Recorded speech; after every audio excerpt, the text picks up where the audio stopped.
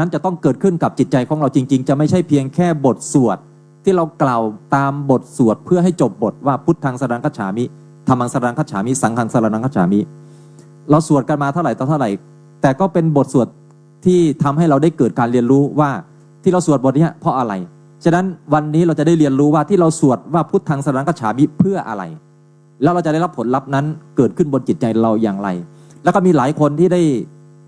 รับหลักการของพระรัตนตรัยนี้ไปสู่การประพฤติปฏิบัติได้แก้ไขความทุกข์บนจิตใจของตนเองได้แล้วพระอาจารย์เชื่อว่าพระรัตนตรัยเมื่อเข้าไปสู่จิตใจของใครผู้ใดก็ตามมันจะสามารถเป็นทางออกจากทุกข์หรือปัญหาที่มีอยู่ในใจของคนคนนั้นเพราะมนุษย์คนหนึ่งที่เกิดขึ้นมาบนโลกนี้จะไม่ให้มีทุกข์เป็นไปไม่ได้และไม่ใช่ความจริงด้วยเพราะความจริงถูกกำหนดไว้แล้วว่าทุกคนจะต้องมีความทุกข์คำว่าทุกคนมีความทุกข์นั่นหมายถึงว่าพระพุทธศาสนามองความเป็นจริงบนชีวิตมนุษย์จะดำเนินชีวิตไปอยู่ในรูปแบบใดก็ตามตั้งแต่วันเกิดจนถึงทุกวันนี้หรือจะเป็นไปในเบื้องหน้าจะต้องเจอความทุกข์ที่จะเกิดขึ้นในชีวิตของตัวเองแน่นอนและเมื่อเจอความทุกข์แล้วจะปฏิบัติต่อความทุกข์นั้นอย่างไรนี่คือมันยังเป็นสิ่งที่เป็นปัญหาสำหรับมนุษย์อยู่ศาสนาพยายามจะบอกวิธีการหรือกระบวนการในการที่จะปฏิบัติต่อทุกข์แต่มันเป็นเรื่องที่เสียดายมากในระยะเวลาที่ผ่านมาที่เราไม่ได้เข้าใจองค์ความรู้ที่จะไปปฏิบัติต่อความทุกข์และเพราะเราไม่ได้เข้าใจองค์ความรู้ที่จะปฏิบัติต่อความทุกข์นั้นนั่นเองการนับถือศาสนาจึงเป็นการนับถือศาสนา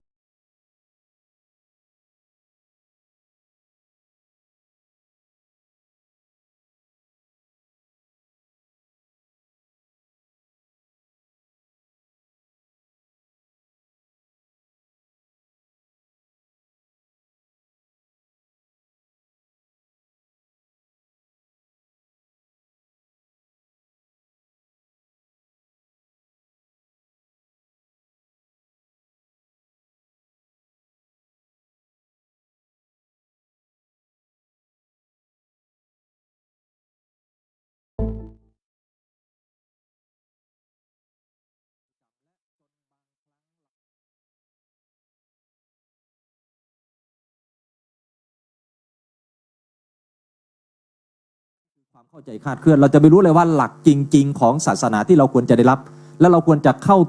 รักษาหลักนี้ไว้อย่างไรให้เป็นหลักจิตหลักใจจากหลักของพุทธศาสนาเนี่ยมันจะเป็นหลักจิตหลักใจของเราได้เนี่ยเราจะต้องเข้าถึงตัวหลักคำสอนให้ได้ถ้าเมื่อใดก็ตามที่เราไม่สามารถเข้าถึงตัวหลักคำสอนได้นั่นหมายถึงว่าเรานับถือศาสนาเป็นเพียงแค่พิธีกรรมซึ่งพิธีกรรมยังไม่ใช่ตัวพุทธศาสนาโดยซ้ำเป็นเพียงแค่ต้องการสร้างความสนใจให้กับชาวพุทธเราได้เข้ามาสู่ตัวศาสนาเพราะคำว่าศาสนาถูกล็อกไว้แล้วว่าหมายถึงคำสั่งสอนศาสนาเนี่ยคือแปลว่าคำสั่งสอนฉะนั้นตัวคำสั่งสอนคือตัวกำหนดความเป็นศาสนาถ้าเราจะสืบทอดศาสนาต้องสืบทอดศาสนาผ่านตัวหลักคำสอนและการจะสืบทอดศาสนาผ่านหลักคำสอนได้เราต้องรู้จักคำสอนเป็นอย่างดีฉะนั้นหลักการชาวพุทธจึงจะพยายามจะบอกให้เราได้เข้าใจว่าหลักอันดับแรกที่เราต้องยึดไว้ให้มั่นคงเป็นหลักจิตหลักใจของเราเลยก็คือพระรัตนตรัยนะอุบาสกอุบาสิกาเนี่ยซึ่งมีความหมายที่สำคัญมากในคำนี้อุปาสกะหรืออุปาสิกาเนี่ยอุปาสิกะเนี่ยหมายถึงว่าผู้อยู่ใกล้พระรัตนตรัยนะโดยความหมายหรือโดยศัพท์จริงๆแปลว่าผู้อยู่ใกล้พระรัตนตรัยถ้าเราไม่สามารถระลึกถึงพระรัตนตรัยให้เกิดเป็นผลลัพธ์แนบติดกับจิตเราได้เมื่อไหร่เรายังห่างไกลจากพระรัตนตรัยเรายังเป็นอุบาสกอุบาสิกายังไม่ได้ฉะนั้นความเป็นพระรัตนตรัยเป็นตัวกำหนดไว้แล้วว่าการจะเข้ามาสู่ศาสนาหรือประกาศความเป็นชาวพุทธหรือแสดงตนในฐานะแห่งความเป็นชาวพุทธได้ต้องประกาศผ่านคำว่าพระรัตนตรัยคือพระพุทธพระธรรมพระสงฆ์อันดับที่สองก็คือเส้นทางในศาสนาที่เรียกว่ามรรคแปดพระรัตนตรัยเป็นประตูเดินเข้ามาสู่ศาสนาการเดินบนเส้นทางศาสนาต้องเดินตามหลักการของมรรคแปดเพราะพระพุทธองค์ตรัสไว้เป็นคำกำกับตายตัวไปแล้วว่าหากยังมีบุคคลดำเนินตามหลักของมรรคแปดได้อยู่โลกนี้ก็ไม่ว่างจากบุคคลผู้เข้าถึงธรรมหลักคำสอนของพระพุทธองค์เนี่ยจะถูกเข้าถึงได้ผ่านเส้นทางเดินของอริยมรรคฉะนั้นมรรคแปดจึงเป็นเส้นทางของศาสนาเราจะไม่เดินตามเส้นทางอื่นเมื่อเราประกาศตนเป็นผู้เข้ามาสู่การนับถือพุทธเราต้องเดินตามหลักการของพุทธก็คืออริยมรรคเพื่อเข้าไปถึงธรรมอันที่ควรจะเข้าถึงและผลที่เกิดขึ้นกับเราก็คือธรรมนั้นจะเกิดเป็นผลรองรับที่จะแก้ไขทุกข์และดับความทุกข์บนจิตใจของเราได้นี่คือสาระสำคัญที่เราต้องเข้าใจอันดับที่3ก็คือ การเดินบนเส้นทางแห่งอริยมรรคบางครั้งเราอาจจะรู้ได้ว่ามรรค8ในทางพุทธศาสนาเนี่ยมันคืออะไรนะตั้งแต่สัมมาทิฏฐิหรือสัมมาสมาธิการรู้อย่างนี้ก็เป็นพื้นฐานสำคัญในความรู้ที่พวกเราได้รู้มาแต่การเดินบนเส้นทางนี้เราควรจะเดินยังไงอริยสัจสี่กำหนดไว้ว่าคือการเดินบนเส้นทางที่เรียกว่าอริยมรรคเพราะอริยสัจสี่อยู่ในส่วนของสัมมาทิฏฐิมรรคสัมมาทิฏฐิมรรคเป็นประธานของมรรคทั้งปวงการเดินมรรคจึงเดินโดยการเข้าใจอริยสัจสี่การเข้าใจอริยสัจสี่จะเข้าใจที่ไหนเข้าใจอยู่บนชีวิตของเราเองเพราะทุกข์อยู่ที่ตัวเราเหตุของทุกข์อยู่ที่ตัวเราการดับทุกข์ก็ดับที่ตัวเราวิธีปฏิบัติหรือข้อปฏิบัติที่จะดับทุกข์ได้ก็ดับที่ตัวเราตอนนี้เราก็อยู่กับความทุกข์อยู่รอบตัวเราแดดร้อนๆมาแล้วเราก็จะได้รู้เลยว่าเราจะต้องทำยังไงนะเพราะว่าสัมมาทิฏฐิมรรคบอกว่าทุกคนต้องมีความทุกข์นะความทุกข์เป็นสิ่งที่พระองค์กล่าวหรืออธิบายให้เราได้เข้าใจว่าคำว่าทุกข์อันนี้ไม่ใช่กิเลสแต่เป็นความจริง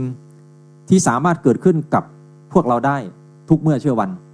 พูดง่ายๆว่าเป็นเรื่องประจำจิตประจำใจประจำชีวิตของเราเองที่สามารถเกิดขึ้นได้อยู่เสมอเป็นเรื่องปกตินั่นแหละแต่เหตุให้เกิดทุกข์อยู่ในส่วนของกิเลสที่ชื่อว่าสมุทัยเนี่ยก็คือตัณหาคือสภาพที่ปฏิเสธความทุกข์หรือไม่อยากให้ความทุกข์เกิดขึ้นกับตนหรือไม่อยากให้ตนมีความทุกข์หรืออยากจะดับความทุกข์แล้วก็อยากจะหลีกเลี่ยงจากความทุกข์นั้นตัณหาเวลามันเกิดขึ้นมันจะเกิดขึ้นเพื่อบ่งบอกสภาพของความทุกข์ที่เราประสบตัณหามากหรือน้อยก็คือทุกข์นั้นมากหรือน้อยตัณหาก็จะมากหรือน้อยตามสภาพแห่งความทุกข์ที่เราเจอหรือประสบอยู่ตรงนี้จึงเป็นส่วนสำคัญที่ทำให้เราจะต้องเข้าใจว่าตัณหาเมื่อมันเกิดขึ้นบนจิตใจเรามักจะเกิดขึ้นเพื่อปฏิเสธกับความทุกข์หากเรามองเห็นตัณหาคือความอยากบนจิตใจเราที่มันเกิดขึ้นแต่ละครั้งแต่ละคราวขอให้มองว่าการเกิดขึ้นของตัณหานั้นเป็นการเกิดขึ้นเพื่อปฏิเสธความทุกข์หรือกลบความทุกข์อย่างใดอย่างหนึ่งไว้ที่มันมีอยู่ในชีวิตของเราเองแล้วเมื่อใดก็ตามที่ตัณหามันทำหน้าที่บนจิตใจเราเมื่อนั้นอวิชชาก็จะได้โอกาสอวิชชาแปลว่าความไม่รู้โอกาสในการที่จะเข้ามาสร้างวงจรแห่งความทุกข์บนจิตใจของเราสืบต่อความทุกข์นั้นจากความทุกข์เดิมที่เรากำลังได้รับอยู่ฉะนั้นอริยสัจสี่คือการเดินบนหนทางที่เรียกว่าอริยมรรคนี้เพราะบุคคลดำเนินตามมรรคคือสัมมาทิฏฐิมรรคอย่างสมบูรณ์แบบได้แล้วสัมมาสังกัปปะวาจากัมมันตะอาชีวะวายามะและสติสมาธิจะเกิดร่วมพร้อมกับสัมมาทิฏฐิมรรคนั้นเมื่ออริยมรรคอีก7เกิดร่วมกับสัมมาทิฏฐิมรรคผลคือการเต็มรอบแห่งมรรคจะนำไปสู่การดับทุกข์ให้กับเรานั่นหมายถึงว่าเราจะอยู่ในโลกนี้สภาพการใดก็ตามเราจะมีความรู้ของอริยมรรคคอยแก้ไขทุกข์หรือดับทุกข์ให้กับตัวเราได้เมื่อเรารู้วิธีการในการดับทุกข์ในตัวเราได้อยู่เราก็ไม่ต้องใช้ชีวิตด้วยความหวาดวิตกความกลัว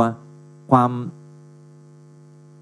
หลีกหนีจากปัญหาต่างๆที่เราไม่อยากจะเจอมันแต่เราจะรู้ว่าเราจะจัดการกับมันยังไงคนที่มีความรู้ว่าจะจัดการกับความทุกข์ยังไงจัดการกับปัญหายังไงคนนั้นคือคนที่มีศักยภาพอยู่ภายในตนเองสิ่งหนึ่งที่ทำให้เราได้เข้าใจบริบทของชีวิตที่เชื่อมโยงกับศาสนาก็คือความทุกข์มันเป็นเหตุผลเดียวที่เราจะต้องเข้ามาศึกษาหลักคำสอนในทางพุทธศาสนาเพราะว่าศาสนาเป็นศาสนาที่ว่าด้วยข้อปฏิบัติเป็นไปเพื่อความดับทุกข์และเพราะชีวิตของมนุษย์เป็นผู้มีความทุกข์อยู่ภายในตนเองนี่แหละศาสนาจึงเป็นความจำเป็นและความจำเป็นนี้เป็นความจำเป็นที่เราจะต้องเลือกใช้เอามาสู่การปฏิบัติและศาสนาเป็นศาสนาที่ว่าด้วยเรื่องการปฏิบัติด้วยและเมื่อใดก็ตามที่เราเลือกเอาหลักคำสอนมาสู่การประพฤติปฏิบัตินั่นแหละคือการสร้างทางออกจากทุกข์และปัญหาให้กับตัวเราเองอริยสัจสี่จึงเป็นหัวใจของพระพุทธศาสนาแต่คำว่าหัวใจเนี่ยต้องบอกว่าเมื่อใดก็ตามที่เรายังไม่สามารถที่จะเข้ามาใช้หลักอริยสัจสี่ให้ได้บนชีวิตของเราเนี่ยนั่นหมายถึงว่าเรายังไม่สามารถเดินเข้ามาสู่หัวใจของพระพุทธศาสนาศาสนานี้มันมีหัวใจนะไม่ใช่ไม่มีหัวใจนะศาสนาที่มีหัวใจตอนนี้มันไม่ได้ถูกรับรู้จากบุคคลที่ชื่อว่าพุทธบริษัทถ้าพุทธบริษัทไม่รู้จักหัวใจของพระพุทธศาสนาและไม่สามารถที่จะ นำหลักคำสอนของพุทธศาสนาไปใช้บนชีวิตของตัวเราเองเนี่ยศาสนาก็มีเพียงแต่รูปแบบ หรือพูดง่ายๆว่าถ้าเป็นมนุษย์เป็นคนก็มีเพียงแต่รูปร่างมีแต่ร่างกายแต่ขาดหัวใจศาสนาที่ไม่มีหัวใจเลยเนี่ยมันก็เหมือนกับมนุษย์ที่ไม่มีหัวใจก็พร้อมที่จะล้มเหลวแล้วก็ตายได้ทุกเมื่อฉะนั้นถ้าหากเราจะดึงศาสนาให้กลับมาสู่ความเป็นศาสนาที่มีความสำคัญต่อชีวิตของพวกเราเองเนี่ยนี่แหละเราต้องเข้ามาถึงหัวใจของพุทธศาสนาก็คืออริยสัจฉะนั้นแล้วพระพุทธศาสนาอุบัติขึ้นมาในโลกหรือถูกบอกสอนให้มนุษย์ได้นำมาสู่การประพฤติปฏิบัติก็เพื่อต้องการดับทุกข์ให้กับมนุษย์เองถ้าหากศาสนาไม่ได้มีการดับทุกข์ให้กับพุทธบริษัทหรือชีวิตมนุษย์เนี่ยนั่นหมายถึงว่าศาสนาไม่ได้มีคุณค่าต่อตัวมนุษย์เลยเพราะเมื่อใดก็ตามที่มนุษย์แสวงหาสิ่งที่ดับทุกข์ให้กับตัวเองได้นั่นหมายถึงว่าสิ่งนั้นคือสิ่งที่มีคุณค่าต่อชีวิตมนุษย์เพราะต่อให้ชีวิตมนุษย์จะอยู่ในสภาพการที่ใช้ชีวิตแบบดีสำเร็จได้รับการตอบสนองต่อสิ่งต่างๆที่ตัวเองต้องการตามที่ต้องการทุกสิ่งแต่มนุษย์ก็ยังไม่สามารถที่จะพ้นจากความทุกข์ได้จริงๆถ้าจะเปรียบเทียบมนุษย์กับเทวดาเนี่ยระหว่างความเป็นอยู่มนุษย์กับเทวดาใครสบายกว่ากันมนุษย์กับเทวดาใครสบายกว่ากันเทวดาต้องทำงานไหม ถามว่าเทวดายังมีความทุกข์ไหมเทวดามีโอกาสไปตกนรกไหมมนุษย์มีโอกาสตกนรกไหมแล้วความต่างกันยังไงเทวดายังไงเทวดาก็สบายกว่าใช่ไหมถึงแม้สบายขนาดนั้นก็ยังมีความทุกข์อยู่ยังมีโอกาสที่จะตกนรกอยู่แล้วเป็นการตกนรกที่แก้ไขไม่ได้นะเพราะว่าเมื่อเสวยผลบุญเสร็จบุญหมดปุ๊บก็ตกนรกแต่มนุษย์เนี่ยแก้ไขตัวเองได้แต่ก็มีอยู่คราวครั้งพุทธกาลเหมือนกันที่มีเทวดาตนหนึ่งที่เขาจะหมดอายุไขบนเทวโลกจะตายแล้วว่างั้นเถอะแล้วทีนี้ก่อนจะตายเนี่ยรับรู้ว่าตัวเองเนี่ยจะต้องไปตกนรกพอตกนรกแล้วปุ๊บต้องกว่าจะพ้นจากนรกนะจะต้องมาเกิดเป็นกำเนิดสัตว์เดรัจฉานทุกจำพวกแล้วเสร็จจากกำเนิดสัตว์เดรัจฉานทุกจำพวกต้องมาเกิดเป็นเปรตอีกกว่าจะพ้นจากกำเนิดเปรตก็ต้องวนเวียนอยู่ในความเป็นอสุรกายหรือภพภูมิที่เป็นอบายภูมิอีกเป็นระยะเวลายาวนานก็เกิดความตกใจหวาดสะดุ้งกลัวนี่คือความทุกข์ของเทวดาก็เลยไปถามเหล่าเทวดาอื่นว่ามีวิธีไหนบ้างที่จะทำให้เทวดาไม่ไปสู่อบายภูมิเทวดาเหล่านั้นก็ไม่สามารถตอบได้เพราะไม่มีความรู้เพราะพระพุทธองค์ไม่ได้วางศาสนาบนเทวโลกนะไม่ได้ตั้งศาสนาไว้ที่เทวโลกพระที่เทวโลกไม่มีนะไม่ได้ตั้งศาสนาที่พรหมโลกแต่ตั้งศาสนาไว้ที่มนุษย์โลกการตั้งศาสนาไว้ที่มนุษย์โลกกำลังพระองค์กำลังจะบอกให้เราได้รู้ว่ามนุษย์โลกเนี่ยมนุษย์เราเนี่ยมีศักยภาพสูงกว่าเทวดาและพรหมมนุษย์ที่มีศักยภาพสูงกว่าเทวดาและพรหมถ้าหากจำนนตนเองให้ต่ำกว่าเทวดาหรือพรหมเนี่ยยกให้เทวดาหรือพรหมเป็นสิ่งศักดิ์สิทธิ์เหนือชีวิตตนเองเนี่ยเท่ากับว่ามนุษย์กำลังจะลดทอนศักยภาพชีวิตของมนุษย์เองและไม่ยอมพัฒนาตนเองให้เข้าไปถึงสิ่งที่อยู่สูงส่งที่มนุษย์ได้รับสิทธิ์มาแล้วในฐานะแห่งความเป็นมนุษย์พระพุทธเจ้าคือมนุษย์แต่เทวดาและพรหมมาเคารพนอบน้อมนมัสการกราบไหว้บูชาพระองค์ไม่ใช่ให้เราไปบูชาเทวดาบูชาพรหมพระอริยเจ้าพระอรหันต์ทั้งหลายก็เป็นมนุษย์เทวดาและพรหมก็ลงมาน้อมนมัสการกราบไหว้บูชาพระอรหันต์เหล่านั้นพระอินทร์กล่าวกับพระพุทธเจ้าว่าหากมนุษย์เหล่าใดเป็นผู้ประพฤติชอบมีสิกขาบท5ประการอันปฏิบัติดีแล้วนะถ้าเป็นสามีปฏิบัติต่อภรรยาอย่างถูกต้องภรรยาปฏิบัติต่อสามีอย่างถูกต้องข้าพเจ้านอบน้อมมนุษย์ผู้ประพฤติธรรมเหล่านั้นอันนี้คือคำกล่าวของท้าวสักกะเทวราชที่ว่าพระอินทร์พวกเราคุ้นเคยกับพระอินทร์นะว่าพระอินทร์นี่ชอบช่วยเหลือมนุษย์เห็นไหมล่ะก็ดูซิว่าแม้แต่พระอินทร์ยังต้องเคารพมนุษย์ผู้ประพฤติธรรมฉะนั้นธรรมะเนี่ยจะทำให้มนุษย์สูงส่งกว่าเทวดาและพรหมฉะนั้นเมื่อมันมีธรรมะอยู่บนโลกมนุษย์นี้แล้วจะทำสร้างความแตกต่างให้มนุษย์เนี่ยมีคุณสมบัติหรือศักยภาพที่สูงส่งกว่าเทวดาและพรหมเราได้รับคุณสมบัติอันนั้นแล้วเพราะเรามีศาสนาที่พระองค์วางไว้และมอบส่งต่อมาไว้ให้กับพวกเรา แต่นั่นหมายถึงว่าเราต้องเข้ามาสู่การเข้าใจหลักธรรมะและหลักธรรมะอันนี้คือสาระสำคัญที่เราจะได้รับรู้ฉะนั้นอริยสัจสี่นี่แหละคือวิธีการแห่งการดับทุกข์และเมื่ออริยสัจสี่คือวิธีการแห่งการดับทุกข์อริยสัจสี่ก็จะบอกให้เราได้รู้ว่าวงจรแห่งความทุกข์ที่สืบต่อวนเวียนซ้ำแล้วซ้ำเล่าอยู่บนจิตใจของเราเนี่ยเพราะเราไม่รู้จักอริยสัจสี่และการที่เราไม่รู้จักอริยสัจสี่จะเกิดกระบวนการหนึ่งที่เรียกว่าเหตุใหม่จากเหตุเดิมที่เกิดขึ้นบนชีวิตของเราคือเหตุที่เรียกว่าปฏิจจสมุปบาทในสายของสมุทัยวันปฏิจจสมุปบาทสายสมุทัยวันคือปฏิจจสมุปบาทที่ก่อให้เกิดทุกข์ซ้ำแล้วซ้ำเล่าหรือดึงเราไปสู่วงจรแห่งการเวียนว่ายตายเกิดนะถ้าเราไม่สามารถที่จะยุติวงจรแห่งการเวียนว่ายตายเกิดได้เราก็จะยังไม่สามารถที่จะสิ้นทุกข์ได้อาจจะมีวิธีในการบรรเทาทุกข์ได้แต่การทำทุกข์ให้สิ้นไปจะต้องเจริญอริยมรรคแล้วมีอริยสัจเป็นตัวดำเนินเพื่อทำลายอวิชชาคือความไม่รู้ที่จะเป็นวงจรที่ทำหน้าที่อยู่บนจิตใจของเราเนี่ยเงื่อนต่อของอวิชชาเนี่ยมันมาจากการไม่รู้จักอริยสัจถ้าเมื่อใดก็ตามที่เรารู้จักอริยสัจอวิชชาจะถูกทำลายและเมื่ออวิชชาถูกทำลายวงจรแห่งการดึงเราไปสู่การสร้างทุกข์ใหม่จากความทุกข์เดิมก็จะดับไปนี่คือเหตุผลทางศาสนาที่พระพุทธองค์วางหลักความรู้เหล่านี้ไว้และเมื่อเรารู้และเข้าใจหลักความรู้นี้แล้วเราก็จะสามารถจัดการความทุกข์ในตัวเราได้ว่าเราจะสืบต่อทุกข์หรือเราจะดับทุกข์ด้วยตัวเราอย่างไรนี่คือองค์ความรู้ที่พระพุทธองค์ตรัสสอนไว้ในทางพุทธศาสนาแล้วก็คลาสการอบรมหลักการชาวพุทธก็จะบอกความรู้เหล่านี้กับพวกเราตลอด3วันขอให้อยู่ด้วยกันตลอด3วันนี้ให้ครบนะเราจะรู้ว่าหลักสำคัญก็คือ1พระรัตนตรัย2อริยมรรค8 3อริยสัจ4แล้วก็4ปฏิจจสมุปบาทเราจะรู้ว่าเราจะตัดวงจรแห่งการก่อทุกข์บนชีวิตเราได้อย่างไรวงจรแห่งการก่อทุกข์ก็คือปฏิจจสมุปบาทนั่นเองนะซึ่งตลอดระยะเวลาที่ได้รับการอบรมนี้เราจะได้เข้าใจว่าหลักที่เราควรจะยึดคืออะไรที่เหลือนอกนั้นของศาสนาเป็นเรื่องปริยายยังไม่ถือว่าหลักและต่อจากนี้พระอาจารย์ก็จะมอบหน้าที่ให้กับคณะวิทยากรที่เป็นวิทยากรหลักของทีมมูลนิธิธรรมดาศิกขาลัยแล้วก็ทำหน้าที่ในการเผยแผ่หลักคำสอนนะด้านนี้คือหลักการของธรรมนาวาวังก็คือหลักการชาวพุทธนี่แหละให้กับพวกเราก็ขอใช้เวลาในการกล่าวธรรมปฏิสันฐาน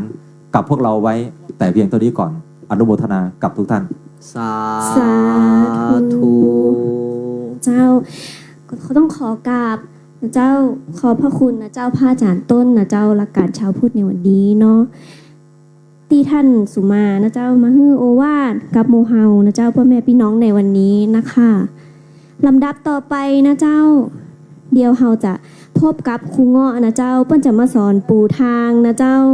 ในหลักสัจศาสตร์ในวันนี้นะเจ้าเพื่อเฮามีความเข้าใจกันมากยิ่งขึ้นไปอีกนะเจ้าแต่ก่อนที่เราจะมาพบกับครูเงาะนะเจ้าก่อนอื่นนะเจ้าต้องขอให้ชมวิดีโอนะเจ้ากันก่อนนะเจ้าเพื่อแนะนำหลักการนี้กันก่อนเป็นลำดับถัดไปเลยนะเจ้า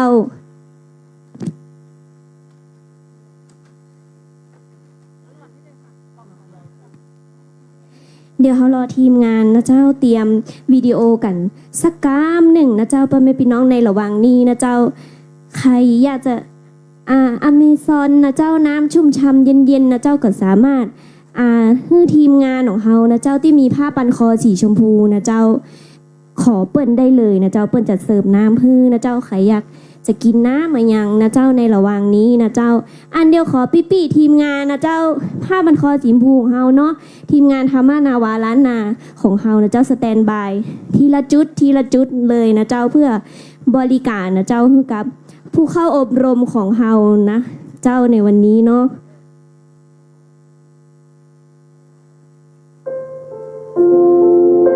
วิดีโอมาแล้วนะเจ้า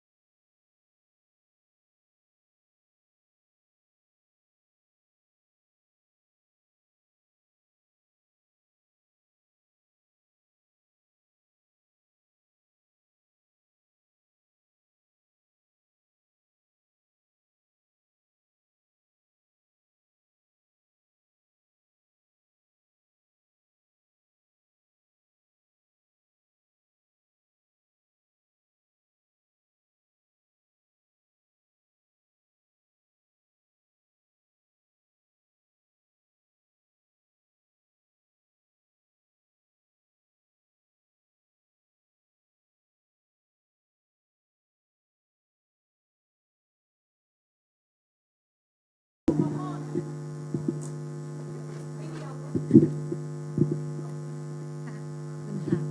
เคเทส1 2 3สวัสดีค่ะสวัสดีเจ้าสวัสดีค่ะกราบนมัสการกราบครูบาอาจารย์นะคะกราบพ่อแม่ครูบาอาจารย์กราบสมณะทุกรูปนะคะแล้วก็พี่ๆน้องๆชาวเชียงใหม่ทุกคนนะคะอันนั้นตีตัวถูกเหรอคะอยู่ไกลนิดนึงนะคะอยู่ด้วยกันนะคะอยู่ด้วยกันตลอดไหนขอดูมือคนที่สัญญาว่าจะอยู่จนจบวันนี้รักษาสัจจะนะคะและใครสัญญาว่าจะอยู่ครบ3 วันด้วยโอ้อนุโมทนานะคะคนที่ไม่ยกเดี๋ยวเข้าไปตัดสินใจใหม่ก็ได้อะไรก็เกิดขึ้นได้นะคะเมื่อกี้จริงๆจะให้ดูเสียดายน่าจะมีปัญหาเรื่องระบบเสียงคือเป็นภาพที่เราเอาธรรมนาวาวังค่ะไปลงให้เด็กเยาวชนเพราะว่าทุกวันนี้ครูง้อสอนเด็กเด็กตั้งแต่ปี 2009 นะปีนี้ปีเท่าไหร่คะ2024นะคะถ้า 2567 ของเราเนี่ยปี 2009 ครูไม่จำลองไปบวกเลขเอาเองนะคะว่าเป็นพศอะไรตั้งแต่ปี 2009 อัตราเด็กฆ่าตัวตายนะคะเพิ่มขึ้น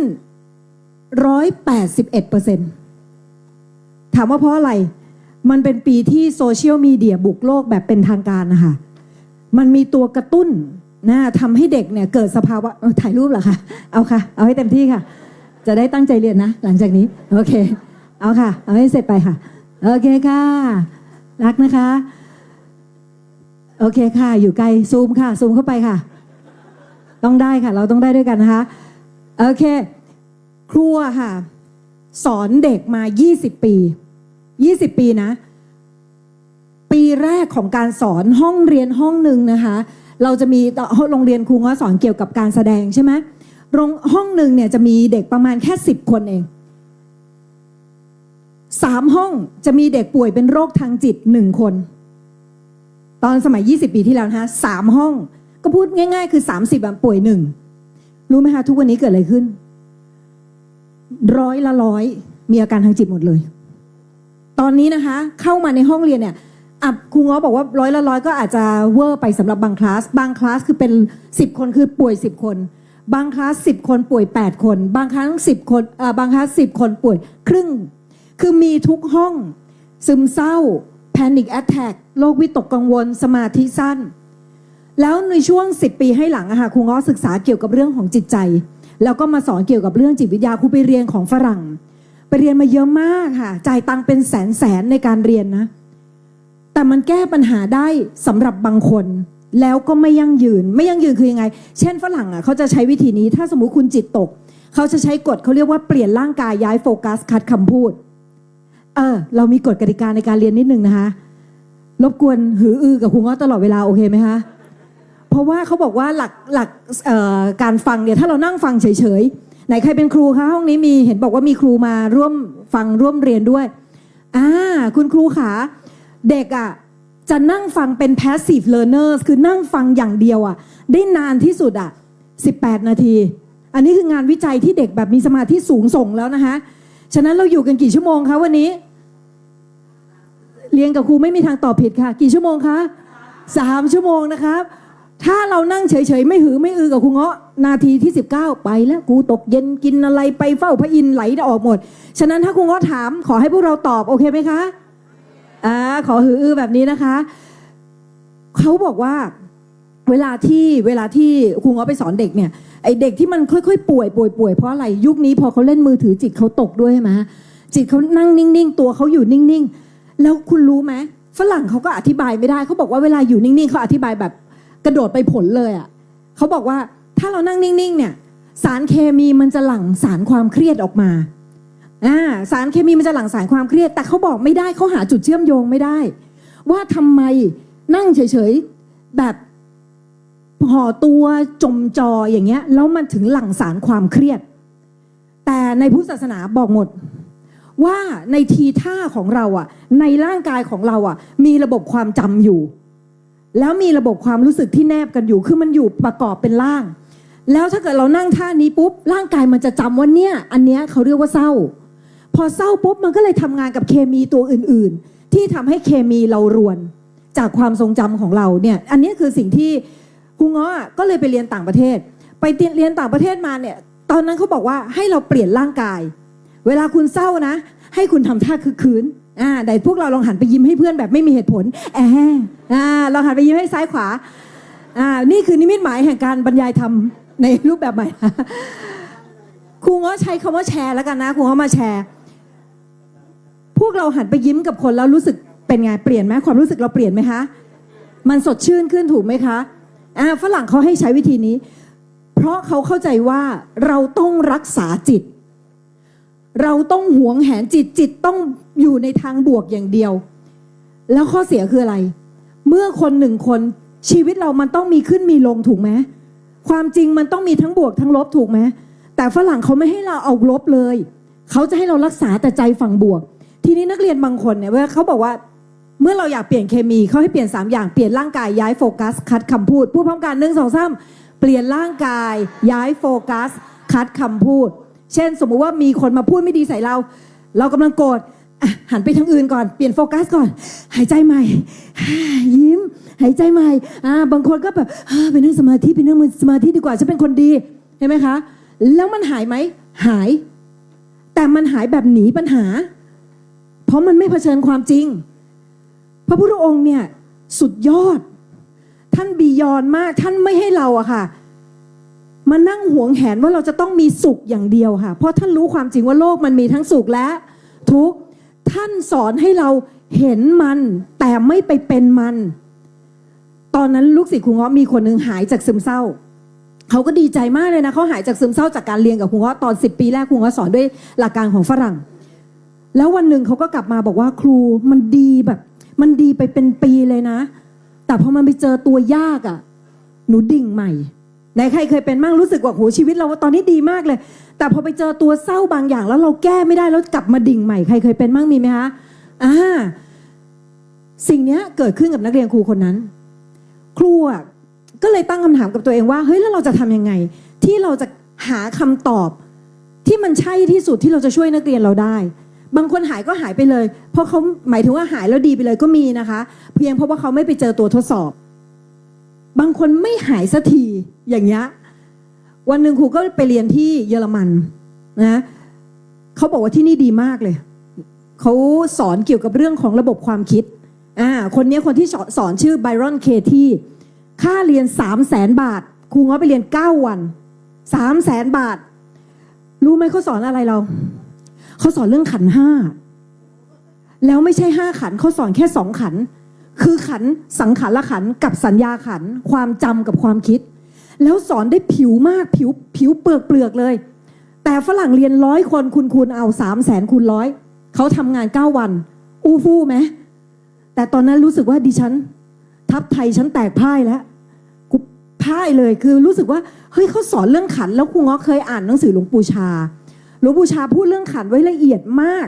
เห็นไหมคะวันสุดท้ายของการกลับครูง้อก็แชร์ในมุมของหลวงปู่ชาให้ทุกคนในห้องฟังว่า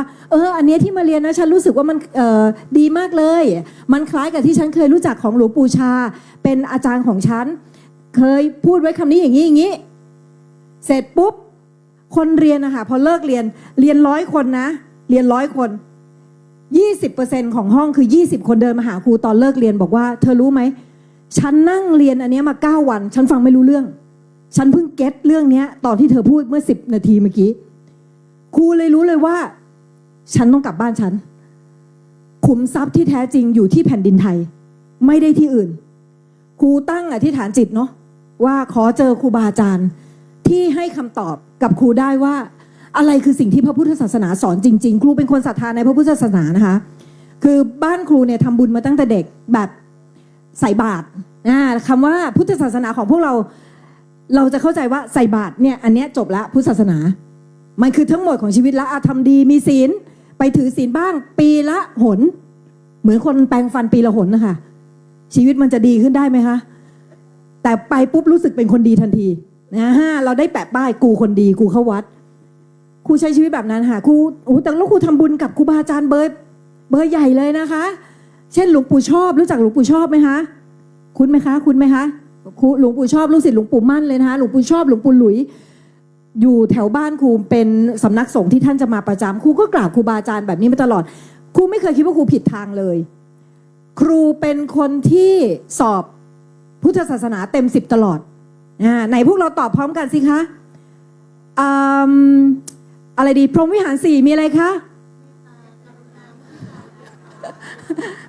มีคนดำน้ำไปกับเพื่อนนะคะครูเห็นนะคะบางคนนะครูไปถามนักเรียนบอกว่าพรหมวิหาร4ทุกสมุทัยนิโรธมรรคกูจำเอาว่า4อ่ะกูเหมาเอาเพราะเด็กไทยถูกสอนให้ท่องแต่ไม่เคยถูกสอนให้ทำครูได้ที่1ตลอดไปพูดปาฐกถาอะไรเกี่ยวกับเรื่องศาสนาได้ที่1แต่เชื่อไหมคำว่าอริยสัจ4ไม่เคยซึมเข้ามาในหัวใจครูเลยครูไม่เข้าใจเขาบอกว่าทุกสมุทัยคือเหตุของทุกเหตุของทุกคือเขาด่าฉันมันน่ะคือเหตุของทุกการดับทุกทำไงก็ด่ามันกลับดับแล้วอย่างเงี้ยค่ะมรรคก็คือการด่านี่แหละค่ะคือวิถีแห่งการดำเนินให้ฉันดับทุกได้เข้าใจมั่วซั่วไปหมดเลยจนกระทั่งครูได้มาเจอครูบาอาจารย์พ่อแม่ครูบาอาจารย์ของครูพระอาจารย์ต้นนะคะครูไปเจอท่านขอเล่าให้ฟังนิดนึงท่านก็จะพูดคำแรกเลยบอกว่าให้โยมครูง้อไปเจอนะหูอุตสาห์นะครูง้อนะฟังทำท่านตอนแรกไม่ฟังเลยเพราะมีครูบาอาจารย์อยู่แล้ว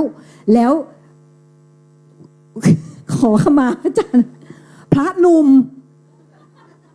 จะไปเอาอะไรกับพระหนุ่มตอนนั้นคิดอย่างนี้จริงๆดูบาปกรรมความโง่เขาเบาปัญญาของครูนะคิดอย่างนั้นคือมีคนเคยส่งคลิปพระอาจารย์ต้นให้ครูฟังครูไม่ฟังโอ้ยเรามีพระผู้ใหญ่ของเราอยู่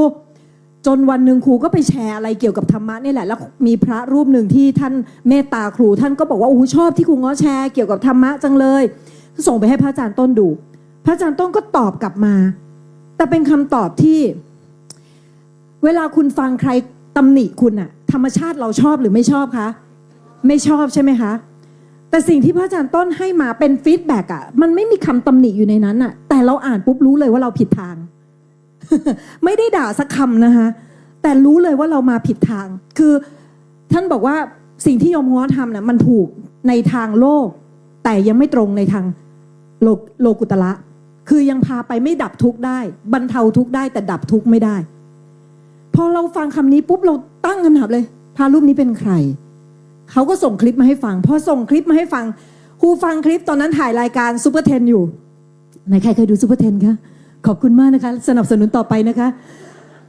ครูดูนั่งถ่ายซูเปอร์เทนพี่ดาวผู้จัดการครูนั่งอยู่ข้างๆภาพครูเป็นอย่างเงี้ยนั่งใส่หูฟังแล้วก็ฟังแล้วหน้าครูเป็นอย่างเงี้ยโอ้ใช่โอ้จนพี่ดาวบอกเหมือนผีเข้านะคะคือแบบนั่งแล้วแบบมันแบบใช่โอ้ยตายแล้วกูไปอยู่ไหนมาเนี่ยท่านให้กระดุมเม็ดแรกแล้วเราไปผิดกระดุมมาตลอดเลยเราไปเจอกระดุมหลังเลยอ่ะท่านให้คำว่าสัมมาทิฏฐิท่านเล่าเรื่องนี้ค่ะเรื่องที่ครูง้อโดนใจมากนะคะตอนนั้นคือมันมีคนทำสิ่งที่ผิดแล้วคนในนั้นก็ไปถามพระอาจารย์คนนี้เขาทำสิ่งที่ผิดเขาบาปไหมพระอาจารย์บอกว่าพระพุทธเจ้าเคยตรัสว่าคนที่เขาฆ่ากันเราจะเพ่งโทษว่าคนที่ฆ่ากันไอ้กอฆ่าไอ้ขอไอ้คนเนี้ยนะไอ้กอฆ่าไอ้ขอเนี่ยเอาอย่างเราดูข่าวเนี้ยแอมไซยาไนด์ได้รับโทษแล้วเห็นไหมคะพวกเราได้ยินว่าเขารับโทษแล้วใจเราเป็นไงสะใจบ้างยินดีบ้างต้องรีบเรียนเลยนะคะ ต้องรีบเรียนเลยนะคะเดี๋ยวจะบอกว่าเพราะอะไรทำไมต้องรีบเรียนจิตเราอะค่ะพอเราเห็นคนฆ่ากันปุ๊บเราก็จะเพ่งโทษไปที่เขาใช่ไหมพระพุทธเจ้าตรัสว่าอะไรรู้ไหมคนที่ฆ่ากันว่าผิดแล้วท่านไม่ได้บอกว่าไม่ผิดนะคือแต่เราไม่รู้เลยว่าเขาผูกพยาบาทกันมากี่ชาติเขาทำเหตุกันมากี่หนคนถูกฆ่าวันนี้ไปทำเหตุแห่งการฆ่าไว้เท่าไหร่ก็ไม่รู้สิ่งที่อันตรายกว่าการฆ่าคือมิจฉาทิฏฐิของเราที่เพ่งโทษคนอื่นในขณะที่เขาฆ่ากันมันเป็นเรื่องของเขาแต่เราเอาเรื่องของเขามาเป็นเรื่องของเราไปแจมโทษของเขาเฉยเลยเพราะเราเห็นผิดความเห็นผิดตัวเดียวมันเป็นโดมิโนที่ล้มทุกตัวคำนี้นะคะครูง้อบอกพี่ดาวผู้จัดการครูบอกว่าจองตั๋วค่ะบินไปหาพระอาจารย์ต้นครูบินไปหาพระอาจารย์ต้นท่านก็เมตตาลงมาสิ่งแรกที่ท่านบอกครูท่านบอกว่าไปมีสัมมาไปมีพระรัตนตรัยให้ได้ก่อนคิดว่าครูง้อรู้สึกไงคะมีแล้วค่ะท่านฉ่ำมาก เป็นคนมีพระรัตนตรัยโอ้โหก่อนหน้านี้นะ เวลาไปสอนที่ไหนก็จะบอก คือด้วยความท่องมาเขาบอกว่าจะเข้าโสดาบันได้เนี่ยจะต้องไม่มีลังเลสงสัยในพระพุทธธรรมพระสงฆ์ใช่ไหมไม่มีวิจิกิจฉามาแล้วอันนี้ชั้น100%แล้วก็มีอีกอันนึงคือไม่ศีลปตปรามาสไม่ถือผิดอย่างงมงายคิดว่าเป็นเรื่องดูดวงอย่างเดียวตัดสินใจไม่ดูดวงเว้ยเลิกดูดวงแต่ในขณะที่ไม่ดูดวงทำอะไรมั่งไหว้ทุกเทพที่ไหนดีเงาะก็ว่าดีลงใต้ไปฮ่องกงก็ต้องไปไหว้นะไปหมดคอเนี่ยที่ไปเนี่ยนะแขวนพระไว้6เป็นพวงเป็นผู้หญิงที่เล่นพระเครื่องอะค่ะคือถ้ายิงมาไม่ตายนะคะโดนพระเครื่องดิฉันก่อนนะคะกุ้งกิ่งเต็มคอไปหมดเลยนะคะแต่เราเข้าใจว่านี่คือพระรัตนตรัยแล้วเราก็คิดว่าเราไม่ผิดทางด้วยเพราะว่าคนที่ให้เรามาเป็นครูบาอาจารย์ไม่ได้ไปทำพิธีอะไรก็พระให้น่ะถูกไหมคะมั่นใจพระอาจารย์ต้นบอกว่าคิดว่ามีพระรัตนตรัยกับถึงพระรัตนตรัยไม่เหมือนกันนะตอนแรกๆครูเคยเล่าให้พระอาจารย์แล้วก็ขอขมาท่านไปแล้วพระอาจารย์ต้นเวลาตอบคำถามคนท่านจะพูดอยู่คนนี้ติดอะไรมาไปมีพระรัตนตรัยคนนี้ติดอะไรมาไปมีพระรัตนตรัยเราก็บอกโอ้ยพระอาจารย์เขาอยากได้ how to ที่ไปแก้ชีวิตเขาพระอาจารย์ก็อะไรก็พระรัตนตรัยคิดอย่างนั้นจริงๆนะนั่นคือความโง่เขลาเบาปัญญาของครูเงาะมากเพราะอะไรรู้ป่ะวันที่คุณมีพระรัตนตรัยมีอยู่ในจิตในใจจริงๆคุณจะรู้ว่ามันต่างจากการที่คุณคิดว่ามียังไงแล้วมันเป็นจุดกำเนิดของการแก้ไขทั้งมวลในชีวิตครูเงาะเอาสิ่งนี้มาใช้กับตัวครูเองก่อนที่จะไปลงให้กับนักเรียนครูเนี่ยเวลาที่มีครูก็ระลึกถึงพระรัตนตรัยไหนใครระลึกถึงพระรัตนตรัยแล้วบ้างคะคนที่นั่งฟังอยู่ตรงนี้มีบ้างใครที่ยังไม่เคยได้ยินคำว่าระลึกถึงพระรัตนตรัยอาจจะไปกี้ผ่านหูแต่ยังไม่เก็ตว่ามันคืออะไรไหนยกมือให้ครูดูหน่อยดีมากเลยค่ะขอบคุณมากเลยค่ะครูเงาะเอามาระลึกพระอาจารย์ให้ระลึกด้วยคำว่าพุทโธเมนาโถพูดพร้อมกันพุทโธเมนาโถพุทโธเนี่ยก็คือปัญญาพุทโธพุทธะคือปัญญาแห่งการดับทุกข์พูดพร้อมกันพุทโธแปลว่าอะไรคะปัญญาแห่งการดับทุกข์เป็นรูปธรรมหรือนามธรรมเป็นรูปธรรมหรือนามธรรมนามธรรมฉะนั้นถ้าใครคิดว่าพุทโธเป็นรูปธรรมเข้าใจยังไม่ถูกพุทโธเป็นพุทธภาวะเป็นพุทธธาตุเป็นธาตุที่มีอยู่ในโลกสิ่งหนึ่งเลยครูเงาะขอบอกพวกเราตรงนี้การที่พวกเรายังต้องพึ่งสิ่งศักดิ์สิทธิ์ใดๆวิ่งออกหาสิ่งศักดิ์สิทธิ์เพราะอะไรลึกๆเราทำไมเรากลัวเพราะลึกๆเรายังไม่เชื่อมั่นในตัวเองใช่ไหมคะว่าเราจะมีที่พึ่งครูเงาะรักพระพุทธธรรมพระสงฆ์มาตั้งแต่เด็กไม่เคยคิดปามาสไม่เคยคิดตั้งคำถามว่าแบบทำไมพระพุทธเจ้าคือเห็นเด็กรุ่นใหม่มันจะมีคำถามแบบทำไมพระพุทธเจ้าทิ้งลูกทิ้งเมียอะไรอย่างเงี้ยเกิดมาเราก็ไม่เคยตั้งคำถามนี้เนอะเพราะเรารู้ว่าท่านไม่ได้ทิ้งไปไหนคือท่านก็ไม่ได้ไปมีเมียน้อยถูกไหมคะ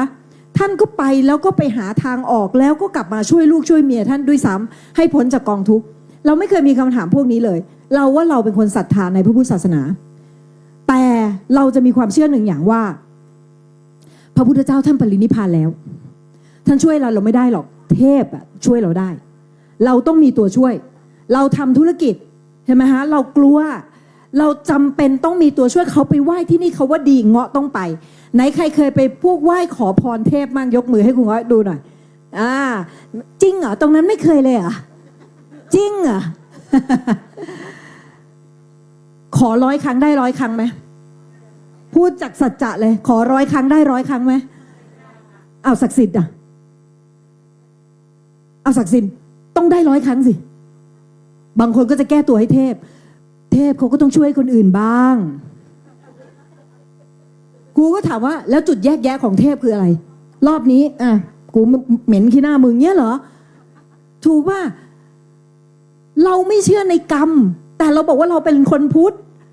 แต่เราไม่เชื่อในคำสอนคือธรรมะที่พระพุทธองค์บอกคือสัจจะความจริงทำสิ่งใดย่อมได้สิ่งนั้นที่เราได้เพราะเราทำเหตุมามันเป็นบุญเรามันเป็นผลที่เราทำมาแต่ครูเงาะก็ยังไม่เชื่อ เนี่ยแล้วเราบอกว่าเราเป็นผู้มีพระรัตนตรัยแต่เรายังไปไหว้วอนขอ แต่เราทำคือเราบอกว่าพ่อหนูรักพ่อนะ แต่หนูไม่เชื่อฟังพ่อตกลงเราเป็นลูกพ่อจริงเหรอเราบอกหนูรักพ่อหนูศรัทธาพ่อแต่หนูไม่เชื่อพ่อนะพ่อบอกซ้ายหนูไปขวาครูคือคนนั้นเลยมันเพราะเราไม่รู้ไงสิ่งที่ครูไม่รู้คืออะไรครูไม่รู้ว่าพระรัตนตรัยคือสิ่งที่เรายังพึ่งได้อยู่แม้พระองค์ปรินิพพานนานแล้วเพราะมันไม่ใช่รูปธาตุขันธ์ของพระองค์เท่านั้นมันคือองค์ความรู้ที่ท่านทิ้งไว้และเป็นธรรมธาตุแล้วเราเคยได้ยินคำนี้ไหมไหนใครเคยได้ยินคำนี้มั่งขออำนาจคุณพระศรีรัตนตรัยใครเคยได้ยินคำนี้มั่งต้องเคยได้ยินเราเขียนบ่อยๆด้วยทุกปีใหม่เราจะขออำนาจเรารู้จักอำนาจนั้นไหม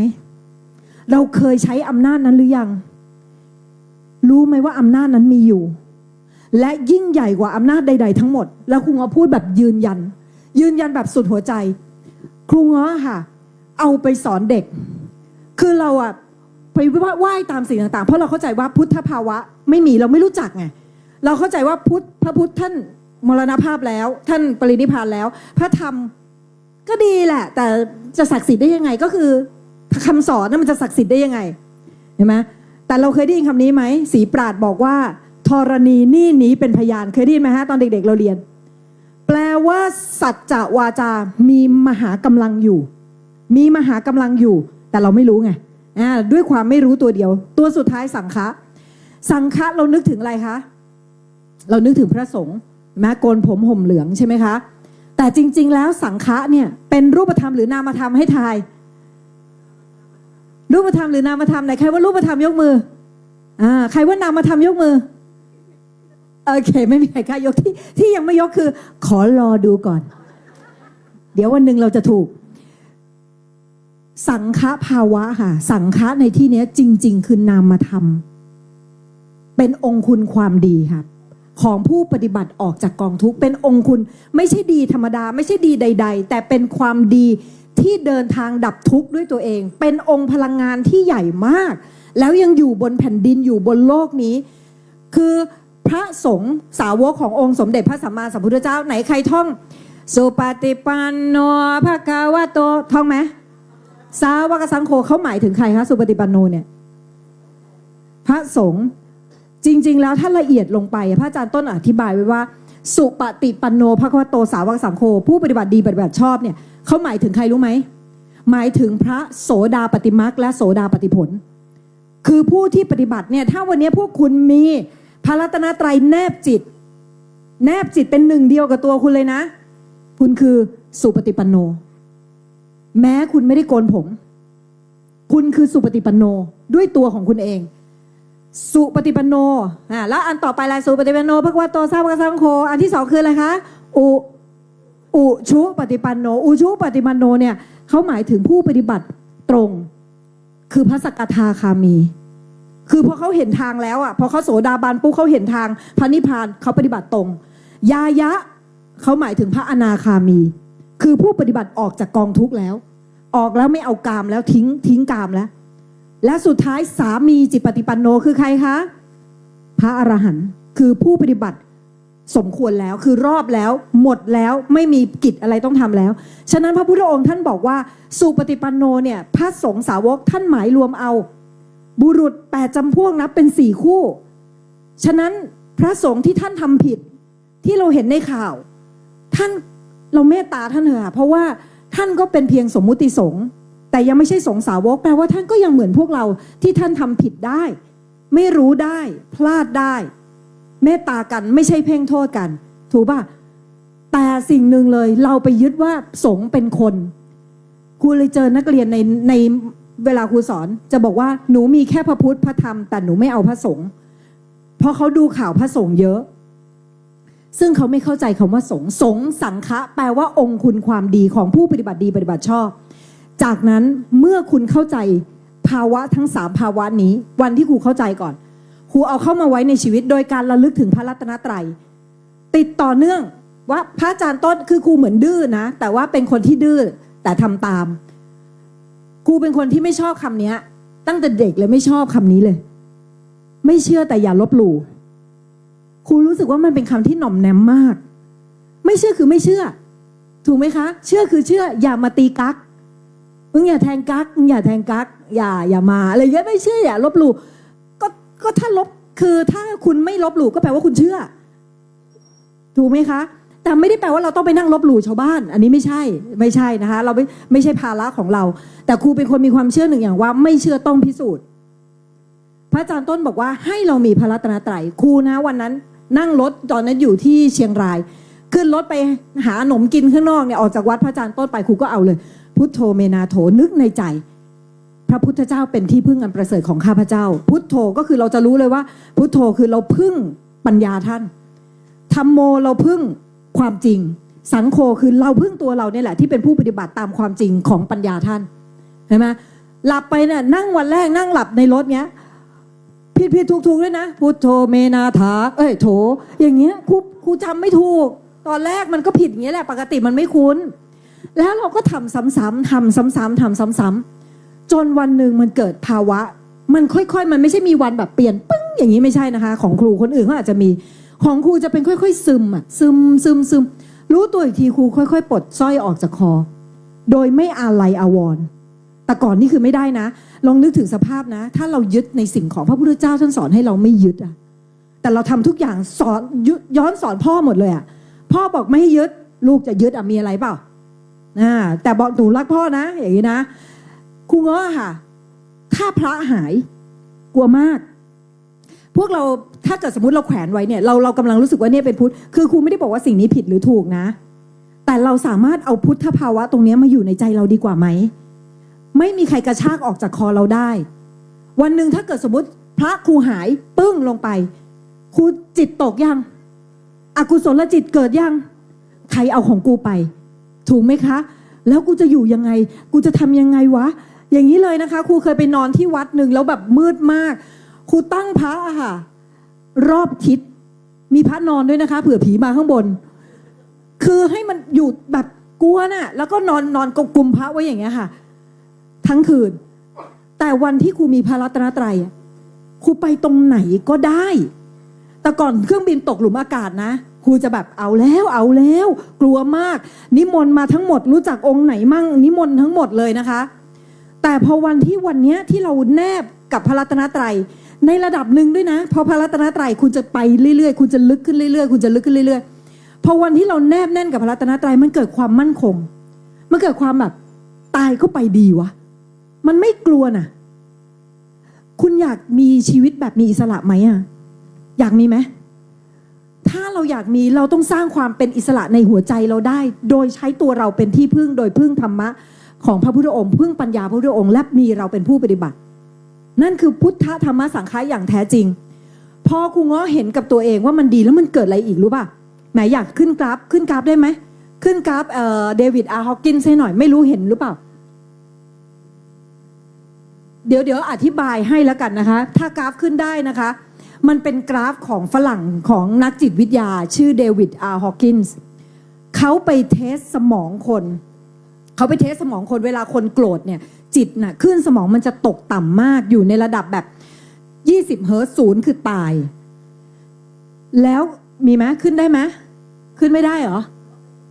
อะไรนะคะไฟล์มันโหลดไม่เข้าเหรอคะแล้วแต่เหตุปัจจัยนะคะเดี๋ยวครูนึกภาพตามครูเขาจะแบ่งเป็นชั้นสมองเขาบอกว่าเวลาคุณโกรธเนี่ยคลื่นคุณจะต่ำนี่คือต่ำสุดนะแล้วมันก็จะขึ้นมาถ้าเกิดคุณเมตตาคลื่นคุณจะขึ้นไปถึง500 เฮิร์ตซ์ถ้าโกรธเนี่ยจะอยู่โกรธกลัวอับอายรู้สึกผิดไหนใครมีความรู้สึกผิดในชีวิตมั่งยกมือให้ครูก็ดูหน่อยแล้วครูจะบอกให้นะความรู้สึกผิดมันเอาออกยากมากเลยนะถ้าเราไม่เข้าใจมันนะครูเงาะแค่ทำความผิดเมื่อเร็วๆนี้เองนะทำความผิดคือมันจับไปที่จิตว่าโหเมื่อกี้เราพลาดว่ะโอ้โหถ้าไม่มีเครื่องมือของอริยสัจสี่นะเอาออกไม่ได้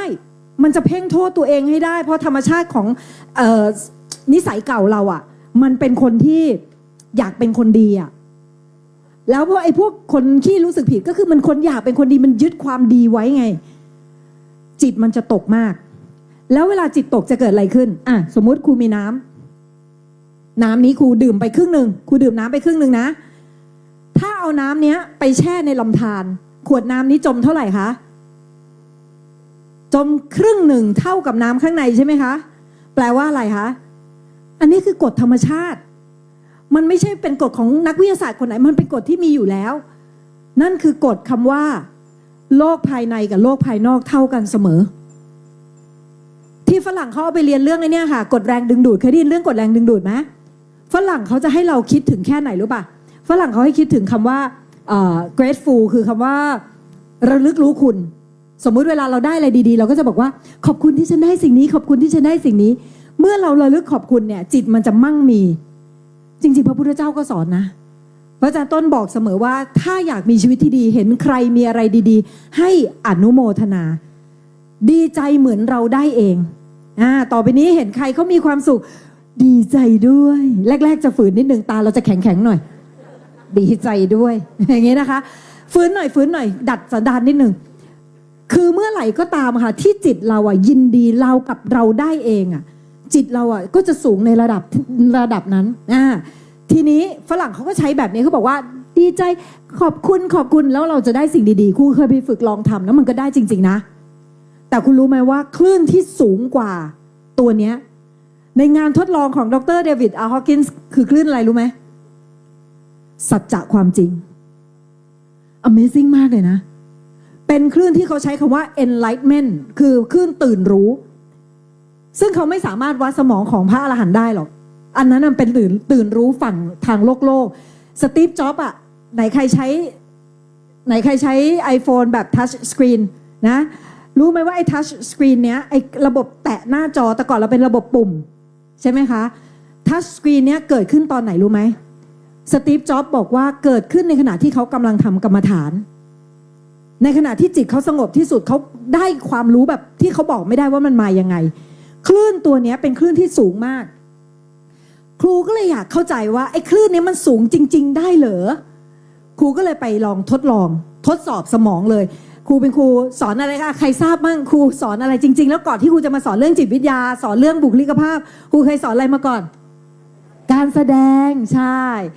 นั้นพอตอนที่ครูไปเทคขึ้นสมองโดยเอาคลื่นเนี่ยใส่ไว้ในหัวแล้วคุณนั่งร้องไห้เลยเอาเพลงใส่ในหูปุ๊บแล้วก็บิ้วเพลงเศร้าคนนั้นตายคนนี้ตายครูก็ร้องไห้ปรากฏว่าคลื่นสมองของครูตกไปอยู่ในระดับที่แย่มากเป็นระดับที่เขาบอกว่าถ้าสะสมไปนานๆจะเป็นโรคเครียดเลยนะคลื่นเนี้ยจากนั้นรอบที่2ครูทำอะไรครูท่องธาตุกรรมฐานเอาคำธาตุกรรมฐานอยู่ในหนังสือที่วันนี้เดี๋ยวเราจะได้รับแจกไปนะคะครูท่องธาตุกรรมฐานแล้วธาตุกรรมฐานท่องยังไงรู้ไหมมันไม่ใช่คำแบบสวยงามดีใจบันเทิงไม่มีเลยคำธาตุกรรมฐานคืออะไรธาตุดินมีอะไรผมขนเล็บฟันหนังเนื้อเอ็นกระดูกเยื่อในกระดูกม้ามหัวใจตับพังผืดไตปอดไส้ใหญ่ไส้น้อยอาหารใหม่อาหารเก่าวันนั่งท่องอยู่นั่งอยู่เนี้ยเทสสมองไปแล้วก็ดีน้ำธาตุน้ำมีอะไรดีเสลดหนองเลือดมันเหงื่อมันข้นน้ำตาเปลวมันเราไม่มีคำอะไรสวยเลยสักคำนะแต่เป็นคำสัจจะคุณรู้ไหมว่าคลื่นสมองครูเป็นยังไงจริงๆครูเอาคลิปวิดีโอมาเปิดแต่มันเปิดไม่ได้ไม่เป็นไรคลื่นสมองครูขึ้นไปสู่คลื่นเบิกบานทั้งที่เราท่องแบบเนี้ยท่องแบบธรรมดาเลยเราไม่ได้แบบดีเสลดหนองเลือดมันเหงื่อมันข้นมันไม่มีเลยท่องธรรมดาก็นั่งไปดีเสลดหนองเลือดมันเหงื่อมันข้นน้ำตาเปลวมันน้ำลายน้ำมูกไขข้อน้ำปัสสาวะอย่างเงี้ยธาตุลมมีอะไรธาตุไฟมีอะไรท่องธรรมดาสมองโกหกไม่ได้จากนั้นครูก็เลยเอาสิ่งนี้ไปเทสกับแม่เพื่อนครูเงาะไม่เอาพระอาจารย์ต้นเลยเช่นกันพระหนุ่มไม่เอาแต่คุณแม่คนนี้เขาเป็นโรคหลอดลมตีบวันหนึ่งตอนประมาณตี 1เพื่อนครูนอนอยู่แล้วได้ยินเสียงโครมแล้วเพื่อนครูก็นึกว่าแบบแมวกระโดดอะไรเงี้ยก็นอนต่อผ่านไปประมาณ20นาทีได้ยินเสียงเป็นเสียงนี้เลยค่ะเป็นเสียงแบบ อย่างเงี้ยดังมากมันรู้เลยว่านี่เสียงแม่ซึ่งผ่านไปประมาณ20นาทีจากโครมแรกมันวิ่งไปหาแม่ล้มอยู่ในห้องน้ำปากเขียวหมดลมหายใจเรียบร้อยค่ะเพื่อนครูค่ะตอนนั้นไม่รู้จะทำอะไรมันก็ช้อนปีกแม่อย่างเงี้ยนะคะแล้วก็จับแม่ขึ้นมานั่งพอแม่กดคออย่างเงี้ยหลอดลมเขาตีบเขาก็หมดปากเขียวไปแล้วนะคะเขาก็จับแม่ขึ้นมานั่งแล้วเขาก็ตะโกนข้างหูพุทโธเมนาโถคือตอนนั้นเขาคิดแค่ว่าถ้าแม่ไปขอให้มีพระรัตนตรัยนำทาง ตะโกนแบบเสียงดังมากว่าอันนี้เดี๋ยวก่อนเพลงนะเดี๋ยวให้ดูเขาก็บอกว่าพุทโธเมนาโถธัมโมเมนาโถสังโฆเมนาโถพูดอยู่อย่างเงี้ยค่ะทันใดนั้นเองค่ะอันนี้คือไม่ใช่เรื่องแบบมหัศจรรย์พันด่วนเลยนะมันเกิดขึ้นจริงแม่เขาค่ะก็แบบ ขึ้นมากลับมาหายใจ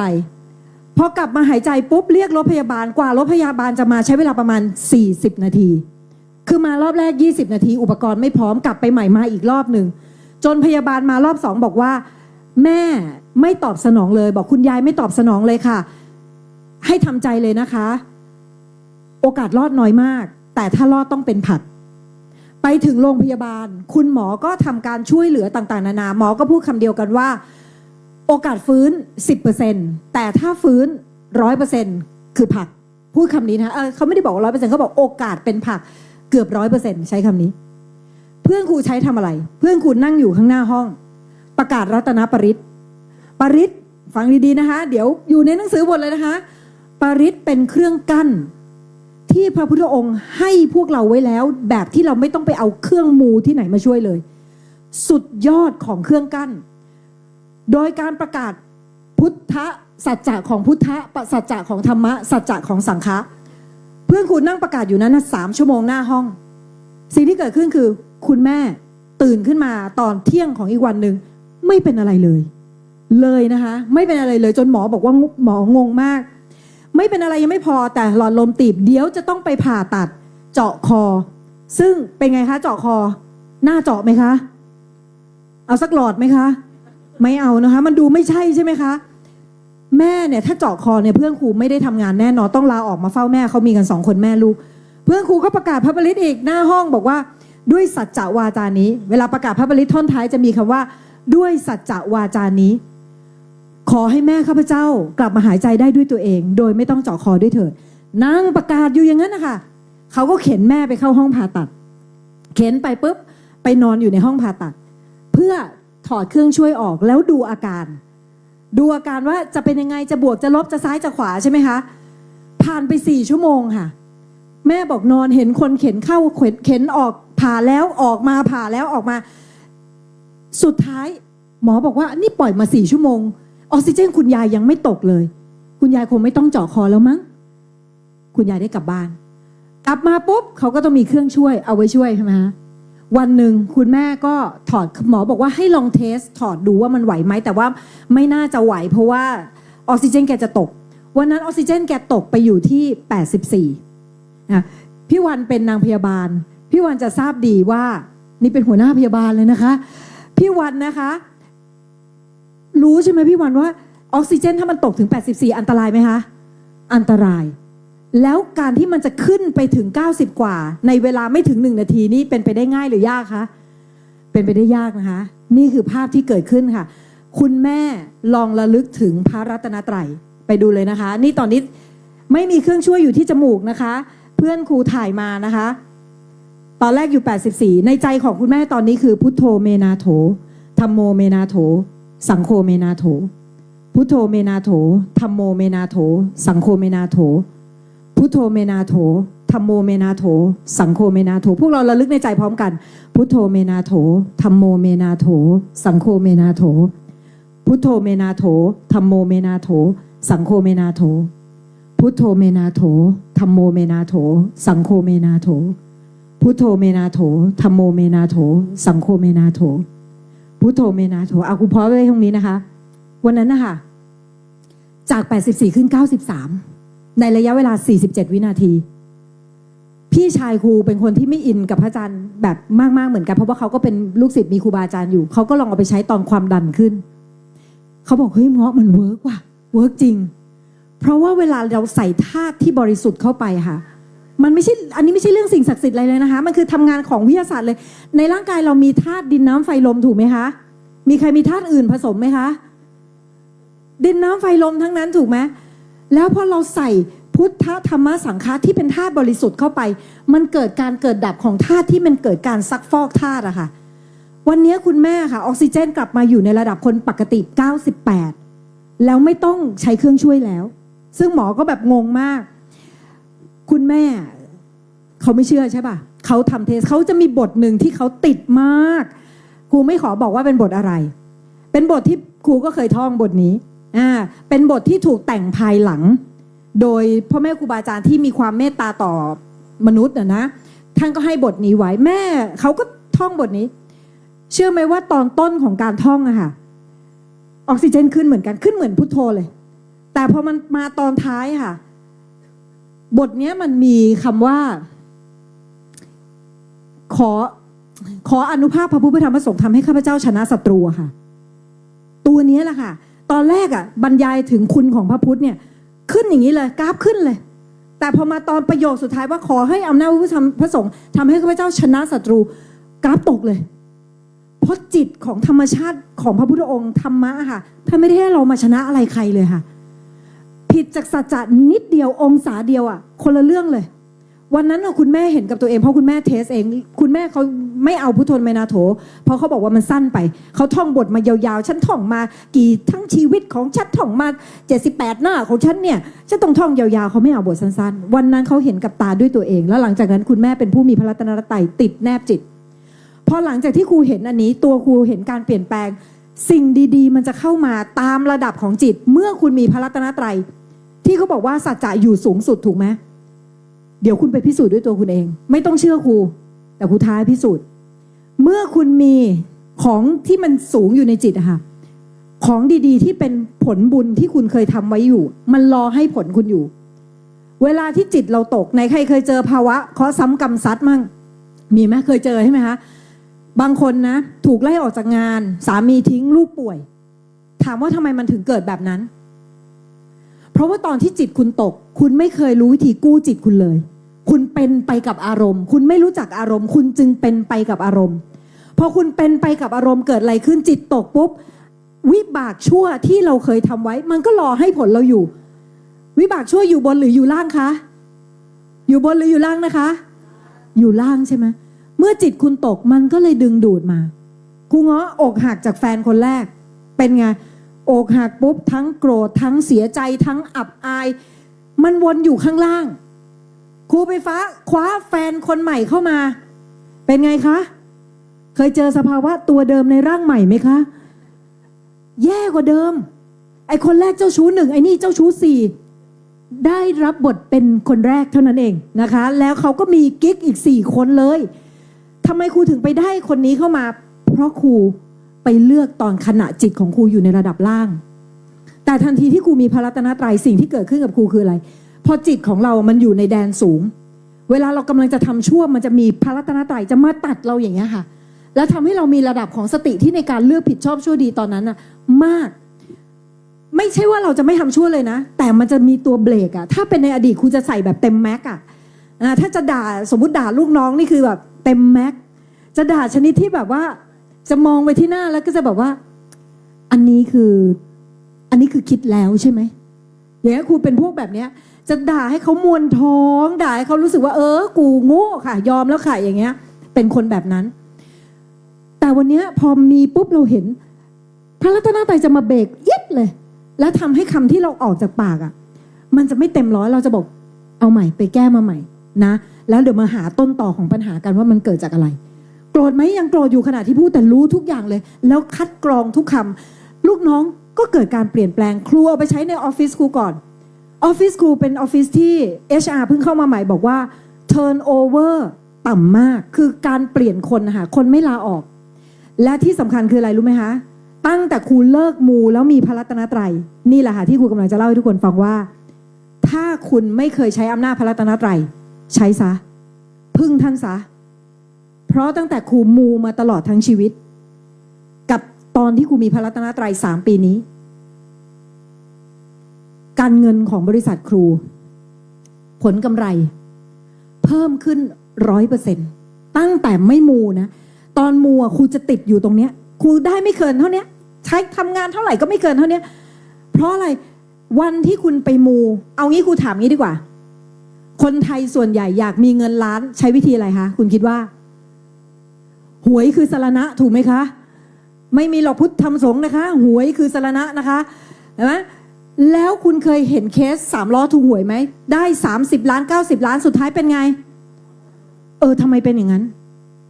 แล้วเราก็จะชอบคิดถ้าเป็นเราถูกไม่ได้นะนี่น่าจะเปลี่ยนชีวิตเรานะถ้าเราถูกมันน่าจะดีกับชีวิตเราครูบอกไว้ตรงนี้เลยถ้าคุณซื้อหวยหวังรวยแปลว่าจิตใต้สำนึกคุณบอกตัวเองว่าอะไรรู้ป่ะแปลว่าเราไม่เชื่อว่าคนอย่างเราจะมีปัญญารวยได้ด้วยตัวเองแล้วจิตตัวนี้แหละค่ะที่จะเป็นผลลัพธ์กับชีวิตคุณแล้วไม่ได้เกิดแค่เมืองไทยนะครูไปเรียนที่อเมริกาคนที่อเมริกาถูกหวยเป็นโฮมเลสคนนอนข้างถนนนะคะถูกลอตเตอรี่บ้างเขาเรียกลอตโต้เนอะถูกลอตโต้200 ล้านเป็นไงคะน่าจะต้องเปลี่ยนชีวิตแล้วเนาะ2 ปีเท่านั้นค่ะกลับมานอนข้างถนนเหมือนเดิมเซียนมากเรื่องการใช้เงินนี่เซียนมากถามว่าเพราะอะไรถ้าคุณไม่เปลี่ยนกระดุมเม็ดแรกของชีวิตคือจิตของคุณนะจิตที่มันบอกว่าคนอย่างฉันเป็นคนแบบไหนจิตนั้นจะเป็นผลลัพธ์ของชีวิตคุณฉะนั้นถ้าเรายังมูอยู่ตอนที่ครูเงาะมูคือสมัยก่อนเขาไม่เรียกมูนะไปบูชาไปบวงสรวงเขาเรียกกันแบบนี้ครูก็ไปแบบนั้นสมัยที่ครูไปครูก็ไปแล้วครูก็คิดว่าครูเป็นคนเก่งด้วยนะแต่ทันทีที่ครูไปมันคือการบอกจิตใต้สำนึกตัวเองว่าอะไรคนอย่างข้าไม่มีปัญญาทำได้ด้วยตัวเองแล้วจิตเนี้ยของครูค่ะที่มันล็อกความเติบโตของครูแล้ววันที่ครูเลิกมูทั้งหมดแล้วพึ่งพระรัตนตรัยเพราะคำว่าพึ่งพระรัตนตรัยไม่ได้พึ่งคนอื่นนะพึ่งใครพึ่งตัวเองเหมือนเราเอาปัญญาท่านมาแต่คนใช้คือสังฆะคือเราเห็นไหมเราไปหาครูบาอาจารย์ที่ท่านตาสว่างแล้วมาพาเราเดินแล้วครูก็เอามาใช้ในชีวิตครูกลายเป็นว่าผลประกอบการของครูเติบโตขึ้น 100%ไปขอดูได้เลยนะคะเพราะครูส่งภาษีแบบตรงไปตรงมามากไปขอเช็คได้ค่ะและนี่คือความเปลี่ยนแปลงการทะเลาะในครอบครัวของครูมันจางแต่ก่อนจะแบบแง่มกันตลอดเวลาคือไม่ได้ทะเลาะเรื่องใหญ่แต่มันจะแบบจะเอาชนะค้าขานและไอ้นี่คิดว่าครูปากแจ๋วไหมคะปากแจ๋วสงสารโจอี้มากคือครูจะเป็นพวกแบบจะมีวิธีพูดให้แฟนเป็นคนผิดให้ได้อะค่ะเขาก็จะแบบเอ๊ะกูผิดแล้วผิดก็ได้แล้วก็ขอโทษอะไรอย่างเงี้ยค่ะแต่พอทันทีที่เรามาปฏิบัติมันเห็นทั้งความทุกข์เขาเห็นทั้งความทุกข์เราเห็นหมดเลยว่าอาการนี้มันเกิดยังไงดับยังไงครูก็เลยเอาอันนี้ไปสอนนักเรียนเกิดอะไรขึ้นรู้ไหมคะ3 ปีนี้ที่ครูเอาวิธีของพระอาจารย์เนี่ยธรรมนาวาวังที่พวกเราจะได้กันเนี่ยเอาไปใช้สอนนักเรียนของครูหายจากซึมเศร้าเด็กคนนึงนะคะไม่ได้มาวันนี้น้องอันเนี่ยตามนี่กราฟนี้นะคะกราฟนี้เมื่อกี้ที่ขึ้นใช่ไหมคะน้องอันเป็นซึมเศร้าน้องอันอนุญาตให้ครูเล่าเรื่องของเขานะคะน้องอันถูกล่วงละเมิดตั้งแต่3 ขวบโดยคนในครอบครัวโดยพ่อเลี้ยงของตัวเองแล้วไม่กล้าบอกแม่เก็บความเนี้ยโดนละเมิดทางเพศมาตลอดจนวันหนึ่งที่เขาเกลียดตัวเองเพราะเด็กมันเกิดจากความกลัวพอกลัวเป็นโกรธจากโกรธเป็นเกลียดมันไม่ได้เกลียดแค่ตัวเองแล้วมันเกลียดแม่ทำไมเอาผู้ชายคนนี้มาทำร้ายหนูมันเกลียดทุกคนรวมถึงตัวเองจนวันหนึ่งกินยาฆ่าตัวตายน้องอันนะคะเป็นซึมเศร้าระดับที่เดินไปเซเว่นเนี่ยไปท่านี้ค่ะไปแล้วไม่มองคนเพราะว่าเป็นแพนิคด้วยเพราะถ้าใครเป็นซึมเศร้าจะรู้ว่ามันจะมาพร้อมกับแพนิคแอทแทคน้องอันไม่สามารถมองหน้าใครได้ค่ะจนมันไม่มีตังค์รักษาค่ะเห็นครูเงาะไลฟ์กับพระอาจารย์ต้นเขาบอกว่ามีคนหายเขามาแชร์ผลการปฏิบัติน้องอันก็เลยแบบเอาวะมันไม่มียาเม็ดอื่นแล้วก็เลยเอายา2 เม็ดของพระอาจารย์ต้นมาใช้ใครรู้มั่งยา2 เม็ดพระอาจารย์ต้นมีอะไรคะพระรัตนตรัยกับทักอารมณ์เดี๋ยววันนี้พวกเราจะได้เรียนเรื่องนี้กันน้องอันเอาเนี้ยไปใช้ผลคือ3 เดือนค่ะหายขาดแล้วไม่ใช่หายขาดธรรมดาค่ะตอนนี้เป็นคนที่เต็มไปด้วยพลังค่ะแล้วเต็มไปด้วยสติและปัญญาที่สูงมากจากเด็กที่ไม่สามารถทำอะไรไม่ได้เลยเอาง่ายๆนะมีงาน1 งานก็ทำพังวันนี้รับผิดชอบงานเบอร์ใหญ่มากนะคะนี่คือสิ่งที่เกิดขึ้นอีกคนนึงน้องโอนะคะอยู่ที่เชียงรายมาหาครูนะวันแรกนะตัวหลวมมาเลยตัวแบบอย่างเงี้ยแล้วก็บอกว่าวันหนึ่งหนูจะอะไรก็ไม่รู้พูดอะไรออกมาแบบอันนั้นเป็นซึมเศร้า12 ปีช็อตสมอง12 ครั้งคือปีละครั้งฆ่าตัวตายไม่ต่ำกว่า5 ครั้งแล้วคุณรู้ไหมว่าเกิดจากอะไรที่เป็นปัญหาหลักของเขานอกจากเรื่องของการควบคุมอารมณ์ตัวเองไม่ได้เขามูเบอร์ใหญ่มากเล่นของแล้วเขาบอกว่าทั้งหมดเนี่ยพระทำหมดนะพระหมดนะไม่ได้ไปมูพวกแบบว่ามหาอมาตย์เขมรอะไรไม่ใช่เลยนะคะ พระเราเนี่ยแหละค่ะเอาตัวอะไรก็ไม่รู้มาผูกเชือกอย่างเงี้ยค่ะแล้วก็ไปทำเขาไปเรียนลงอักขระเขาเรียนทุกอย่างเลยเพราะมันขาดที่พึ่งแล้วกลายเป็นว่าของพวกนั้นนะมันช่วยไหมช่วยตอนแรกแต่เมื่อเขาช่วยเสร็จแล้วจริงๆนะมันเป็นกรรมของเราด้วยแหละแล้วพอเขาช่วยเสร็จพลังเขาไม่มีเขาต้องทำไงมาเอาคืนแล้วเป็นอย่างนี้หมดเลยเจ้าโอค่ะกลายเป็นโรคแบบรุนแรงซึมเศร้าอารมณ์แปรผันมากมาปฏิบัติกับพระอาจารย์ได้6 เดือนปัจจุบันหายขาดแล้วก็มีพละกำลังในการใช้ชีวิตคือคนละคนเลยค่ะจนวันนี้ใครเจอโอก็จะบอกว่าเธอเคยเป็นซึมเศร้าจริงเหรอแต่เขายังทิ้งร่องรอยไว้บนร่างกายนะคะหมายถึงว่าโรคนั้นยังทำให้เขามีอาการแบบกล้ามเนื้ออ่อนแรงหรืออะไรที่เขาต้องแก้ไขแต่มันดีขึ้นแบบชนิดอย่างเงี้ยค่ะฉะนั้นถ้าวันนี้คุณไม่รู้จักว่าเราเรียกว่าเป็นคนพุทธแต่ยังไม่เคยได้แตะหรือลิ้มรสของอำนาจพระรัตนตรัยเลยอ่ะเสียชาติเกิดคนพุทธจริงๆเสียของครูพูดคำนี้เลยนะเสียอุตส่าห์ได้เกิดเป็นคนพุทธแต่ไม่ได้ลิ้มรสของอำนาจพระรัตนตรัยด้วยตัวของเราเองนั้นเนี่ยค่ะสิ่งที่ครูให้แล้วครูก็บอกเด็กของครูไป3 ปีให้หลังนักเรียนของครูเปลี่ยนแปลงนี่คือไหนใครนักเรียนครูที่มาอยู่ตรงนี้ด้วยนี่คือ1ในตัวอย่างที่มานะคะนี่ข้างนอกด้วยนะคะข้างนอกด้วยนะคะทั้งหมดเนี้ยทำไมเขาถึงเนี่ยพวกนี้การงานดีๆทั้งนั้นนะใช่ไหมคะเจ้าของกิจการบางคนเป็นคุณหมอนะคะทำไมเราถึงต้องมาตรงนี้คือเวลาเราเจอเหมืองเพชรอะแต่มันเป็นเหมืองเพชรที่ขุดเท่าไหร่ก็ไม่หมดอะเราจะห่วงไหมไม่เนาะเราคงอยากให้ทุกคนมาดูมาเหอะขอร้องไหว้ล่ะแม่ครูเนี่ยครูแบบแม่พุทโธเมนาโถ1 ครั้งกด1 คลิกตังเข้า1 บาทแม่ครูรัวทั้งวันเลยพุทโธเมนาโถธัมโมเมนาโถสังโฆเมนาโถเก็บตังค่ะเดือนละ 3,000 วันละ100อย่างเงี้ยค่ะคือครูยอมทำทุกอย่างอ่ะเพราะครูรู้ว่านี่คือสมบัติที่ดีที่สุดที่ครูจะให้กันได้อ่ะแล้วพอเราเห็นนักเรียนเปลี่ยนแปลงนักเรียนที่บ้านแตกที่ครูเห็นเลยนะบ้านแตกกลับมาคืนพ่อแม่พี่น้องแยกทางกันไปหมดแล้วสามีภรรยาลูกบ้านแตกเลยนะคะภรรยามีพระรัตนตรัยก่อนลูกสาวมีตามสามีมีตามตอนนี้ครอบครัวอบอุ่นอีกเคสมันเยอะมากหลายเคสมากได้คืนครอบครัวให้กับคนเด็กหายป่วยเป็นโรคซึมเศร้าจากต่างๆนานานะคะมีคนหนึ่งเป็นเมียน้อยหลายคนด้วยนะ3 คนที่มาแชร์ให้ครูฟังคือใช้ชีวิตที่เกลียดตัวเองอย่างมากแต่พอเขามีพระรัตนตรัยเขาค่อยๆเปลี่ยนตัวเองเนี่ยค่ะแล้วเขาก็เริ่มเห็นสิ่งที่เคยเห็นว่าผิดเป็นถูกเขาเริ่มเห็นความจริงว่าเขาทำอะไรอยู่เขาเริ่มสลัดความที่ไม่ใช่ออกจากชีวิตเรามาอยู่ตรงนี้พระรัตนตรัยอะค่ะจะเคลียร์ทางให้คุณเองคุณไม่จำเป็นว่าหนูยังไม่มีศีลหนูจะมีพระรัตนตรัยได้ไหมคะคุณว่ามีได้ไหมไม่มีศีลตอนนี้ศีลยังไม่ครบแต่เราขอมีพระรัตนตรัยก่อนได้ไหมคะได้แน่นอนเพราะในสมัยพระพุทธกาลนี่ครูไม่ได้พูดเองในสมัยพุทธกาลมีคนที่เป็นอมาตย์อะเมาเหล้าจนถึง7 วัน 7 คืนอะกินเหล้าอยู่อะแล้วเห็นนางรำที่ตัวเองฟ้อนเนี่ยตายลงไปต่อหน้าเกิดความเศร้าเดินไปหาพระพุทธเจ้าพระพุทธเจ้าเทศให้ปุ๊บบรรลุธรรมเลยเขาไม่ได้มีศีลมาก่อนนะแต่ขณะที่ฟังอะเขาเห็นถูกก่อนเมื่อคนเห็นถูกเดี๋ยวศีลธรรมจะตามมาเหมือนกับคำว่ามันขึ้นได้ไหมสไลด์ขึ้นได้ยังขึ้นได้แล้วนะคะฝากขึ้นหน้านี้ให้ครูทีเป็นสัมมาทิฏฐิที่เป็นปุบังเข้ามาที่เป็นตัวเริ่มต้นนะคะเราเอางี้ในห้องนี้ใครทำทานมั่งในที่นี้ใครเป็นคนชอบทำทานมั่งยกมือให้ครูดูหน่อยทำทานค่ะถือศีลอ่ะศีลสมาธิสมาธินั่งสมาธิโอเคดีๆทั้งนั้นมันจะดีได้ครบรอบตอนไหนตอนที่ทำทั้งหมดด้วยสัมมาทิฏฐิทำไมพระพุทธเจ้าถึงเอาเป็นข้อแรกของอริยมรรคท่านบอกไว้เลยเห็นไหมคะอยู่ในปุพพังคมสูตรนะคะอยู่ในพระสูตรนะคะท่านบอกว่าอะไรคะ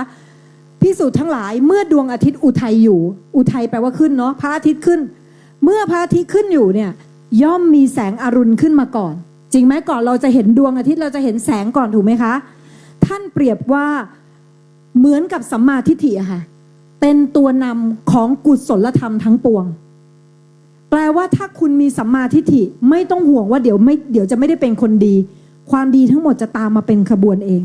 แล้วมาแบบที่ไม่ต้องประดิษฐ์มันมาของมันเองคำว่ามาประดิษฐ์เป็นยังไงสมมุติคุณโกรธคนอื่นคุณโกรธคนอื่นปุ๊บแหม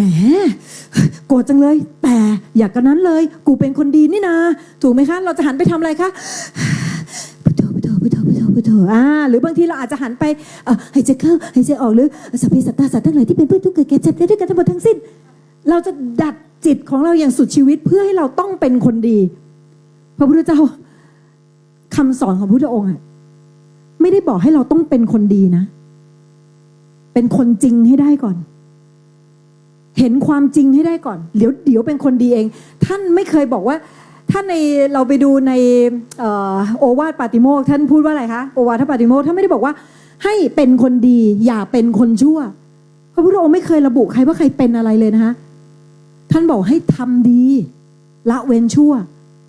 ท่านไม่ระบุว่าเธอต้องเป็นคนแบบไหนเพราะองคุลิมานฆ่าคนมา999คนท่านยังช่วยเหลือเลยท่านไม่ไปตาหน้าใครว่านี่คือคนเลวเพราะขณะจิตเดียวที่คุณเห็นถูกต้องจะเปลี่ยนทั้งหมดทุกกระบวนท่าของคุณในชีวิตได้เองเห็นอะไรที่ถูกเดี๋ยวก่อนเราก่อนจะไปดูเราดูนี้ก่อนไหนมรรคมีองค์8ใครรู้มั่งใครเคยได้ยินว่ามรรคมีองค์8แล้วจำได้ว่าองค์8นั้นมีอะไรยกมือสุดยอด3คนท้วนครูเข้าใจไม่เป็นไรนะเราถูกเรียนให้ท่องไม่เคยเรียนให้ทำนะมรรคมีองค์8ข้อที่1ไปดูหน้านี้กันนะคะเห็นตัวใหญ่ๆใครข้างหลังไม่เห็นเดี๋ยวครูอ่านให้ฟังตัวแรกท่านบอกให้เห็นให้ถูกก่อนเห็นถูกนี่เห็นอะไรถูกคะไม่รู้ใช่ไหมงงครูงดงงตั้งแต่เด็กพระพุทธเจ้าให้เราเห็นถูกแล้วอะไรคือเห็นผิดหันไปก็เนี่ยพี่ตุ้มใครเห็นเป็นอย่างอื่นก็พี่ตุ้มไงอะไรคือเห็นผิดไม่เก็ตเห็นหมาเป็นหมาเห็นแมวเป็นแมวเนี่ยเห็นถูกเราเข้าใจว่าอย่างนั้นเดี๋ยววันนี้เราจะได้รู้ว่าเห็นถูกคืออะไรท่านบอกให้กระดุมเม็ดแรกให้ถูกแต่ที่ผ่านมาเราจะไปเม็ด2เม็ด3เม็ด4เม็ด5 6 7 8เลยฉันเป็นคนคิดดีคิดบวกเรียนมาเยอะสาย positive thinking ฉันเป็นคนคิดบวกฉันเป็นคนพูดเพราะฉันไม่เคยด่าใครบางคนไปสัมมาวาจาแต่อย่างนี้ยังไม่นับว่าเป็นสัมมาใช่เราพูดดีใช่เราทำดีแต่คำว่าสัมมาจะปะหน้าคำพูดหรือการกระทำเราได้ก็ต่อเมื่อเห็นถูกก่อนคำพูดทั้งหมดจึงเป็นไปเพื่อการดับทุกข์เห็นถูกคือเห็นความจริงของกายนี้ว่ามันเป็นก้อนทุกข์เห็นว่าเหตุของทุกข์ของก้อนนี้คืออะไรเห็นการดับไปของมันได้และเห็นวิธีปฏิบัติกับมันอย่างถูกต้องอันนี้เห็นถูกเห็นให้ถูกตรงนี้ให้สำเร็จให้ได้ก่อนแล้วเมื่อคุณเห็นถูกปุ๊บเดี๋ยวคุณจะคิดถูกเองเช่นพอครูเงาะทะเลาะกับคุณโจอี้ขอเล่าเคสหนึ่งครูเงาะไปรายการนักร้องข้ามกำแพงใครเคยดูบ้างไหมคะแล้วครูเงาะเป็นคนที่เสียงแย่มากนะคะคือเป็นนักร้องนำตลอดนำคีย์นำดนตรีนำทุกอย่างแล้วพรุ่งนี้จะไปร้องเพลงวันจันทร์วันนั้นถ่ายหนังถ่ายรายการซุปเปอร์เทนถึงเที่ยงคืนกลับบ้านมาเข้ามาถึงบ้านเที่ยงคืนคุณโจอี้นอนแล้วครูก็เดินเข้าห้องน้ำยังไม่ได้ซ้อมพรุ่งนี้จะไปถ่ายแล้วนะครูก็ต้องซ้อมครูก็ปิดห้องน้ำปึ้งแล้วก็ร้องเลยเต็มเสียงสุดชีวิตในห้องน้ำครูก็ใส่เลยแบบตอนนั้นเพลงอะไรนะพี่เพียงแค่ใจเรารักกันครูก็แบบใส่เต็มแม็กเลยเพราะมากในความรู้สึกเราเสียงคุณโจอี้ตะโกนมาแต่ไกลเงาะเงียบๆหน่อยโกรธไหมคะโกรธสิคะจะรออะไรล่ะคะเธอไม่เข้าใจฉันพอโกรธปึ้งจิตมันปรุงต่อทันทีเลยแม้เธอนอนสบายเธอไม่เข้าใจฉันเลยฉันต้องเหนื่อยนะฉันทำงานเหนื่อยเดี๋ยวพรุ่งนี้ฉันต้องไปทำงานไม่เข้าใจกันเลยมันปรุงสารพัดปรุงฉ่ำเลยสิ่งที่ครูทำคือครูใช้ยา2 เม็ดของพระอาจารย์ซึ่งเดี๋ยวเราจะบอกว่าใช้ยังไงพอใช้เสร็จปุ๊บจนเราเห็นความโกรธมันดับรู้ไหมว่าอะไรเกิดขึ้นแบบโดยที่ไม่ต้องดัดจริตจิตเลยนะคะความเมตตามันเกิดปุ้งของมันขึ้นมาเองเลยว่าเขาก็แค่ง่วงเขาก็แค่เหนื่อยแล้วเรามันใช่ที่ของเราไหมเสียงมึงก็ไม่ได้เพราะไอ้งอเอ้ย บ้านก็มีตั้งหลายห้องไปหาห้องเงียบๆไปอยากจะเปล่งแค่ไหนก็ไปเปล่งไปมันคิดเองมันไม่ใช่ต้องมานั่งคิดว่าเดี๋ยวฉันสิอย่างนั้นฉันสิอย่างนี้ฉันสิอย่างนั้นแต่มันเห็นทุกข์เขาและเห็นทุกข์เราธรรมชาติอะค่ะมันทำให้เกิดเมตตาอัตโนมัติใช่ไหมพอมันคิดถูกปุ๊บมันพูดถูกเลยว่าเดี๋ยวไปหาที่ดีของที่ชอบของเราดีกว่าอะไรอย่างเงี้ยนึกออกไหมคะครูก็ไปซ้อมนี่คือสิ่งที่ถ้าคุณเห็นถูกไม่ต้องห่วงแต่ถ้าวันนี้คุณเห็นไม่ถูกต่อให้ทำบุญก็ยังอันตรายต่อภพชาติเช่นใครคะทำทานเยอะที่สุดในสมัยพุทธกาลเลยนางมันลิกา เติมคำในช่องว่างนะคะนางมันลิกาทำบุญเยอะที่สุดในสมัยพุทธกาลแต่สุดท้ายจิตสุดท้ายดันไปนึกถึงความผิดที่ตัวเองทำไว้กับสามีพระสวามีของตัวเองจิตสุดท้ายที่รู้สึกถึงความรู้สึกผิดจิตตุปบาทหนึ่งวุบไปจับปุ๊บปึ้งเกิดในนรกเลย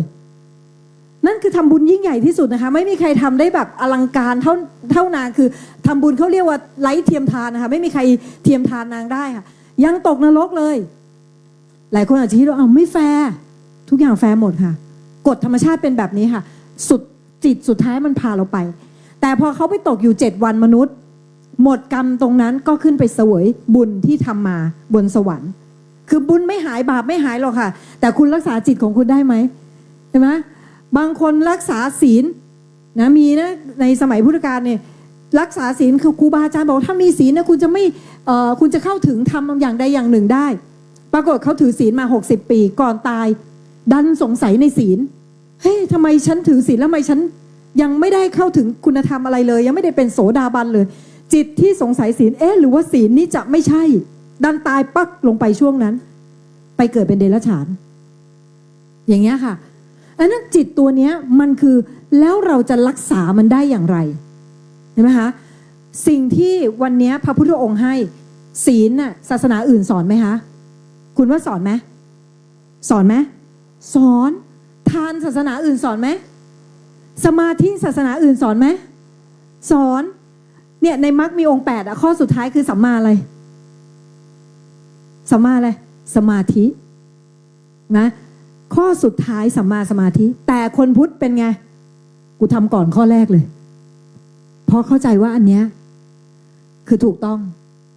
เพราะเราเห็นภาพเนี่ยถูกไหมคะเราไม่เคยเห็นพระพุทธเราจะเห็นแต่พระพุทธเจ้าอยู่ในท่านั่งอ่ะใครจะปั้นรูปพระพุทธเจ้าช่วงฉันเขาก็ปั้นช่วงที่ท่านนั่งถูกไหมนั่งมั่งยืนมั่งเดินมั่งถูกไหมคะแต่ส่วนใหญ่เราก็จะเห็นท่านอยู่ในท่านั่งแล้วเราก็จำท่านตอนที่อยู่ใต้ต้นพระโพธิว่านั่นน่ะคือทางบรรลุธรรมแต่เราไม่ได้ศึกษาลงไปว่าโหบางคนพระอานนท์อยู่ในท่ากึ่งนั่งกึ่งนอนจะมีใครปั้นพระช่วงกึ่งนั่งกึ่งนอนน่ะถูกไหมคะจิตเราเลยเข้าใจว่าถ้าคนดีปฏิบัติธรรมนั่งสมาธิในความเป็นจริงคือพระพุทธเจ้าให้มีสมาธิคือจิตตั้งมั่นต้องทำในทุกอิริยาบถยืนเดินนั่งนอนนั่งก็ไม่ได้ผิดนะแต่ถ้านั่งสมาธิแต่เป็นมิจฉาสมาธิอะมิจฉาสมาธิคือยังไงไหนใครห้องนี้ชอบนั่งสมาธิมั่งยกมือให้ครูดูหน่อยไม่มีใครชอบเลย โอเคดีนะคะไม่ต้องเริ่มใหม่กันเลยนะคะบางคนนั่งสมาธิแล้วบอกฉันนั่งไม่ได้ฟุ้งไหนใครเป็นงี้มั่งนั่งแล้วฟุ้งวันไหนที่เรานั่งสงบชอบใครเป็นมั่งครูเงาะเป็นเลยนั่งแล้วสังเกตดีๆถ้ามันเป็นมิจฉาสมาธิอาการจะเป็นอย่างนี้สมมติว่านั่งสงบปุ๊บมันอยากสงบอีกเพราะมันไม่เข้าใจเลยว่าสงบเป็นเพียงแค่ของที่เกิดระดับมิจฉาทิฏฐิมันมองต่อความสงบผิดอ่ะคือทิฏฐิที่มองต่อความสงบมันผิด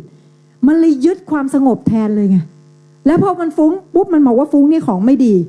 มันจะโกรธตัวเองแล้วผลักออกเนี่ยมิจฉาสมาธิหมดเลยครูเคยเห็นผู้ใหญ่คนนึงนั่งสมาธิท่านี้นั่งอยู่นะแบบสง่างามมากเลยนะปรากฏมีคนคุยอยู่ข้างๆเนี่ยสมมติมีคนคุยอยู่เงี้ยหันไป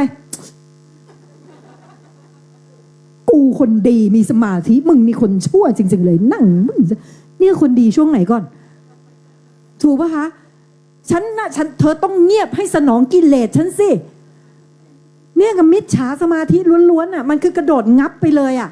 ฉะนั้นนะคะในการที่เรามาปฏิบัติตรงเนี้ยเราอ่ะไม่ได้หนีเราไม่ได้วิ่งไล่ล่าความสงบ แต่ก็ไม่ได้หนีความสงบ ไม่ได้ผลักไสความฟุ้งซ่านแต่ก็ไม่ได้ดึงความฟุ้งซ่านแต่เราต้องมารู้จักมันจริงๆให้ได้ก่อนว่ามันทำงานยังไงเกิดยังไงแล้วดับยังไงโอเคไหมคะฉะนั้นไม่ว่าคุณจะเป็นทำทานก็ดีศีลก็ดีสมาธิก็ดีขอให้ทำต่อไปไม่ได้ห้ามแต่ขอให้ทำด้วยสัมมาทิฏฐิเห็นให้ถูกก่อนเรามาดูว่าเห็นอะไรวันนี้นะคะครูจะให้พวกเราเนี่ยสัมมาทิฏฐิเห็น4อย่างเนี่ยค่ะเห็นก่อนว่าอะไรเรียกว่าทุกข์พูดพร้อมกันเห็นข้อแรกเห็นก่อนว่าอะไรเรียกว่าทุกข์อันนี้ดูยากที่สุดเว้นแต่คนที่กำลังมีทุกข์อยู่ครูพวกเราเคยตอนที่พระพุทธเจ้าจะมีบทแผ่เมตตาและจะมีบอกว่าขอให้สรรพสัตว์ทั้งหลายจงจงเป็นผู้ไม่เบียดเบียนไม่จองเวรจงเป็นผู้รักษาตนให้พ้นจากทุกภัยทั้งสิ้นเถิดเคยได้ยินคำนี้ใช่ไหมคะครูรู้สึกว่ามันเป็นคำที่ตอนเด็กๆฝรั่งอย่างโรแมนติกเลยขอให้เธอมีความสุขขอให้เธอมีความสุขมากๆขอให้อะไรอย่างเงี้ยคือของเขาจะเป็นทางสายโรแมนติกแล้วของเราทำไมพระพุทธเจ้าก็บอกว่าเราเป็นทุกข์พระพุทธเจ้าบอกให้เราดับทุกข์แต่ฝรั่งบอกฉันจะสอนให้เธอมีความสุขแต่พระพุทธเจ้าบอกให้เราดับทุกข์หนูอยากมีความสุขค่ะหนูไม่ได้อยากดับทุกข์พระพุทธเจ้าฉลาดขนาดไหนฮะที่ทำให้รู้ว่าไอ้ที่เราอยากมีความสุขเพราะเรากำลังทุกข์อยู่ถ้าเราไม่มีทุกข์เราจะอยากเอาความสุขมาทำอะไรถ้าเราไม่หิวเราอยากไปกินเหรอเราไปวิ่งไล่ไขว่คว้าเอาลิ้นเดียวของเราเนี่ยเสาะไปหาสิกูกินในประเทศไม่ได้ด้วยลิ้นอย่างกูต้องบินไปกินที่ต่างประเทศใช่ไหมลิ้นดาวเดียวไม่พอกูต้อง3 ดาวร้านนี้ต้องร้านชั้นมิชลินบิสโตนอะไรก็แล้วแต่เราก็ต้องไปไล่ล่าเพื่อที่จะกินให้มันสนองลิ้นปลายลิ้นยันโคนลิ้นต้องหามาทุกไหมทุกไปเที่ยวเนี่ยวันเมื่อปีไม่ใช่เมื่อเดือนที่แล้วครูไปเที่ยวที่ญี่ปุ่นเพราะเข้าใจว่านี่คือทำการดับทุกข์ของเราก็ไปเที่ยวคือแต่ไม่ได้บอกว่ามาปฏิบัติทางนี้ห้ามเที่ยวนะไม่ใช่เรายังละไอตัวกามไม่ได้ไม่เป็นไรยังแต่งหน้าใช้ของแพงตามกำลังของเราทำได้ไม่ได้ห้ามเลยนางวิสาขารวยมากนะคะนั่นเป็นโสดาบันนะคะเราต้องเข้าใจตรงนี้ให้ได้ก่อนแต่เราต้องเข้าใจก่อนว่าทำอันเนี้ยเรากำลังทำไปแบบไหนนั้นเราไปเที่ยวต่างประเทศเนี่ยมันไปเพราะอะไรถ้ามันไปเพราะความสุขมันไม่ได้ไปเพราะความสุขมันถูกความเบื่อบีบคั้นมันถูกความอยากบีบคั้นแล้วทำให้เราต้องไปมันไม่มีอะไรเลยลองนึกถึงในวันนี้ค่ะใครในห้องนี้เป็นใครในพื้นที่ตรงนี้เป็นแบบครูมั่งชีวิตค่อนข้างดีไหนใครที่แบบชีวิตเราค่อนข้างดีมันไม่ค่อยมีทุกข์เหมือนคนอื่นเลยเนี่ยของครูง้อนะการงานก็ดีแฟนก็ดีพ่อแม่ก็ดีพี่น้องก็ดีชีวิตดีไม่ค่อยมีทุกข์เลยไหนใครเป็นสายชีวิตดีบ้างมีไหมคะห้องนี้มีความสุขดีก็ไม่ได้เดือดร้อนอะไรใช่ไหมคะที่ไม่ได้ยกเป็นไงคะชีวิตมันค่อนข้างหนักอยู่ใช่ไหมคะ สิ่งที่ดีคืออะไรรู้ไหมพระพุทธเจ้าท่านบอกว่าผู้มีปัญญาเขาจะมองหาทุกข์เขาจะเห็นทุกข์ดังนั้นวันที่เราบอกว่าเราชีวิตยังดีแปลว่าเราเบาปัญญามากเลยค่ะคือครูเนี่ยค่ะครูเบาปัญญามากคือครูอ้องมากครูนึกว่าแบบฉันไม่ได้เป็นทุกข์อะไรโชคดีนิดนึงก็คือตั้งแต่เด็กคุณพ่อตายตั้งแต่ครู6 ขวบแล้วก็พี่สาวครูตายก่อนครูเกิดแล้วครูเห็นความเศร้าของแม่แล้วมันเกิดความกลัวว่าคนที่เรารักจะตายวันหนึ่งครูเดินอยู่ที่วัดไปทำบุญที่วัดพระราม9แถวบ้านแล้วก็เห็นคนเดินพ่อลูกจูงมือกันเงี้ยจิตมันคิดขึ้นมาว่าเขาเดินไปไหนเขาเดินไปสู่ความตายทั้งนั้นเลยนะเนี่ยมือที่จับกันเดี๋ยวเขาก็พัดพลากวันนั้นเลยตัดสินใจว่าไม่มีลูกดีกว่าแล้วก็ตัดสินใจว่าไม่เอาดีกว่าไม่อยากอยู่ในวงจรอุบาทนี้อีกแล้วถ้าฉันต้องเกิดมาเป็นแบบแม่ฉันทำไงแม่ฉันเนี่ยเสียลูกตายคาอกเลยพี่สาวครูอุบัติเหตุรถชนตายแล้วแม่ครูแบบพ่อครูไม่สามารถทำใจได้จนกินเหล้าตายตามลูกครูเห็นความทุกข์แต่ครูยังไม่ได้เป็นโชคดีที่เดือนปีเห็นตรงนั้นเลยคิดว่าไม่เอาแล้วการเวียนว่ายตายเกิด ลองคิดเล่นๆนะใครที่บอกว่ายังก็จริงๆเกิดได้อยู่นะคะแซ่บๆมันเกิดไปวันๆอะไรเงี้ยลองคิดดีๆนะจริงๆมันมีคลิปอันนึงเขาถ่ายเด็กอยู่ในท้องแม่โอ้โหทรมานมากเลยนะเป็นภาพเด็กที่มันทีบมันอึดอัดมันอยู่ในท้องมันทุกข์ตั้งแต่ที่มันอยู่ในท้องแม่แล้วนะคลอดพรวดออกมามีเด็กคนไหนหัวเราะเอิกอักไหมร้องไห้ตั้งแต่เกิดการเกิดนะมันเป็นทุกข์มันมีของแพ็กเกจเสริมติดมาด้วย11ข้อเราไปดูแพ็กเกจเสริมกันนะคะขอเข้าหน้าแพ็กเกจเสริมให้ครูได้เลยนะคะลงมานั่นแหละมาเรามาดูกันว่าแพ็กเกจเสริมตั้งแต่เราเกิดมาเราได้ของแถมอะไรติดมาด้วยข้อที่1ความเกิดพระพุทธเจ้าบอกว่าแม้ความเกิดก็เป็นทุกข์ไหมครูเนี่ยนะคำว่าเกิดไม่ได้แปลว่าลมหายใจเกิดอย่างเดียวนะคำว่าเกิดคือการมีการได้มาด้วยชอบเป็นคนชอบนาฬิกาสะสมนาฬิกาเห็นไหมคะตอนมันอยู่ในตู้ใครไปทำมันแตกครูเจ็บไหมตอนมันเป็นในตู้อยู่ในร้านสมมติครูเดินเข้าไปในร้านอุ้ยนาฬิกามีคนมาขโมยนาฬิกาของร้านนี้ไปหรือทำของสิ่งนี้แตกครูเจ็บปวดไหมไม่เจ็บจนกระทั่งวันที่มันมาอยู่ในมือครูของเดิมของเดิมเลยอยู่ตรงนั้นกับอยู่ตรงนี้วันนี้แค่คนเดินข่วนปุ๊บตบนะคะอย่างเงี้ยนึกออกไหมคะจะไปต่างประเทศทีต้องไปซื้อตู้เซฟมาใส่มันทุกข์ไหมเมื่อมีมันทุกข์เมื่อมีมันเจ็บตั้งแต่วินาทีที่เรามีเลยพระพุทธเจ้าบอกเห็นความจริงข้อนี้ให้ได้ก่อนเห็นก่อนเพราะความเท่ของศาสนานี้เมื่อคุณเห็นทุกข์คุณจะไม่เป็นทุกข์พูดพร้อมกันเมื่อคุณเห็นคุณจะไม่เป็นทุกข์ที่ผ่านมาเราเป็นทุกข์ทุกอย่างมีอะไรมาปุ๊บกระโดดเข้าไปเป็นเลยแต่วันนี้พระพุทธเจ้าสอนให้เห็นความจริงแล้วแยกออกมาให้ได้ว่าอะไรกันแน่ที่เป็นทุกข์แล้วอะไรที่ทำให้เราไปเป็นทุกข์กับมันไปดูต่อนะคะความแก่พวกเราแก่ยังคะเด็กๆข้างหลังคะลูกเราแก่ขึ้นทุกวันใครจะบอกว่าฉันแก่ต้อง60ไม่ใช่เด็ก2 ขวบก็แก่กว่าเด็ก1 ขวบจริงไหมเราคำว่าแก่จริงๆแล้วคือคำว่าเสื่อมค่ะความเสื่อมโทรมเราเสื่อมโทรมตลอดเวลานี่คือสิ่งที่เกิดขึ้นลำบากกายมีอะไรมั่งร้อนหนาวหิวปวดฉี่ปวดอึ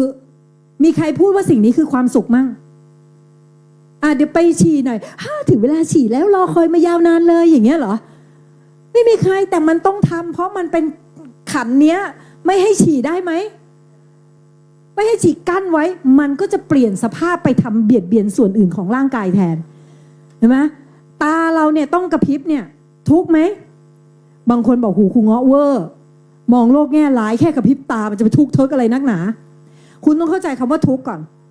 ทุกข์คือสภาพที่ทนไม่ได้ค่ะความเสื่อมความสิ้นความไม่เที่ยงค่ะตาของเราลองหันไปหาเพื่อนข้างๆและลองห้ามกระพริบตาแข่งกันครูนับ1 ถึง 10ใครกระพริบตาก่อนแพ้หันหน้าหาเพื่อนข้างๆนะคะ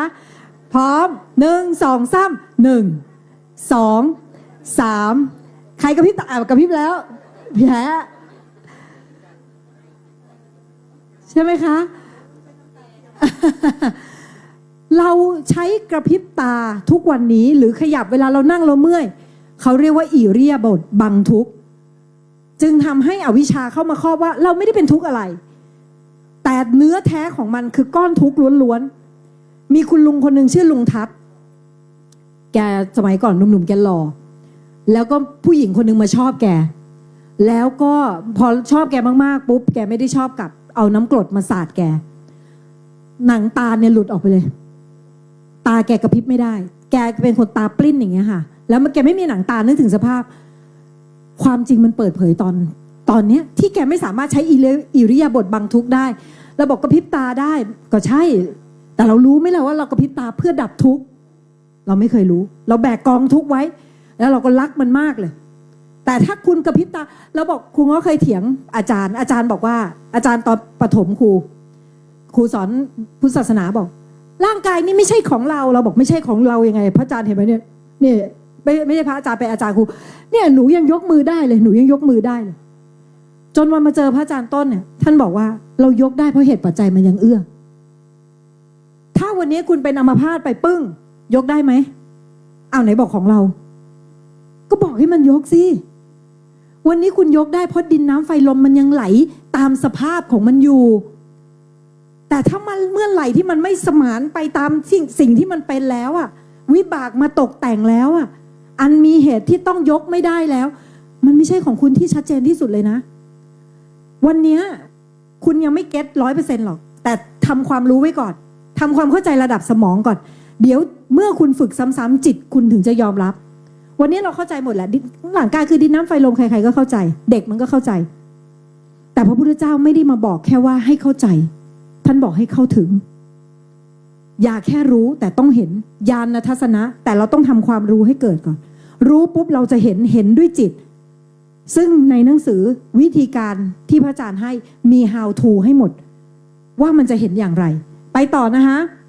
ความตายยังคะพวกเรายังนะคะความจริงคืออะไรคะตายทุกวินาทีตายทุกวินาทีตายยังไงดูอันนี้ไม่เห็นแน่เลยอ่านให้ฟังเซลล์ปอดสร้างใหม่ทุก2 หรือ 3 สัปดาห์แปลว่าทุก 2-3 สัปดาห์คุณไม่มีปอดเดิมอยู่นะคะแล้วสิ่งที่คุณรักอะไรเวลาคุณโกรธอะไรคุณโกรธดินน้ำไฟลมที่คุณกินเข้าไปอ่ะเนี่ยอันนี้เป็นเงาะไหมคะอันนี้เงาะไหมน้ำนี่เงาะไหมใช่ไหมถ้าใช่อ่ะสอนไปสอนไม่ใช่เด็กน้อยเอาหวัดดีสิลูกครูเงาะนะไม่ใช่นะไม่ใช่ของครูเงาะนะไม่ใช่ตอนนี้ก็ยังไม่ใช่เข้าไปอยู่ในร่างกายครูเงาะแล้วเป็นครูเงาะยังเมื่อเราเห็นผิดเราจะเห็นว่ามันเป็นเราตลอดเวลาอะไรที่อยู่ในร่างกายเราเห็นเป็นของเราหมดเลยทั้งที่มันไม่ใช่ของเรามันแค่การประกอบร่างกันฉี่เนี่ยตอนอยู่ในร่างเราอ่ะไม่เป็นไรแต่พอมันฉี่ออกร่างกายไปแล้วกล้าเอามือไปจับไหมมีใครแบบสวัสดีเงาะหายเงาะถูกไหมคะไม่ต้องอะไรหรอกน้ำลายเนี่ยเห็นไหมคะถุยออกมาปุ๊บเนี่ยมีใครกลืนกลับเข้าไปไหมครูหาภาชนะดีๆใส่ให้เลยอ่ะล้างมาใหม่ๆเลยถุยแล้วกลืนกึ๊กกลับเข้าไปอีกเนี่ยจิตพี่วันทำหน้าอย่างนี้มันไม่กลืนทำไมไม่กลืนก็เมื่อกี้อมอยู่เนี่ยตอนนี้อมน้ำลายอยู่มันไม่เป็นของเราเลยแล้วมันเป็นของสกปรกแต่เราไม่เคยทำความรู้นี้ให้จิตมันยอมรับจิตมันเลยรักน้ำลายรักตัวรักตนมันจึงต้องเกิดใหม่มามีตัวมีตนใหม่ไงเพราะเราไม่ยอมรับความจริงว่ามันเป็นของที่เข้าแล้วออกเข้าปากออกทวารทั้งหลายไม่ว่าจะรูขุมขนก้นทวารใดๆที่มีอยู่เข้าแล้วออกไม่เคยเป็นเราเลยแต่เราไม่เคยทำความรู้ตัวนี้ไปต่อนะคะข้อ5ค่ะแพ็กเกจเสริมตัวที่5พลัดพรากจากของอันเป็นที่รักเคยพลัดพรากยังคะใครยังไม่เคยยกมือไม่มีอยู่จริงนะคะคนไม่เคยตั้งแต่ออกจากท้องแม่พลัดพรากยังคะพลัดพรากแล้วตื่นเช้ามาพลัดพรากจากเตียงไหมคะไปก่อนนะเตียงอันเป็นที่รักเราพลัดพรากทุกวินาทีแต่เราไม่รู้เราโศกเศร้าเราพั่มเพอเคยไหมพั่มเพอเราชอบคิดว่าต้องแบบร้องไห้ร้องห่มแบบนั้นอย่างเดียวคำว่าพั่มเพอพี่ริพี่ไรเนี่ยคือรวมไปถึงสมมติวันนี้มีคนทำไม่ดีกับคุณแล้วคุณเอาเรื่องของเขาไปพูดใหม่อะค่ะเนี่ยดูดิมันทำแบบเนี้ยมันทำแบบนี้ได้ไงวะเนี่ยคืออาการพี่ริพี่ไรรำพันคือความทุกข์มันบีบคั้นให้คุณต้องพูดมันไม่มีจุดไหนเลยที่คุณไม่ทุกข์อะเอาจริงทุกข์ใจคือความกระทบกระทั่งใจไปต่อเลยนะคะประสบกับสิ่งไม่เป็นที่รักเนี่ยพี่ตุ้มเจอแดดรักไหมไม่รักพี่ตุ้มเลิกแบบไปแล้วฉันค่อยๆขยับออกจากสิ่งที่ไม่เป็นที่รักแล้วซึ่งขยับได้ไม่ได้บอกว่าเราปฏิบัติแล้วเราจะแบบฉันนั่งตากแดดไม่ใช่แต่เราต้องรู้ว่าของเนี้ยมันทนได้ยากเดี๋ยวร้อนไปเดี๋ยวหนาวไปเดี๋ยวยุงกัดมันประสบกับสิ่งไม่เป็นที่รักเห็นไหมคะนั่งอยู่เนี้ยเดี๋ยวสมมุติเพื่อนยุกจิกจิกยุกจิกจิกเราก็จะถูกไหมคะมันจะมีความไม่ชอบใจอ่ะเนี่ยทุกไหมทุก นะคะ ไม่ได้ดั่งใจไม่สมหวังอยากได้สิ่งใดไม่ได้สิ่งนั้นเคยเป็นไหมอยากนั่งหน้าแต่มาที่หลังสมมุติอย่างนี้นะอยากได้สิ่งนั้นแต่ไม่ได้สิ่งนั้นตลอดเวลาและสุดท้ายคับแค้นใจเคยคับแค้นไหมคะเคยคำว่าคับแค้นมันไม่ใช่แปลว่าเราต้องเป็นแบบมาหย่ารัศมีช่อง7นะคะที่แบบไม่ใช่นะคะคับแค้นใจแค่แบบหงุดหงิดอึดอัดรำคาญคับแค้นใจทั้งหมดเนี้ยคือทุก11ข้อที่เกิดมาพร้อมกับการเกิดของเรายังอยากเกิดมาอีกจริงๆเหรอเราต้องเกิดมาเรียงกอไก่ขอไข่ใหม่มีพ่อใหม่แม่ใหม่และที่สำคัญเราไม่รู้ด้วยว่าพ่อที่เราจะไปเกิดแม่ที่เราจะไปเกิดในท้องนั้นน่ะมีกี่ขาถูกไหมเราไม่รู้เราทำเหตุของการเลือกพ่อเลือกแม่ไว้มี2 ขาก็ว่าไปมี4 ขานี่ยุ่งเลยมี8 ขามี6 ขามีขานับไม่ถ้วนไม่มีขาก็มีไหลเลยทีนี้ถูกไหมคะจิตเราทำเหตุหมดนะอย่าไปบอกว่าหนูไม่ได้อยากเกิดทำไมพ่อแม่ทำให้หนูเกิดหนูพ่อแม่ที่เขาพยายามมีลูกแล้วเขามีไม่ได้ก็เยอะเพราะเหตุที่เขาต้องมีลูกมันไม่มีบางคนบอกว่าพ่อแม่บอกกูก็คุมแล้วมึงก็ยังโผล่มาอยู่ดีถูกไหมเพราะคุณต้องเกิดเพราะคุณทำเหตุของการเกิดไว้เองแล้วทำไมคุณต้องมาเกิดในพ่อแม่คนนี้ก็เพราะคุณทำเหตุเลือกพ่อแม่ของคุณไว้ตัวนี้แหละที่ครูง้อบอกว่าการเพ่งโทษไม่ดียังไงไหนใครห้องนี้เคยเป็นคำนี้มั่งเราเห็นคนนี้เราไม่ชอบอะไรบางอย่างอาจจะเป็นพี่เราพ่อเราแม่เราทำในสิ่งไม่น่ารักเราไม่ชอบเลยแต่โตมาเป็นเองใครเคยเป็นมั่งใครเคยอยู่ในสภาวะว่าแต่เขาอีเหนาเป็นเองมั่งยกมือครูเงาะเนี่ยเป็นเลยกับพี่ชายครูจะมีความแบบทำไมปากร้ายอย่างนี้นะพี่ชายเราทุกครั้งทำไมรู้ไหมว่าเป็นแบบนั้นฝรั่งค่ะเขาพูดเรื่องนี้นะตอนครูไปเรียนเขาบอกว่าเวลาที่เธอไม่ให้อภัยพ่อแม่เธอจะเอานิสัยพ่อแม่เธอมาอยู่ในเธอฝรั่งเขาเคยพูดไว้นะแล้วครูก็ถามอาจารย์ว่าทำไมกลไกอะไรเหรอเขาบอกว่ามันมีกลไกอะไรบางอย่างมึงอธิบายคร่าวมากเขาบอกมันมีกลไกอะไรบางอย่างที่ทำให้เราไปดึงของเขามาเขาอธิบายยังไงครูก็ไม่เก็ตจนกระทั่งมาศึกษาพระธรรมเนี่ยรู้ไหมกลไกนั้นคืออะไรกลไกนั้นคือคำว่าราคะปฏิฆะหรือชอบไม่ชอบยินดีไม่ยินดีเอาง่ายใช้คำว่าอภิชาโทมนัสละกันยินดีไม่ยินดีเคยได้ยินคำนี้ไหมคะเมื่อไหร่ที่เราเห็นพ่อเราสมมุตินะพ่อเราทำสิ่งที่ไม่ถูกต้องพ่อเรามีอารมณ์ร้ายมากเลยแล้วเราก็โกรธพ่อเราว่าทำไมพ่อถึงอารมณ์ร้ายแบบเนี้ยพ่อนิสัยไม่ดีเลยจังหวะที่เราไปบอกเขาว่าเขาอารมณ์ร้ายคุณรู้ไหมเกิดอะไรขึ้นในจิตคุณลึกๆคุณยินดีที่ตัวเองดีกว่าพ่อแล้วความยินดีที่คุณเห็นว่าคุณดีกว่าพ่อนั้นจึงยินดีที่เห็นเขาเป็นคนชั่วเพื่อที่จะได้รักษาให้ฉันเป็นคนดีไว้อย่างนี้เมื่อคุณมีความยินดีในความชั่วของคนอื่นคุณจึงเอาความชั่วเขามาเป็นของคุณและนี่คือคำว่ากฎแห่งกรรมที่พระพุทธเจ้าได้บรรยายไว้อย่างชัดเจนค่อยๆคิดนะค่อยๆคิดนะเห็นคนนี้ไม่ดีฉะนั้นวันนี้ค่ะเราเห็นข่าวดีไอคอนใช่ไหมแล้วครูสงสารคนที่เข้าไปเพ่งโทษคนอื่นมากเลยอะคือเขาทำผิดเขาก็ต้องรับผิดของเขาอะมันหน้าที่ของเขาอยู่แล้วอะแล้วมันหน้าที่อะไรที่เราต้องไปรับกรรมกับเขาด้วยพอเราไปยินดีในความฉิบหายของคนอื่นนะคะจิตมันจำเลยว่าอ๋อเธอชอบความฉิบหายก็คุณยินดีกับความฉิบหายจิตมันก็เลยจำว่าเธอชอบความฉิบหายเขาก็จะเอาความฉิบหายมาเป็นของเราให้เราได้เรียนรู้ที่เขาเรียกกฎแห่งกรรมมีเคสหนึ่งเป็นผู้หญิงคนหนึ่งถูกอยู่ที่อเมริกาถูกข่มขืนบางคนบอกครูแล้วหนูจะเชื่อเรื่องกฎแห่งกรรมได้อย่างไรไม่ต้องคิดอะไรไกลไม่ต้องคิดถึงชาติที่แล้วเอาชาตินี้หนูลองเดินไปตบใครสักพัวหนึ่งหนูลองดูว่าหนูจะได้รับกฎแห่งกรรมอย่างไรมันคือลอมันคือเขาเรียกว่ากฎcause and effect อะค่ะทำสิ่งใดได้สิ่งนั้นนะคะมันก็จะเป็นแบบนั้นอะแต่มันจะได้ตอนไหนเท่านั้นเองมันจะได้แน่ๆแต่ได้ตอนไหนเท่านั้นเองถูกไหมคุณปลูกผักวันนี้จะให้มันโตเลยไม่ได้มันรอวันโตแต่ยังไงมันก็โตถ้าคุณปลูกด้วยเหตุปัจจัยที่มันโตได้ เหมือนกันมีเคสหนึ่งฝรั่งคนนี้ไม่ใช่คนพุทธไม่ใช่คนพุทธนะคะ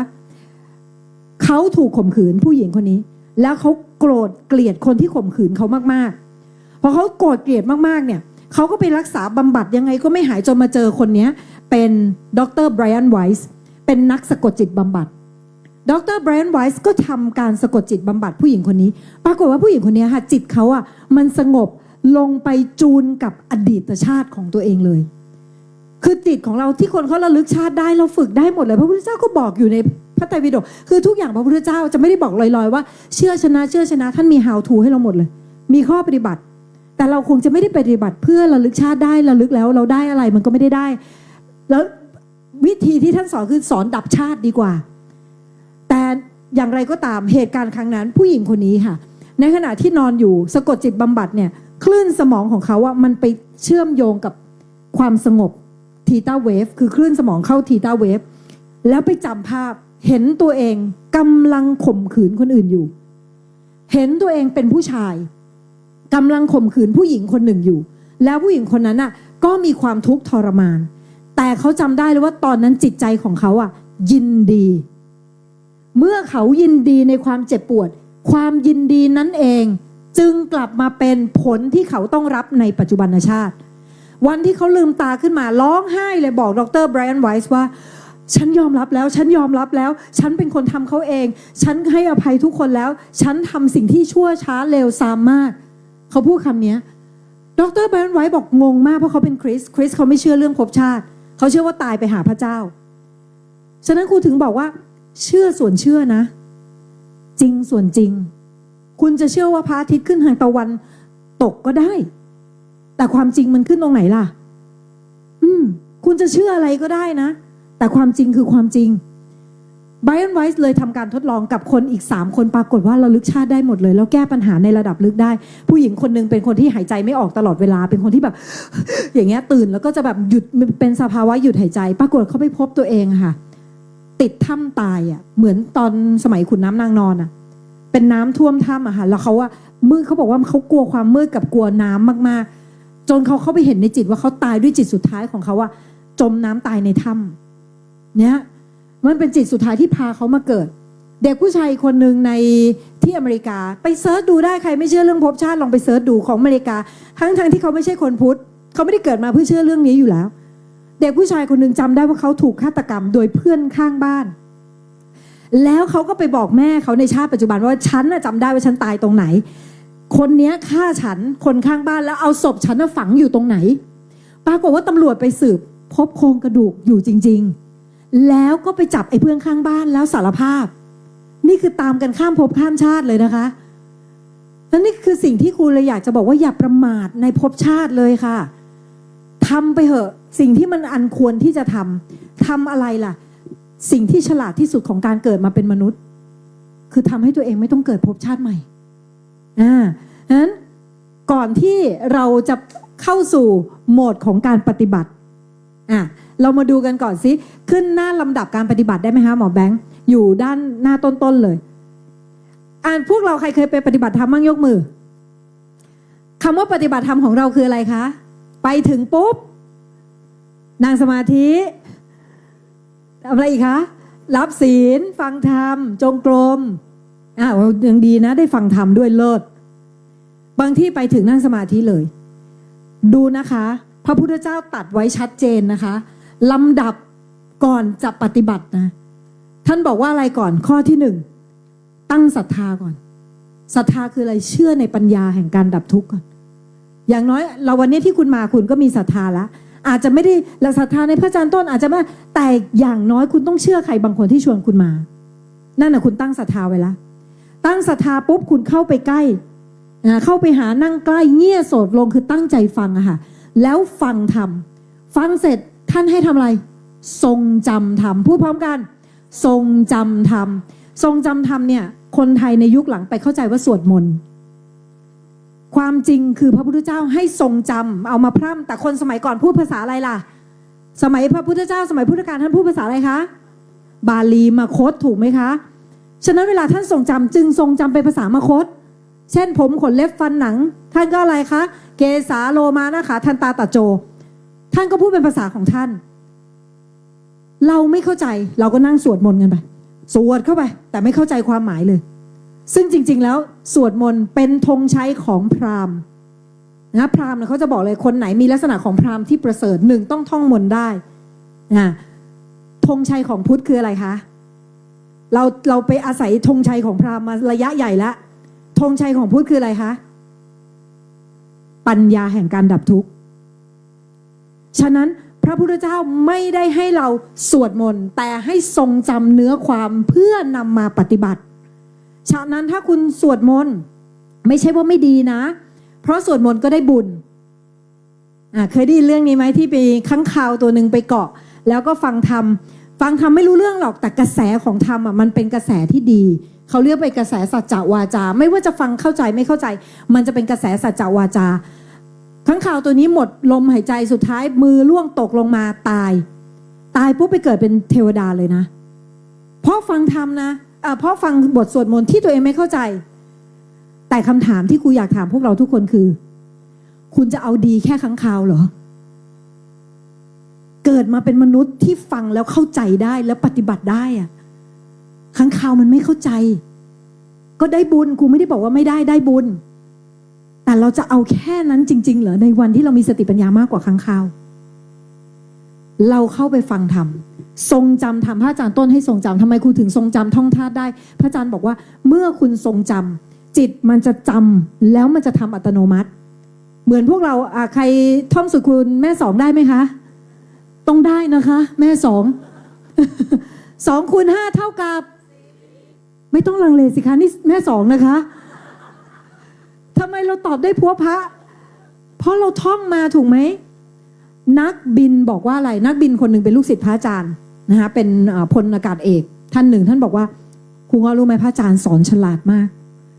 ท่านให้เราทรงจำทำเนี่ยเพราะนักบินเนี่ยเวลาที่จะไปขึ้นบินเขาต้องจำ textbook เขาอะค่ะจำหนังสือเขาเนี่ยจำทุกตัวอักษรเขาบอกว่าเข้าใจทำไม่ทันเพราะว่าเวลาที่คุณจำจนขึ้นใจอ่ะมันจะทำทุกอย่างออโต้เวลาที่มันเกิดอะไรฉุกเฉินมานั่งคิดตายมันจึงต้องท่องจำจนทำให้ปุบมือเขาจะจำเป็นอย่างนี้เลยพระอาจารย์ท่านให้เราอ่ะทรงจำก่อนว่าร่างกายเนี่ยผมขนเล็บฟันหนังมีอะไรบ้างเมื่อจิตมันเข้าใจเดี๋ยวพอมันถึงหน้างานมันจะไปสู้กันได้แต่ถ้าคุณอยู่ระดับคิดอ่ะมันจะกักอย่างเงี้ยค่ะนี่คือสิ่งที่เราจำเป็นต้องทำแล้วเราค่อยพิจารณาทำเช่นเราท่องผมขนเล็บฟันหนังแล้วเอาไปพิจารณาสิถูขี้ไข่ออกมาอันนี้ไงธาตุดินเห็นไหมคะฉี่ออกมานี่ไงธาตุน้ำกินเข้าไปนี่ธาตุดินจิบน้ำออกเอาน้ำเข้าไปอีกแล้วค่อยๆเอาไปพิจารณาเพ่งพินิจทำตั้งฉันทะแปลว่านึกอยากทำอะค่ะอุตสาหะขยันค่ะเห็นไหมแล้วก็เอาสิ่งที่ทำเอามาไตร่ตรองทำถูกไหมตรงไหนดีตรงไหนอะไรดีตั้งความเพียรทำให้ยิ่งขึ้นไปอะไรที่ไม่ดีอย่าไปทำมันเห็นไหมคะแล้วค่อยเข้าสู่ลงมือปฏิบัติค่ะขั้นที่13ค่ะพวกเราแต่ที่ผ่านมาเราไปปฏิบัติธรรมปุ๊บกูปฏิบัติเลยแบบไม่มีความรู้เลยมันเลยไปกันอีหลอกขอกแขกเราก็เลยกลายเป็นคนที่ไม่เป็นประกาศนียบัตรให้พระพุทธศาสนาสักทีไปปฏิบัติธรรมเดินออกจากวัดแล้วไปด่าลูกด่าผัวต่อแล้วลูกผัวก็บอกเนี่ยนะคนไปวัดเสื่อมมาถึงพระพุทธเจ้าด้วยเพราะเราไม่ยอมศึกษาใช่ไหมคะเราต้องศึกษาคำว่าสาวกคือผู้ศึกษาตามอะค่ะเห็นไหมเราต้องทำแล้วพอเราลงมือปฏิบัติเราถึงไปกระทำจับลงอริยสัจเมื่อปฏิบัติเนี่ยเผชิญคำว่าปฏิบัติคือคำว่าเผชิญทุกข์แต่ก่อนครูจะเป็นพวกแบบมีทุกข์ปุ๊บจะอยู่ขั้นแยกให้ได้นะขั้นฝึกกับขั้นปฏิบัติต่างกันขั้นฝึกคือก็จะเอาเครื่องมือของพระอาจารย์มาจับเช่นทักอารมณ์หรืออะไรต่างๆนานาแต่ขั้นปฏิบัติคือเผชิญทุกข์เลยโกรธปุ๊บให้มันโกรธไปก็รู้ว่าความโกรธเนี่ยขันมันเกิดดูมันจนดับไปอย่างเงี้ยดูมันจนเห็นว่านี่มันคือสมุทัยเก่านะที่มันโอเคเดี๋ยวคุณอาจจะไม่ได้ยินคำว่าสมุทัยเดี๋ยวตาลอยใส่ครูนะคะอยู่กับครูก่อนนะคะอย่าเพิ่งตาลอยใส่ครูนะคะเสร็จปุ๊บเนี่ยพอเราลงมือปฏิบัติเดี๋ยวมันก็จะแทงตลอดในบรมสัจจะเองฉะนั้นการปฏิบัติอยู่ขั้นตอนที่เท่าไหร่คะ13ค่ะไม่รีบเนาะฉะนั้นพวกเราอยู่ในขั้นตอนไหนที่จะทำให้เกิดตอนนี้คือ ศึกษาธรรมโอเคนะไปต่อค่ะ ไปที่อันนี้ได้เลยยา2 เม็ดได้เลยเดี๋ยวนะคะครูขอไปที่ทุกข์และสมุทัยก่อนแล้วกันเรามีของรางวัลแจกไหมคะมีไหมไม่มีไหมครูก็ไม่ได้เอามาด้วยเนาะคิดไม่ทันเอางี้ใครตอบเราจะเข้าไปถ่ายรูปเซลฟี่ด้วยแล้วกันนะคะ ไม่รู้ว่าอยากได้หรือเปล่านะคะรางวัลนี้บางคนบอกครูคะไม่ได้อยากได้เวลาที่ครูถามหน่อยวันนี้เราได้ยินแล้วว่าอะไรคือทุกข์11ประการพระพุทธเจ้าบอกให้ทำอะไรกับความทุกข์คุณรู้ไหมยกมือข้างหลังตอบค่ะทำอะไรกับความทุกข์คะกำหนดรู้ทั้ง2 ท่านตอบถูกนะปรบมือค่ะทุกข์พูดพร้อมกันทุกข์พระพุทธเจ้าให้กำหนดรู้ท่านไม่ได้บอกให้ละทุกข์นะครูแล้วพระพุทธเจ้าบอกให้เราดับทุกข์เดี๋ยวไปดูค่ะว่าทุกข์ตัวไหนที่ท่านให้ดับแต่ทุกข์11ประการที่เกิดขึ้นอย่าไปดับมันเพราะมันดับไม่ได้มันเป็นผลแล้วฉะนั้นความโกรธต้องรู้หรือต้องละคะคนเก่าอย่าบอกนะคะให้คนใหม่ลองตอบดูความโกรธต้องรู้หรือต้องละคะ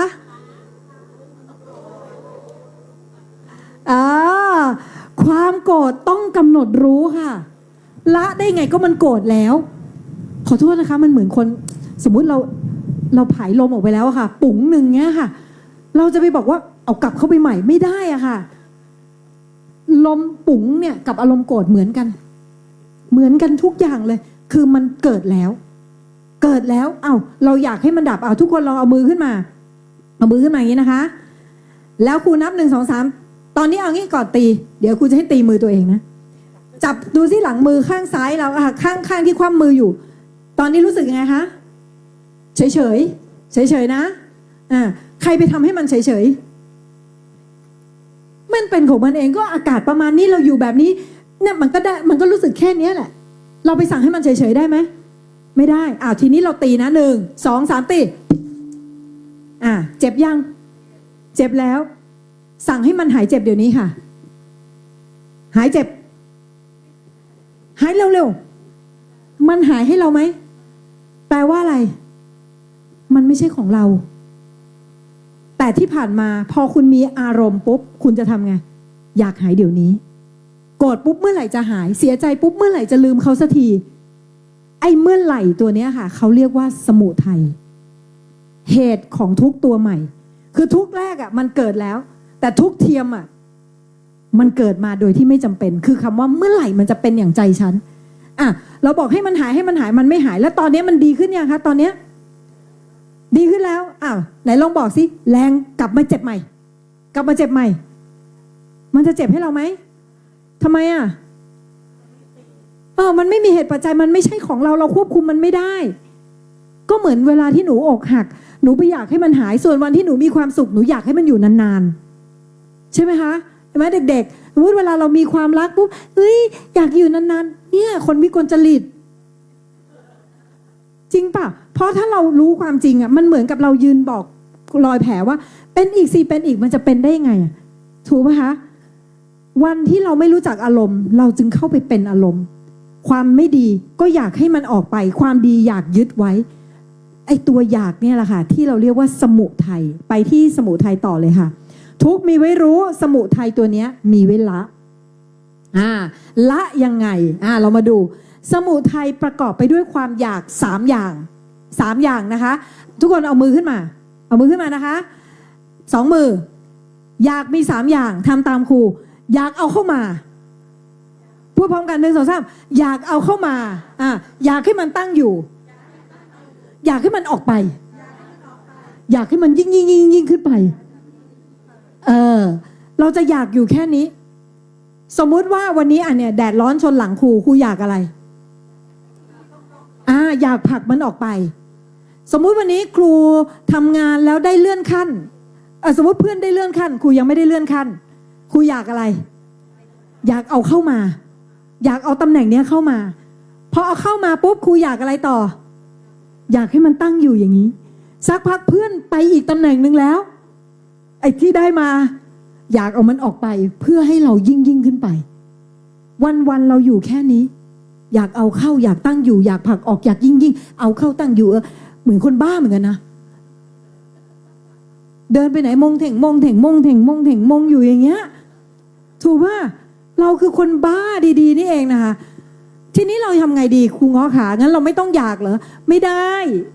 เพราะความอยากจะมาพร้อมกับความทุกข์พูดพร้อมกันความอยากจะมาพร้อมกับ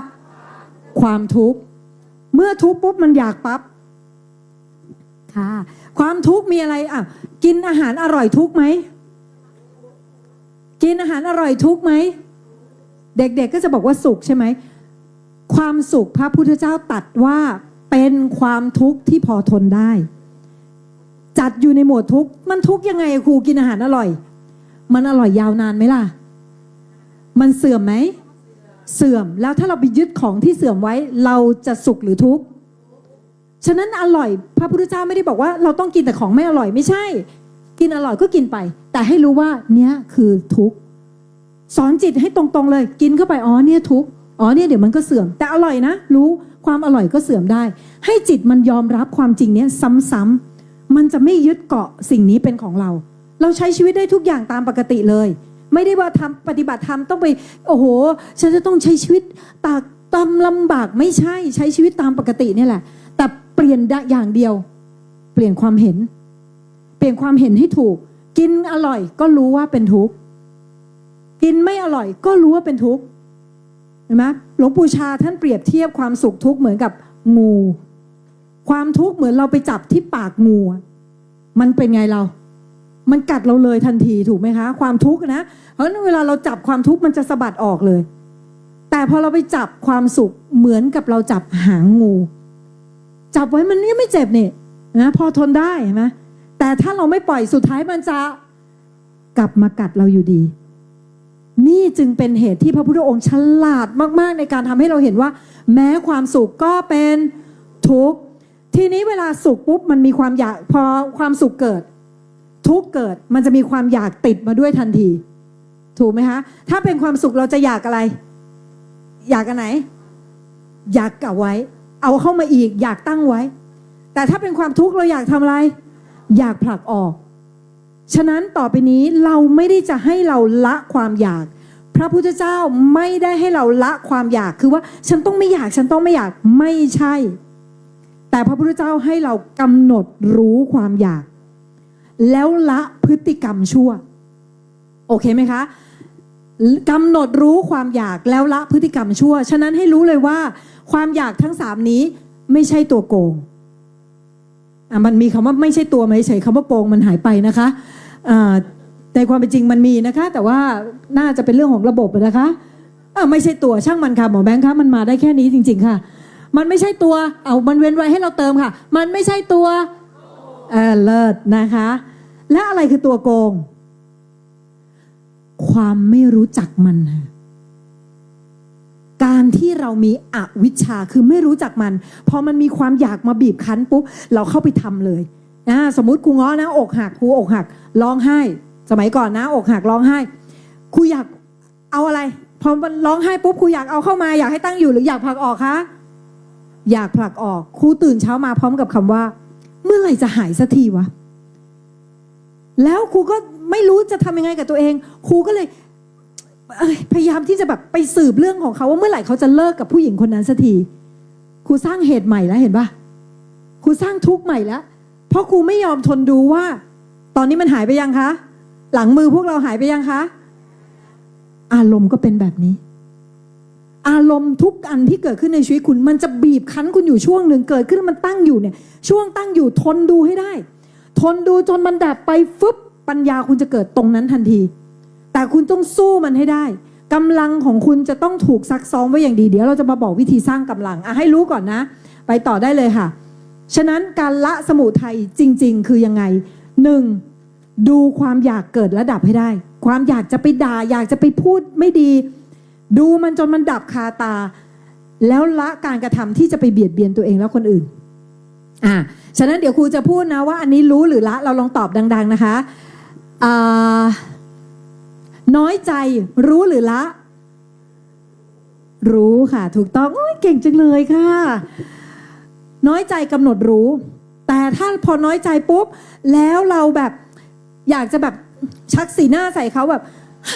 ก็แล้วแต่ไม่ต้องมาก็ไม่ต้องมา อันนี้ทำอะไรคะละเธอค่ะ เริ่มเบียดเบียนตัวเองและคนอื่นแล้วสร้างทุกข์เพิ่มแล้วเห็นไหมมีอะไรอีกสมมติอะไรดีน้อยเมื่อกี้น้อยใจไปแล้วใช่ไหมอยากรวย อยากรวยรู้หรือละเอาแล้วอยากรวยรู้หรือละแหมเป็นเสียงผสมเป็นภาษาสมาร์ทรู้เลยละอีกทีรู้จ้ะถูกต้องอยากรวยไม่ผิดกำหนดรู้สิรู้ได้นี่แล้วเราก็ไปทำสิ่งที่ถูกไม่เบียดเบียนก็สร้างความเพียรหาความรู้วิชาไปปฏิบัติหน้าที่ของเราแต่ถ้าเราอยากรวยแล้วไปหยิบเงินของชาวบ้านมาอันนี้รู้หรือละเธอค่ะ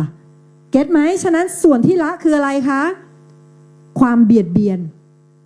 ความเบียดเบียนฉะนั้นถ้าเราโกรธไม่ผิดจำไว้นะคะพูดพร้อมกันถ้าวันนี้เราโกรธผิดไหมไม่ผิดตอนที่เราโกรธแล้วไม่รู้จักมันแล้วไปด่าหรือไปกระทำสิ่งที่เบียดเบียนตัวเองหรือคนอื่นนี่คือคำว่าทางสายกลางทางสายกลางสุดโต่งเราเคยเข้าใจทางสายกลางไม่ถูกนะเราเรียนกันมามัชฌิมาปฏิปทาเราได้ยินว่ามัชฌิมาปฏิปทาในตอนนี้แดดบรรยายที่เห็นไหมคะเที่ยงไหมคะไม่เที่ยงแล้วนะคะเพราะบ่าย4แล้วนะคะไม่เที่ยงแล้วนะคะมันก็จะเป็นอย่างนี้แหละใครอยากย้ายเชิญย้ายได้ตอนนี้เลยนะคะเรียนเชิญค่ะมาได้เลยเรียนเชิญเลยนะคะเห็นไหมย้ายมาทำความเห็นด้วยนี้คือการดับทุกข์ให้ขันธ์ห้าต่อไปนี้ให้รู้จักก่อนก้อนนี้เขาเรียกว่าขันธ์ห้าพูดพร้อมกันก้อนนี้เรียกว่าขันธ์ห้า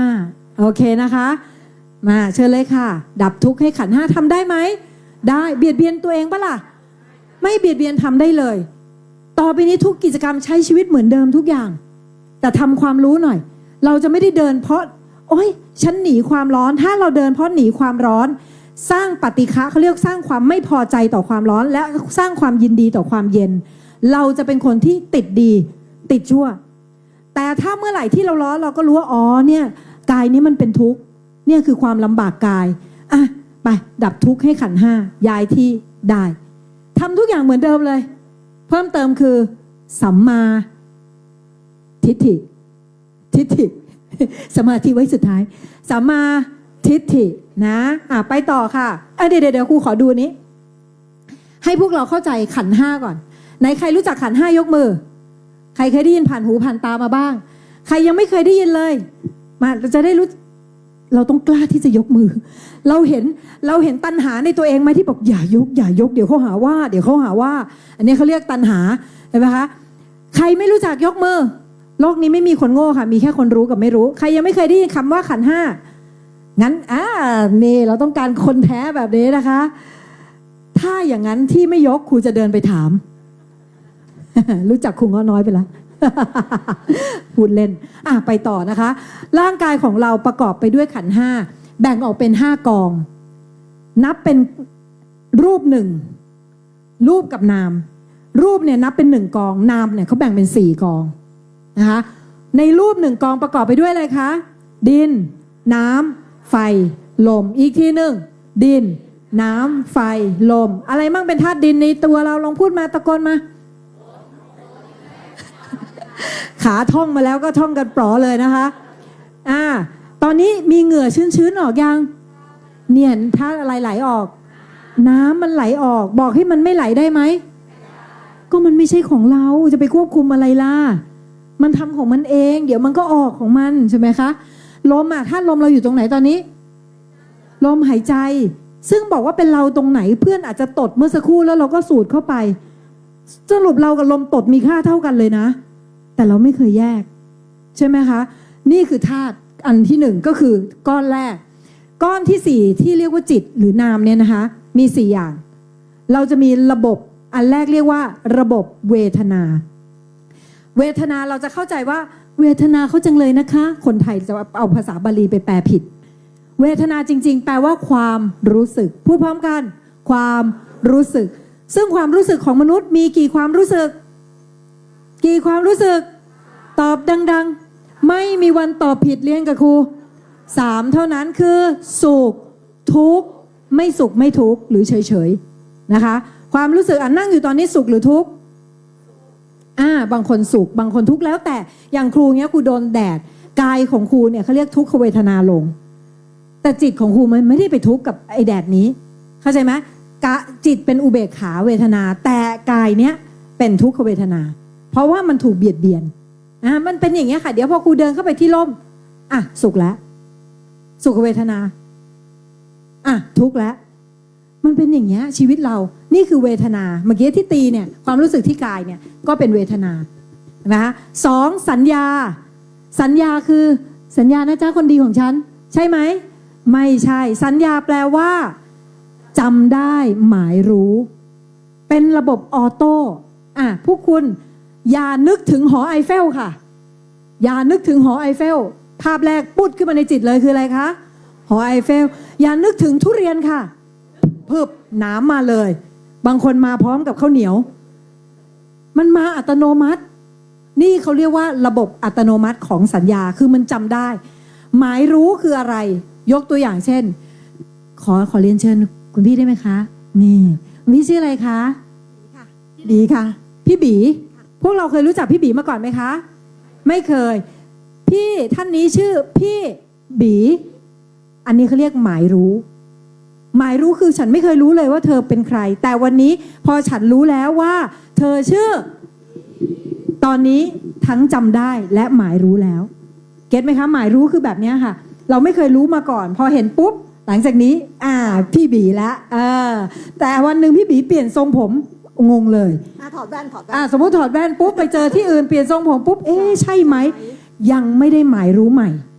พอหมายรู้ปุ๊บเดี๋ยวมันจำเลยอย่างนี้เป็นต้นขอบพระคุณพี่บีนะคะโอ้โหอุตส่าห์ถอดแว่นให้ด้วยนะคะนี่คือระบบออโต้ของจิตฉะนั้นที่เวลาเราเอาเรื่องในอดีตมาจำเราอยากจำเหรอไม่ใช่ไหมบางทีเราใครเคยที่แบบทำอะไรบางอย่างผิดแล้วก็มันมาหลอกหลอนเราในหัวใครเคยเป็นบ้างใช่ไหมครูก็เคยแบบไปพูดบนเวทีแล้วพูดผิดเดินลงเวทีนี่แบบมวนท้องแบบเหมือนตกหลุมดำหลายๆรอบเพราะใครเป็นคนทำงานอยู่ตอนนั้นสัญญาทำงานอยู่ใช่จิตเนี่ยแหละค่ะสัญญามันอยู่ในจิตสัญญามันประกอบรวมเป็นจิตสัญญามันทำงานไม่ใช่ครูเงาะแต่ครูเงาะไม่รู้จักมันเลยเข้าไปเป็นมันเลยว่าฉันคิดแต่เรื่องอดีตแต่ในวันนี้เราจะเข้าไปรู้เลยว่านี่คือสัญญาทำงานอยู่ดูเลยฉันจะดูแกจะอยู่กับฉันนานแค่ไหนแล้วดูจนมันดับให้ได้นี้คือปัญญานี่ฮะนี่คือสัญญานะรูปเวทนาสัญญาตัวที่4คือสังขารคือไม่ใช่ว่าคนนี้สังขารไม่เที่ยงน้อยแล้วเราไปนึกว่าเป็นศพคนตายสังขารไม่เที่ยงสังขารในที่นี้เขาหมายถึงความคิดปรุงแต่งในสิ่งที่ดีเรียกว่าคิดดีกุศลปรุงแต่งสิ่งที่ไม่ดีคิดไม่ดีเรียกว่าอกุศลคิดไม่ดีไม่ชั่วเขาเรียกว่าอัพยากตะหรืออัพยากิจเอาแค่จำแค่นี้เลยไม่ต้องไปจำภาษาบาลีก่อนก็ได้นะตอนเบื้องต้นคิดดีคิดชั่วคิดกลางๆพูดพร้อมกันตัวนี้อันตรายเพราะทุกความคิดเราจะเข้าใจว่าเราคิดแต่ในจริงๆแล้วมันไม่เคยมีเราเลยอันไหนทุกคนลองคิดถึงสิ่งที่คุณไม่เคยเห็นไม่เคยได้ยินไม่เคยได้ลิ้มรสไม่เคยได้สัมผัสไม่เคยได้กลิ่นคิดค่ะคิดออกไหมคะไม่มีทางค่ะเพราะความคิดจะอาศัยสัญญาคุณไปรู้อะไรมามันจะเอามาปรุงถ้าคุณไม่เคยรู้เรื่องนี้คุณปรุงไม่ได้คิดยังไงก็คิดไม่ได้คิดวิธีสร้างระเบิดปรมาณูค่ะคิดค่ะอันไหนบอกเราเป็นคิดความคิดเป็นของเราไม่มีความคิดเป็นของเราเขาคิดของเขาเองตามเหตุปัจจัยของความรู้ฉะนั้นแปลว่าอะไรถ้าวันหนึ่งเด็กคนหนึ่งโตมากับบ้านที่ถูกด่าตลอดเวลามึงโง่เด็กคนนี้จะปรุงอัตโนมัติเลยว่าฉันเป็นคนโง่เมื่อเผชิญกับเหตุการณ์ตรงหน้าฉันคิดไม่ออกเพราะฉันจำได้ว่าฉันคือคนโง่ ครูนั่งแก้ปมให้กับเด็กเยอะมากเลยนะทุกวันนี้เพราะว่าเด็กบางทีมันโตมาเนี่ยพ่อแม่ไม่ได้เจตนาหรอกพ่อแม่ทำด้วยความรักแต่ไม่รู้วิธี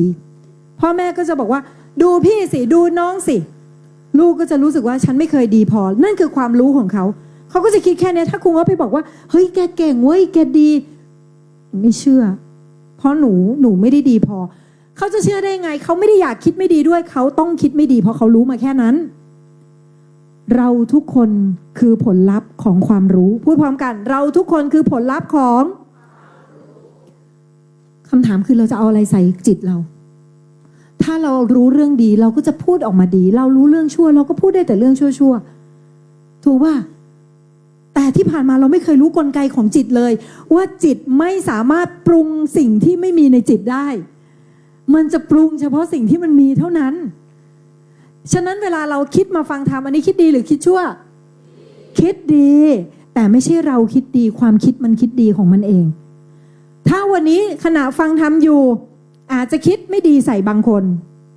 เคยไหมใครเคยแบบฟังธรรมพระแล้วก็เกิดอคติกับพระใครเคยเป็นมั่งครูก็เป็นไหว้พระเนี่ยบางทีไหว้พระแล้วแบบอุตายกูไม่มาวัดดีกว่ากูดูบาปกว่าเดิมอีกเราไม่ได้คิดแต่ระบบสังขารมันทำเองแต่พอเราไม่รู้จักสังขารตัวนี้แหละอันตรายพอเรากำลังคิดลบกับคนอื่น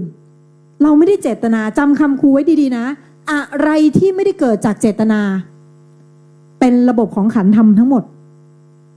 ถ้าวันนี้คุณเผลอคิดด่าคนนู้นคนนี้แต่คุณไม่ได้อยากทำอิจฉาต้องรู้หรือต้องละ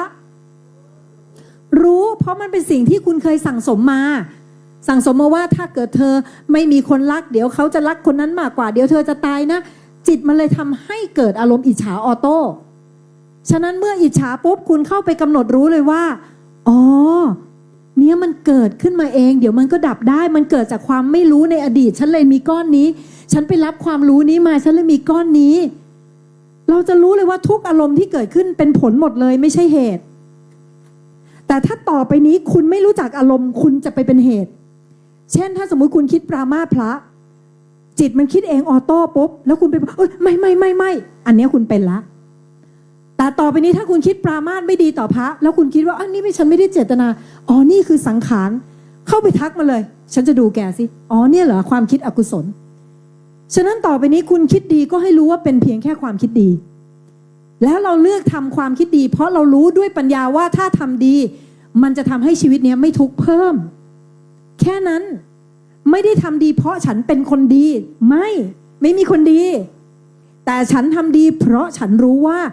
มันจะไม่ฉันทำทุกข์เพิ่มให้ตัวฉันและคนอื่น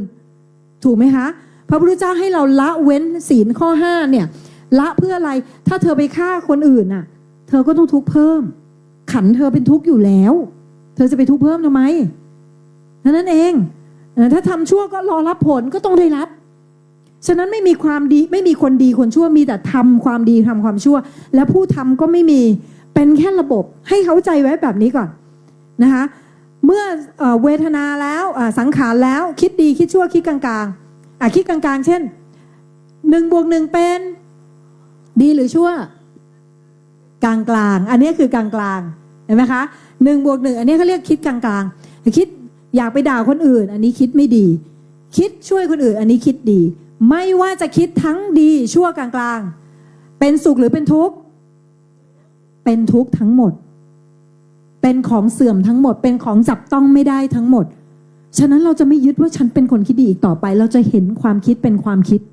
โอเคไหมคะเราจะไม่หลงตัวเองแล้วเราจะไม่เหยียบย่ำตัวเองอีกต่อไปเราจะเห็นมันแต่เราเลือกใช้มันได้และขันธ์ตัวสุดท้ายคือวิญญาณพูดพร้อมกันวิญญาณไม่ใช่ผีหลอกวิญญาณไม่ใช่แบบเฮ้ผีมาแล้วอย่างนี้ไม่ใช่นะคะวิญญาณคือระบบการรับรู้เช่นหูเนี่ยพอครูเงาะเห็นไหมครูเงาะเงียบหูมันไม่ได้ยินเสียงครูเงาะแล้วอะระบบเนี้ยมันไม่ได้ทำงานมันไม่ได้เป็นของคุณมันทำงานเพราะมีเหตุปัจจัยมาพร้อมครูพูดอยู่คุณก็ได้ยินเสียงครูจะได้ยินเสียงครูก็ไม่ได้ถ้าครูไม่พูดถ้าเราหลับตาเราก็ไม่เห็นเราลืมตาก็เห็นลืมตาในที่มืดก็มองไม่เห็นลืมตาในที่สว่างถึงมองเห็น แปลว่าเราควบคุมระบบการรับรู้ไม่ได้เลย แต่มีเหตุปัจจัยมันเกิดจนทำให้เราได้รับรู้ตาเห็นรูปหูได้ยินเสียงจมูกได้กลิ่นลิ้มรสกายรับการสัมผัสใจรับอารมณ์เรามีทั้งหมดเนี้ยอยู่แล้วมันเป็นระบบที่เกิดแล้วต้องดับทุกอันความคิดเกิดแล้วต้องดับมีใครคิดชั่วทุกวินาทีไหมไม่มีใครคิดดีทุกวินาทีไม่มีเคยมีเด็กคนหนึ่งหลอนอกหักครูคะหนูอกหักอะหนูเสียใจหนูคิดถึงเขาตลอดเลยเนี่ยครูถามตลอดเลยเหรอคะลูกค่ะตลอดเลยเมื่อเช้าอึไหมลูกไปคิดเหรออึค่ะช่วงหนูอึที่หนูยังไงลูกหนูแบ่งไปแล้วเขาอยู่ไหนนาอย่างนี้เหรอคะลูกปอมมึงไม่ได้คิดถึงเขาตลอดอย่ามาบอกว่าคิดตลอดเนี่ยคือความอวิชชาจึงทำให้คุณคิดว่าคุณทุกข์ตลอดเวลาคุณเป็นหนี้มันมาอยู่บนหลังคุณตลอดเลยคุณนั่งอยู่ตรงนี้คุณไม่ได้ทุกข์เลยแต่คุณแบกเอาทุกข์มาปรุงให้ตัวเองทุกข์ไปอย่างนั้นน่ะถูกว่าเราไม่เคยอยู่กับสิ่งที่มันอยู่ตรงหน้าของเราจริงๆว่ามันเกิดแล้วก็ดับเกิดแล้วก็ดับเกิดแล้วก็ดับไปทีละขณะครูพูดนี่ครูก็เกิดแล้วก็ดับแต่ละคำของครูเกิดแล้วก็ดับเกิดแล้วก็ดับไปแต่เราไม่เคยทำความรู้เรื่องนี้เราเลยเป็นจริงเป็นจังกับทุกอย่างเลยเขาเอาบทมาให้เล่นเป็นบทครูเงาะก็อินกับครูเงาะเหลือเกินให้บทเป็นพี่ตุ้มก็อินกับบทพี่ตุ้มถ้าเราไม่เคยรู้เรื่องนี้รู้ไหมตายไปปุ๊บเกิดชาติใหม่ไปเป็นในกอในขอที่ไหนก็ไม่รู้ไปเป็นอีหมาอีแมวที่ไหนเราก็ไม่รู้อินจังเลยใช่ไหมนี่คือสิ่งที่มันเกิดขึ้นเห็นไหมอพยพอีกแล้วนะคะเห็นไหมฮะอพยพอีกแล้วนะคะเบดูอินนะคะย้ายถิ่นเผ่าไปเรื่อยๆนี่คือสิ่งที่ไปต่อนะคะครูขอไปที่นิโรธคืออะไรนิโรธคืออะไรคะพวกเราตอบดังๆโอ้ยหูอื้อเลยตอบดังนิโรธคือการดับไปของครูอยากให้เราเข้าใจว่ามันคือการดับไปของสมุทัยค่ะคือของความอยากจึงทำให้ทุกข์ตัวใหม่ไม่เกิดที่พระพุทธองค์บอกว่าให้เราดับทุกข์ท่านหมายถึงทุกข์ตัวนี้ทุกข์ที่เกิดจากสมุทัยทุกข์แรกท่านไม่ได้ให้ดับท่านให้ยอมรับอย่างเดียวทุกข์11ประการท่านให้ดับไหมไม่ให้ดับให้ยอมรับอย่างเดียวรู้มันรู้เกิดรู้ดับของมันตัวที่อันตรายที่สุดวันนี้คุณไม่มีบ้านแต่ถ้าคุณอยากมีบ้านคุณทุกข์นะใช่ไหมไอ้ไม่มีบ้านเนี่ยเขาเรียกทุกข์แท้แต่เมื่อไหร่กูจะมีบ้านกับเขาสักทีเนี่ยทุกข์เทียมแล้วเราสร้างให้ตัวเองพิการซ้ำซ้อนอย่างเงี้ยทั้งชีวิตทุกข์แท้ยังไม่พอทุกข์เทียมใส่เข้ามาใหม่ฉะนั้นการที่เราจะไม่สร้างทุกข์ใหม่คือการเห็นการดับไปของสมุทัยคือความอยากเมื่อความดับไปของสมุทัยดับพึบตัวนี้ค่ะเขาเรียกนิโรธการที่เราเห็นนิโรธเห็นซ้ำๆอย่างนี้เราเรียกว่ามรรคการที่เราเห็นกระบวนการทั้งหมดเนี้ยเขาเรียกว่ามรรคแล้วเมื่อคุณเห็นมรรคซ้ำๆฟังให้ดีเลยนะเมื่อคุณเห็นมรรคซ้ำๆในชีวิตปุบมรรคมันจะหมุนอย่างเงี้ยแล้วมรรคจะเป็นออโต้แรกๆคุณทำด้วยสมองต่อไปเรื่อยๆมรรคจะเป็นออโต้เป็นเหนือเจตนาแล้วมันจะไปฆ่ากิเลสของมันเองคุณไม่มีสิทธิ์ฆ่ากิเลสคุณฆ่ามันไม่ได้คุณจะไปฝืนไม่กินไม่ได้แต่เมื่อมรรคมันครบรอบมันจะไปประหารกิเลสเองปับแล้วตอนนั้นนะคะคือคำว่าดับเพลิงทุกข์เพลิงกิเลสโดยสิ้นเชิง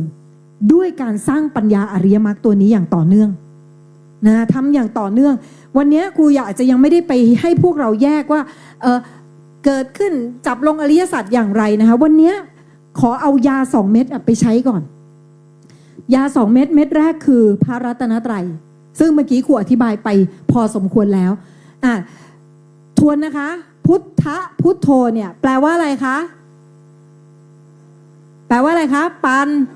ปัญญาธรรมดาไม่ปัญญาบวกเลขได้ปัญญาไอน์สไตน์ก็มีปัญญานะปัญญาตัวนี้คือปัญญาตัวไหนคะดับทุกข์เท่านั้นเป็นปัญญาในการดับทุกข์ซึ่งถ้าเรามีปัญญาอันเนี้ยใช้ชีวิตทุกเรื่องได้หมดทำธุรกิจไม่ได้เอาปัญญานี้ดับทุกข์ได้เห็นได้จับวางทุกอย่างได้ธุรกิจติดขัดปุ๊บครูเห็นปุ๊บเกิดขึ้นปุ๊บดับไปปุ๊บปัญญามันจะเกิดตรงหลังจากที่ดับมันจะบอกเลยว่าคุณจะต้องเขาเรียกอะไร make a move ทำเคลื่อนยังไงหลังจากนี้มันจะเป็นแบบนั้นนะคะ พุทโธแปลว่าปัญญาเมแปลว่าอะไรเมแปลว่าข้าพเจ้าให้จำเหมือนภาษาอังกฤษมีอย่างเงี้ยค่ะมีเมแปลว่าข้าพเจ้านาโถแปลว่าอะไรที่พึ่งที่พึ่งเราเคยได้ยินคำว่าอนาถาไหมอนาถาเคยได้ยินไหมคะอุ้ยตะเถนโอ้ขอบพระคุณมากเลยนะคะช่วยเหลือประชากรขอให้ได้บุญเยอะๆนะคะนาโถนาถาแปลว่าอะไรคะที่พึ่งเคยได้ยินคำว่าอนาถาใช่ไหมคือคนไม่มีที่พึ่งฉะนั้นเราจะเป็นคนอนาถาไหมคะไม่เอาวันนี้เรามีที่พึ่งยังมีแล้วพึ่งใครคะพระรัตนตรัยนั่นคือคำว่าพึ่งตัวเองอย่างแท้จริงพุทโธเมนาโถธัมโมเมนาโถธัมโมแปลว่าอะไรคะธัมโมแปลว่าอะไรคะสัจจะความจริงเราจะไม่พึ่งสิ่งที่โกหกหลอกลวงอีกแล้วเราจะพึ่งความจริงความจริงที่เราพึ่งคืออะไรคะอริยสัจสี่เราจะพึ่งความจริงเลยว่าสิ่งนี้เป็นทุกข์สิ่งนี้เป็นทุกข์เกิดขึ้นตั้งอยู่ดับไปแกเป็นทุกข์แต่ฉันไม่ได้เป็นแกฉันกับแกเลยไม่ได้เป็นเนื้อเดียวกันเข้าใจไหมฉันเห็นความเป็นทุกข์แต่ฉันไม่ได้เป็นทุกข์เก็ตไหมคะเห็นความจริงคือธรรมะสังฆะคือใครผู้ปฏิบัติดีปฏิบัติชอบปฏิบัติออกจากกองทุกข์หากวันนี้เราเริ่มมีพระรัตนตรัยนับตัวเองได้เลยว่าคุณคือสังฆะแล้วถ้าวันนี้ไหนใครคิดว่าอยากปฏิบัติธรรมให้มันแบบเห็นการดับทุกข์ในใจของตัวเองได้ไหนยกมือให้ครูดูหน่อยใครแบบขอลองสักตั้งขอฝึกสักตั้งในการปฏิบัติให้เห็นการดับทุกข์ในตัวเองได้สาธุคุณรู้ไหมว่าพระพุทธเจ้าท่านตัดไว้พระอาจารย์ต้นเรียบเรียงจากสิ่งที่พระพุทธเจ้าสอนบุคคลที่สามารถบรรลุธรรมได้มีตัวชี้วัดเขาต้องปฏิบัติธรรมมาแล้วไม่ต่ำกว่า 100,000 กับกี่กับคะ100,000อย่าเพิ่งท้อคุณรู้ได้ไงว่าคุณไม่ได้มาที่แสนตัวชี้วัดว่าคุณมาที่แสนแล้วอยู่ตรงไหน1ได้เกิดเป็นมนุษย์เกิดยังมนุษย์ใช่ไหมที่ฟังอยู่ตรงนี้ได้เกิดเป็นมนุษย์นะคะ2แต่ถ้าเทวดาฟังอยู่แล้วปฏิบัติมีพระรัตนตรัยก็ไปได้นะคะบอกเทวดาไว้ด้วยนะคะเผื่อๆนะคะ2ค่ะนอกจากเกิดเป็นมนุษย์แล้วมีอะไรคะได้พบพระพุทธศาสนาพบยังคะพบแล้วได้ฟังธรรมแท้ข้อที่3ได้ฟังยังคะอริยสัจได้ฟังแล้วข้อที่4สำคัญมากฟังแล้วถ้าใครปฏิบัติมาครบแสนกับเขาจะมีข้อนี้อัตโนมัติฟังแล้วอยากนึกเอาไปทำเขาจะมีข้อนี้อัตโนมัติบางคนฟังแล้วเข้าหูซ้ายทะลุหูขวาบางคนแบบว่าก็ไม่ได้เข้าใจแต่ก็เอาไปพุทโธเมนาโถไปก่อนเนี่ยลักษณะพวกเนี้ยไม่ต่ำกว่าแสนกับแน่นอนมีไหมคะข้อนี้มีไหมเอาแล้วและข้อสุดท้ายค่ะที่จะทำให้เราชี้ชัดเลยว่าคนคนนี้มีสิทธิ์บรรลุธรรมได้ในชาตินี้ความเพียรนั้นไม่ใช่พอทำปุ๊บทำ1 วันท่วนจบอย่างนั้นไม่ใช่แต่ถ้าเรากลับไปทำแล้วทำอีกฝึกแล้วฝึกอีกฝึกแล้วฝึกอีกวันนี้อาจจะเหนื่อยไม่หยุดวันนี้อาจจะท้อไม่เป็นไรวันนี้อาจจะขี้เกียจพรุ่งนี้ก็ยังเริ่มใหม่ได้เขาจะไม่ใช่ขี้เกียจแล้วขี้เกียจเลยเขาจะทำแล้วเมื่อไหร่ก็ตามคุณฟังไว้ดีๆนะใครที่มีพระรัตนตรัยกรรมฐานหลังจากเนี้ยมันไม่ใช่แค่ชีวิตเราดีขึ้นอย่างอื่นนะกรรมฐานหลังจากเนี้ยมันจะง่ายด้วยวันนี้ฟังธรรมอาจจะไม่เข้าใจแต่วันที่คุณมีพระรัตนตรัยคุณฟังธรรมคุณจะงงตัวเองเลยว่าทำไมเข้าใจทุกอย่างเพราะพระรัตนตรัยจะหลีดคุณเข้าทางที่ถูกต้องจะไม่มีทางหลุดเลยมีพระท่านฤทธิ์เดี๋ยวท่านจะมาด้วยมั้งรอบนี้มาหรือเปล่าไม่แน่ใจท่านฤทธิ์นะคะเป็นคฤหัสถ์มาก่อนเป็นเด็กพุทธยุวชนมาฟังธรรมจากพระอาจารย์แล้วก็ไม่ใช่ท่านฤทธิ์ขอโทษทีท่านเพชรค่ะท่านเพชรมาฟังธรรมจากพระอาจารย์ท่านเพชรเนี่ยนะเป็นเด็กในสมัยตอนเป็นคฤหัสถ์ซึมเศร้าด้วยแล้วก็ใช้ยาเสพติดด้วยใช้ยาเสพติดเลยนะคะแบบกัญชากระท่อมอะไรเงี้ยแล้วหนีความเจ็บปวดเพราะที่บ้านแบบบ้านแตกอะไรเงี้ยแล้วมีความเศร้าท่านก็ใช้วิธีนี้พอไปเจอพระอาจารย์ต้นก็มีพระรัตนตรัยหายจากอาการซึมเศร้าก็หลงระเริงไปใช้ชีวิตจนทำให้จิตตกใหม่อีกรอบแต่ความเจ๋งอยู่ตรงนี้ค่ะพอทันทีที่จิตตกเขาจะไม่ไปทางอื่นเลยเขาจะกลับเข้าทางคือถ้าคุณมีพระรัตนตรัยมันจะจับคุณเข้าทางอัตโนมัติคุณจะหลงยังไงก็ได้เขาจะตีคุณเข้าทาง ผู้ช่วยครูติดตามครูมา2 ปีท้วน ไม่ปฏิบัติ ครูเงาะทำอะไรจะลุกขึ้นมาอย่างเดียวคือ สาธุขึ้นมารับบุญ อนุโมทนาสาธุแต่สิ่งที่เขาไม่เคยขาดเลยคือพระรัตนตรัยเขาบอกมันง่ายดีพี่ก็เลยทำไป อย่างอื่นพี่ไม่ทำพี่ฟังไม่รู้เรื่องครูเงาะแต่มันจะมีวันหนึ่งพอเขาว่าแนบกับพระรัตนตรัยคำว่าแนบคือยังไง 1. จิตคุณจะท่องขึ้นมาเองโดยที่คุณไม่ได้เจตนา มันจะท่องขึ้นมาเอง 2. จิตคุณจะมั่นคงซาบซึ้งถึงพลังของพระรัตนตรัยมันจะซาบซึ้งในใจเลยจะเกิดความมั่นคงมันจะรู้ด้วยตัวเองเลยคุณจะรู้ด้วยตัวเองวันที่พี่ดาวค่ะเกิดความซาบซึ้งในพระรัตนตรัยพี่ดาวบอกว่ามันแปลกมากเนาะพี่ฟังทำเข้าใจทุกอย่างเลยคุณโจอี้สามีครูนั่นใช้เวลาประมาณปีครึ่งกว่าจะลงใจทางนี้ทำแบบยักแย่ยักยันอะทำแล้วไม่ทำทำแล้วไม่ทำทำแล้วไม่ทำแต่ไม่ขาดพระรัตนตรัยวันหนึ่งขับรถอยู่ฟังธรรมพระอาจารย์ต้นเข้าใจระดับที่เขาบอกว่ามันซาบซึ้งเหมือนที่เราอยากจะบีบแต่ดังๆกลางท้องถนนน่ะอยากจอดรถแล้วลงไปกราบพระอาจารย์อยู่กลางถนนเลยว่าเฮ้ยมันแค่นี้เองแล้วหลังจากนั้นไปฟังธรรมครูบาอาจารย์ที่เขาเคยฟังแล้วไม่เข้าใจมาก่อนเข้าใจหมดทุกคนคุณไปไม่ต้องเชื่อกูนะลองดูครูเนี่ยไปฟังธรรมที่ไหนนะตอนนี้นะมันเกิดความเข้าใจอัตโนมัติเลยอะพระรัตนตรัยจะชี้นำจะนำทางจะไม่ให้คุณผิดทางจะตะล่อมไปทางเดียวคือทางแห่งความเจริญไม่มีคำว่าเสื่อมอยู่ในนี้นะคะไหนใครฟังวันนี้แล้วรู้สึกว่า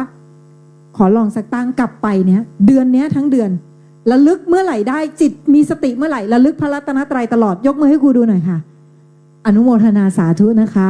ทำนะมันดีจริงๆให้มันคุ้มการเกิดมาจริงๆแล้วคุณจะเห็นว่า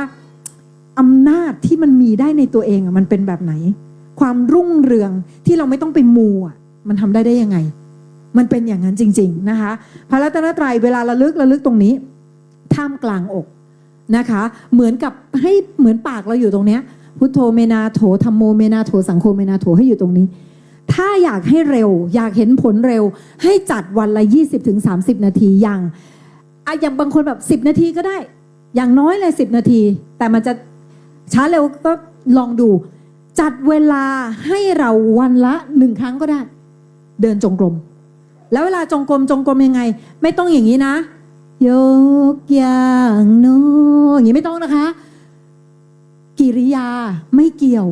เราอยู่ที่กิริยาของจิตไม่ใช่กิริยาของกายเดินปกติเลยค่ะจังกมะแปลว่าการก้าวการย่างฉะนั้นคุณเดินนี้เลยเดินปกติเลยในใจนะพุทโธเมนาโถธัมโมเมนาโถสังโฆเมนาโถอาทิตย์แรกแปลเป็นภาษาไทยหน่อยก็ดีพุทโธเมนาโถพระพุทธเจ้าเป็นที่พึ่งอันประเสริฐของข้าพเจ้าธัมโมเมนาโถพระธรรมเป็นที่พึ่งอันประเสริฐของข้าพเจ้าคิดเรื่องอื่นปล่อยมันแล้วกลับมาแค่นี้เองไม่ต้องไปสนใจอะไรเลยคิดอะไรได้คิดได้หมดเลยแล้วก็กลับมาคืออย่าไปตามความคิดเท่านั้นนะเผลอคิดก็รู้ว่าสัญญาทำงานเองฉันไม่ได้คิดไม่ต้องไปแบบจ้องดึงกลับอะไรก็รู้แล้วก็กลับมาปกติของเราโอเคไหมคะเดินกอดอกได้ไหมได้เอามือไพ่หลังได้ไหมหนาวเอามือล้วงกระเป๋าได้ไหมได้ทำไปเถอะจังกมะคือการก้าวนะคะวิ่งจงกรมได้ไหมได้หลายคนลูกศิษย์พระอาจารย์เนี่ยวิ่งอยู่บนลู่วิ่งเขาเป็นนักวิ่งมาราธอนวิ่งไปแล้วเขาก็ท่องธาตุไปด้วยตอนนั้นเขาอยู่ขั้นท่องธาตุแล้วพอท่านวิ่งไปท่องธาตุไปตาเงยขึ้นมามองเห็นทุกคนเป็นกระดูกหมดเลยด้วยจิตมันยอมรับสมองมันยังไม่ยอมรับมันต้องทำซ้ำจนจิตมันยอมรับเขาเห็นความเป็นธาตุในมนุษย์หมดเลยในขณะที่อยู่ในวิ่งในท่าวิ่งโอเคไหมคะนี่คือถ้าใครเป็นคนกำลังใจอ่อนนะตื่นนอนสัก10 ครั้งก่อนนอนสัก10 ครั้งหรือเอาไปแมทช์ไว้กับการกระทำเช่นทุกครั้งที่กินข้าวทุกครั้งที่เดินขึ้นลงบันไดอย่างนี้ก็ได้ถ้าจิตเรากำลังเราอ่อนกำลังปานกลางให้วางจงกรมมันจะทำให้เราเร็วนะคะมันจะหมายถึงว่ามันจะจิตมันจะทำงานได้ง่ายและเร็วถ้าใครกำลังใจสูงทำทุกขณะปากไม่ขยับเมื่อไหร่พุทโธเมนาโถลูกศิษย์ครูเป็นหมอเพื่อนของหมอแบงค์เนี่ยหมอกันพอบอกปุ๊บพระอาจารย์บอกปุ๊บทำเลยผ่าตัดก็พุทโธเมนาโถแต่เขาทำด้วยอัตโนมัติเขาแล้วนะคะพุทโธเมนาโถธัมโมเมนาโถเขาทำอย่างนี้ตลอดเวลาหมอกันนี่รู้เรื่อง7 วันรู้เรื่องเลยนะคะป่ะนะองค์คุณมีสติมีสมาธิมีกุศลรองรับทำให้กรรมฐานอื่นๆของเราเจริญด้วยนะคะแล้วทำให้เราก้าวขั้นได้ง่ายเมื่อกี้ครูบอกไปแล้วนะคะและถ้าจิตคุณมีพระรัตนตรัยคุณทำผิดอะไรมาในชีวิต นะแต่จิตคุณทำจนพระรัตนตรัยแนบนะถ้าไม่แนบมาคิดตอนก่อนตายมันบางทีมันไม่มาให้นะแต่เมื่อไหร่ที่จิตคุณแนบจิตตุปบาทสุดท้ายจะถูกตัดด้วยพระรัตนตรัยจะปกป้องคุณไม่ให้ลงอบายภูมิจะเกิดเป็นมนุษย์กับเทวดาเท่านั้นแต่กรรมที่ทำไว้จะถูกมาชดใช้ตอนไปเป็นมนุษย์นั่นแหละไม่ได้หายแต่จะไม่ต้องลงอบายภูมิแปลว่าก่อนตายอะค่ะถ้ามีพระรัตนตรัยวางใจได้เลยว่าปลอดภัยแน่นอนอันนี้พระพุทธเจ้าตรัสไว้เลยนะคะวางใจได้เลยว่าคุณปลอดภัยแน่นอนคนอาจจะบอกว่าโอ้มันไม่แฟร์ทำชั่วมาตลอดถ้าชั่วมาตลอดโอกาสยากมากที่จะมีพระรัตนตรัยแต่ถ้าคุณเคยชั่วมาก่อนแล้วมีพระรัตนตรัยชั่วนั้นจะค่อยๆจางออกไปเองเหมือนการเทน้ำอ่ะถ้าวันนี้คุณว่ามีแก้ว1 แก้วมีแก้วสมมุตินะคะใส่ดินลงไปเยอะๆคุกกลายเป็นน้ำสกปรกเราจะทำยังไงให้น้ำนี้เป็นน้ำสะอาดถ้าไม่ต้องเทเติมน้ำดีจำนวนมหาศาลถูกไหมคะเติมน้ำดีจำนวนมหาศาลไม่ใช่จำนวนเท่าเดิมนะมหาศาล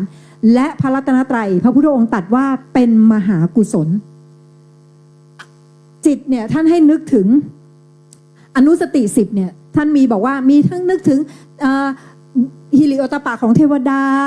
นึกถึงทานนึกถึงอะไรท่านบอกว่าเยอะมากเลยนะแต่มีเพียงแค่3 คำเท่านั้นที่ท่านใช้คำว่ารัตนะลงประกอบคือคำว่านึกถึงพุทธรัตนะธรรมรัตนะสังฆรัตนะ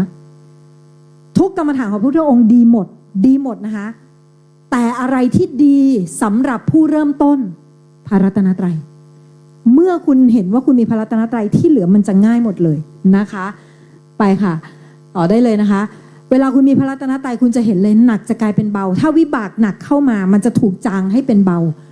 าจะหายไปเลยนะคะมันคือการแทนของระดับกุศลอกุศลยาเม็ดที่2ที่ครูจะให้ไว้ในวันนี้มันยังไม่มายังคะไม่เป็นไรยาเม็ดที่2คือการทักอารมณ์พูดพร้อมกันการทักอารมณ์ต่อไปนี้อารมณ์ใดๆเกิดขึ้นความคิดปรุงแต่งใดๆปุ๊บเราจะไม่กดอารมณ์แล้วข้อสิ่งที่ต้องทำต่ออารมณ์มี5 อย่างนะอย่าห้ามเกิดอย่ากดไว้อย่าไปต่ออดทนรอดูมันดับ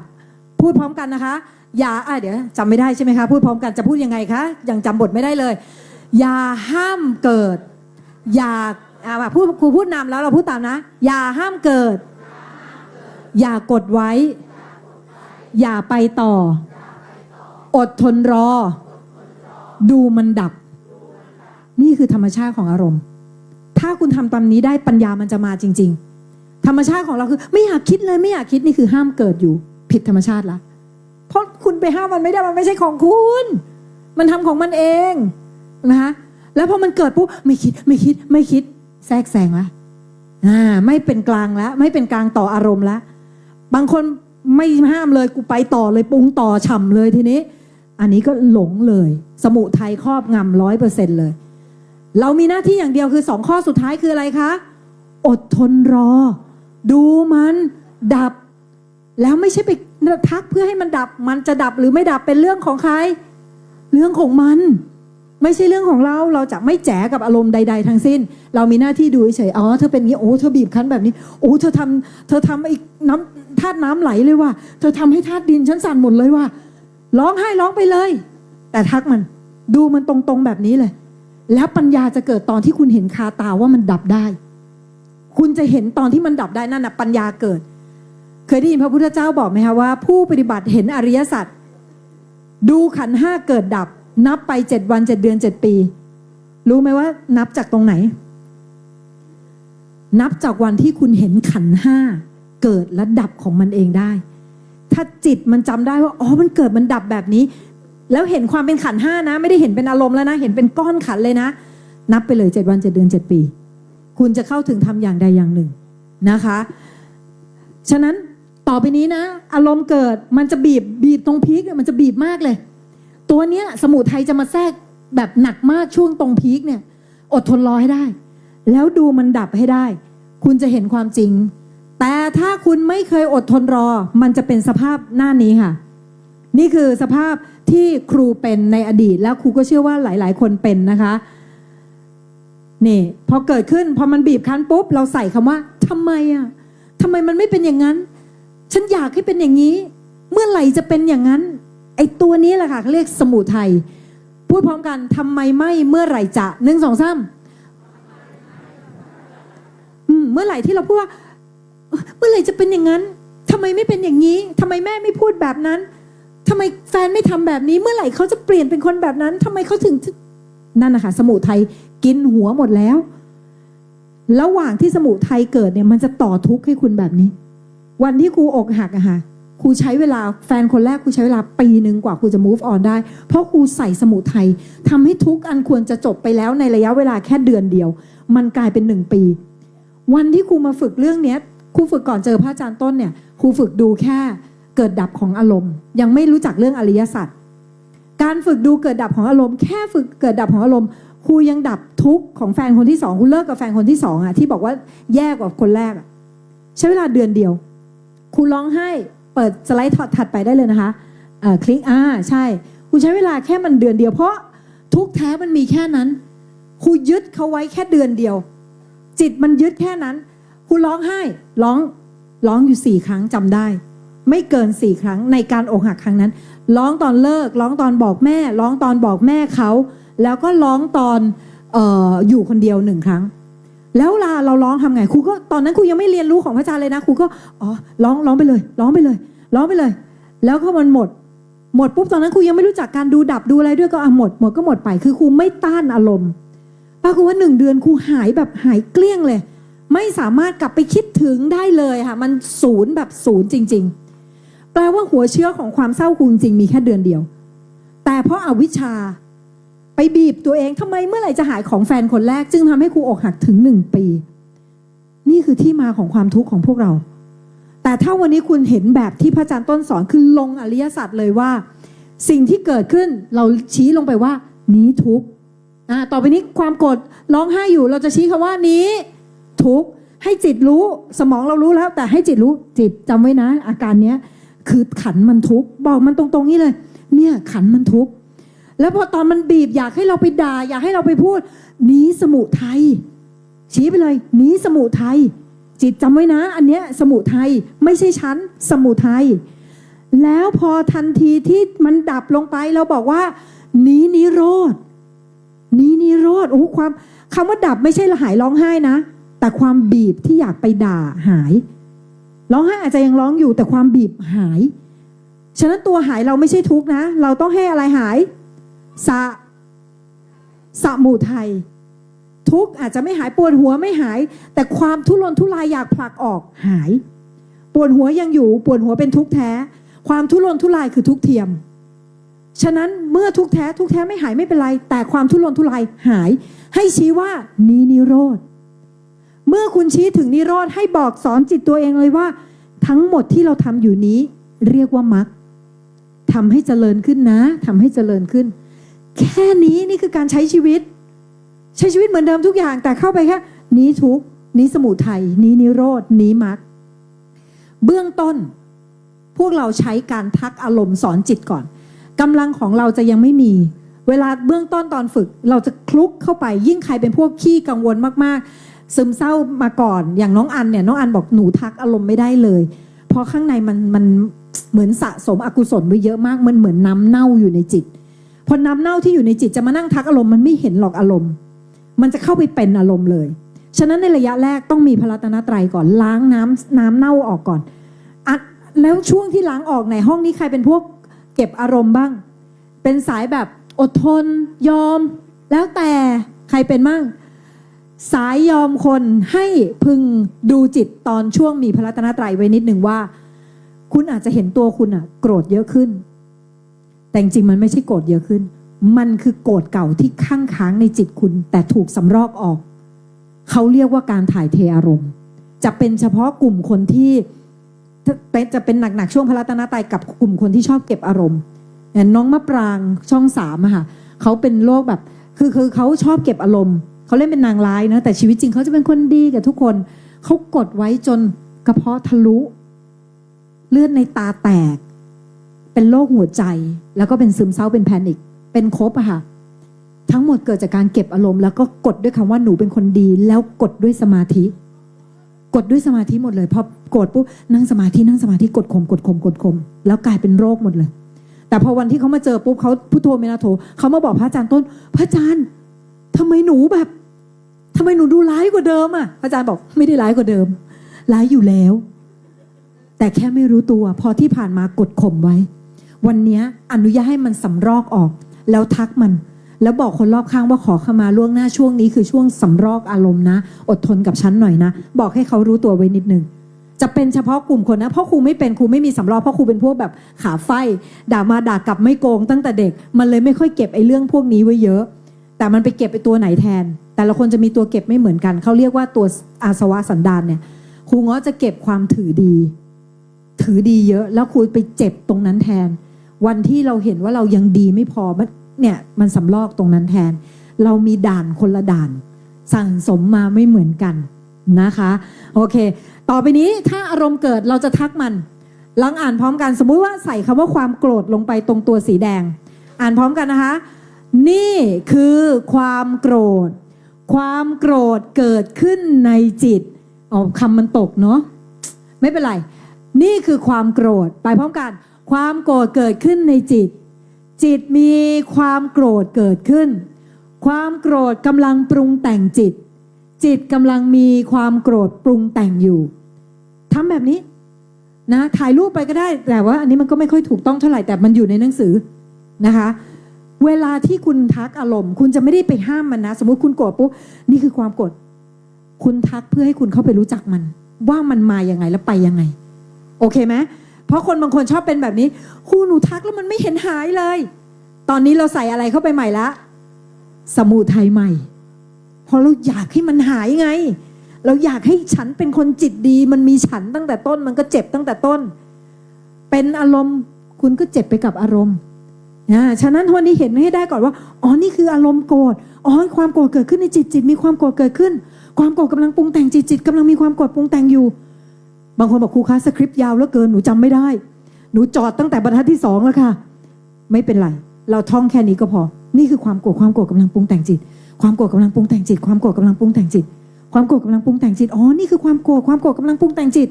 แค่นี้เลยก็ได้เอาแค่2บรรทัดก็ได้แต่ให้เรารู้ว่ามันคือความโกรธที่มันไม่ใช่เราความจำมาปุ๊บนี่คือความจำความกังวลเนี่ยเด็กๆมาเนี่ยจะไปสอบโหฉันจะสอบได้ไหมเครียดนี่คือความเครียดกำลังเกิดขึ้นในจิตมีความเครียดเกิดขึ้นโอ๊ยทำไงดีเพื่อนจะนินทาเราไหมนี่คือการคิดปรุงแต่งความคิดปรุงแต่งกำลังเกิดขึ้นในจิตมีความคิดปรุงแต่งเกิดขึ้นความคิดปรุงแต่งกำลังเกิดขึ้นในจิตเข้าไปทักมันแบบนี้แล้วเฝ้าดูอดทนดูให้ได้ดูจนมันมอดของมันไปเองคุณบอกตัวเองเลยนี่ไงมันดับแล้วมันไม่ใช่ของเรามันเกิดเพราะว่าเราไปมีความไม่รู้ไว้ในจิตมันเลยต้องเกิดมันเป็นผลแก้ไม่ได้มีแค่รู้แล้วเลือกทำการกระทำที่ถูกต้องหลังจากนั้นนั้นสุดท้ายค่ะครูจะให้ดูซิว่าพวกเราเคยใช้ชีวิตผิดมาแบบเขาคนเหล่านี้หรือเปล่าเจอคนพูดไม่ดีใส่โกรธปุ๊บด่ากลับบ้างเก็บกดบ้างผลลัพธ์เป็นยังไงมีคนจิตป่วยเพิ่มขึ้น2 คนถูกไหมคะมีคนมาด่าเราอีบ้าเราบอกมึงสิบ้ามึงก็สิบ้ามีอีบ้า2 ตัวเลยทีนี้จริงไหมคะนี่คือการสร้างทุกข์เพิ่มต่อไปนี้ถ้าแก้โดยอริยมรรคเจอคนพูดไม่ดีใส่กำหนดรู้ว่าอะไรเขาพูดไม่ดีเขาทุกข์ด้วยยังไม่พอนี่คือวิบากของฉันเราไม่มีทางเจอสิ่งที่เราไม่เคยสร้างไว้ค่ะต่อไปนี้ลองทำจิตยอมรับทุกอย่างได้ไหมครูถูกโกงเอาคนเอาเงินครูไป1 ล้านครูทำไว้ครูไม่ทำครูไม่มีทางเจอครูถูกคนใส่ร้ายครูทำไว้ถ้าครูไม่ทำครูไม่มีทางเจอมีใครห้องนี้เคยถูกใส่ร้ายเคยถูกคนใส่ร้ายเป็น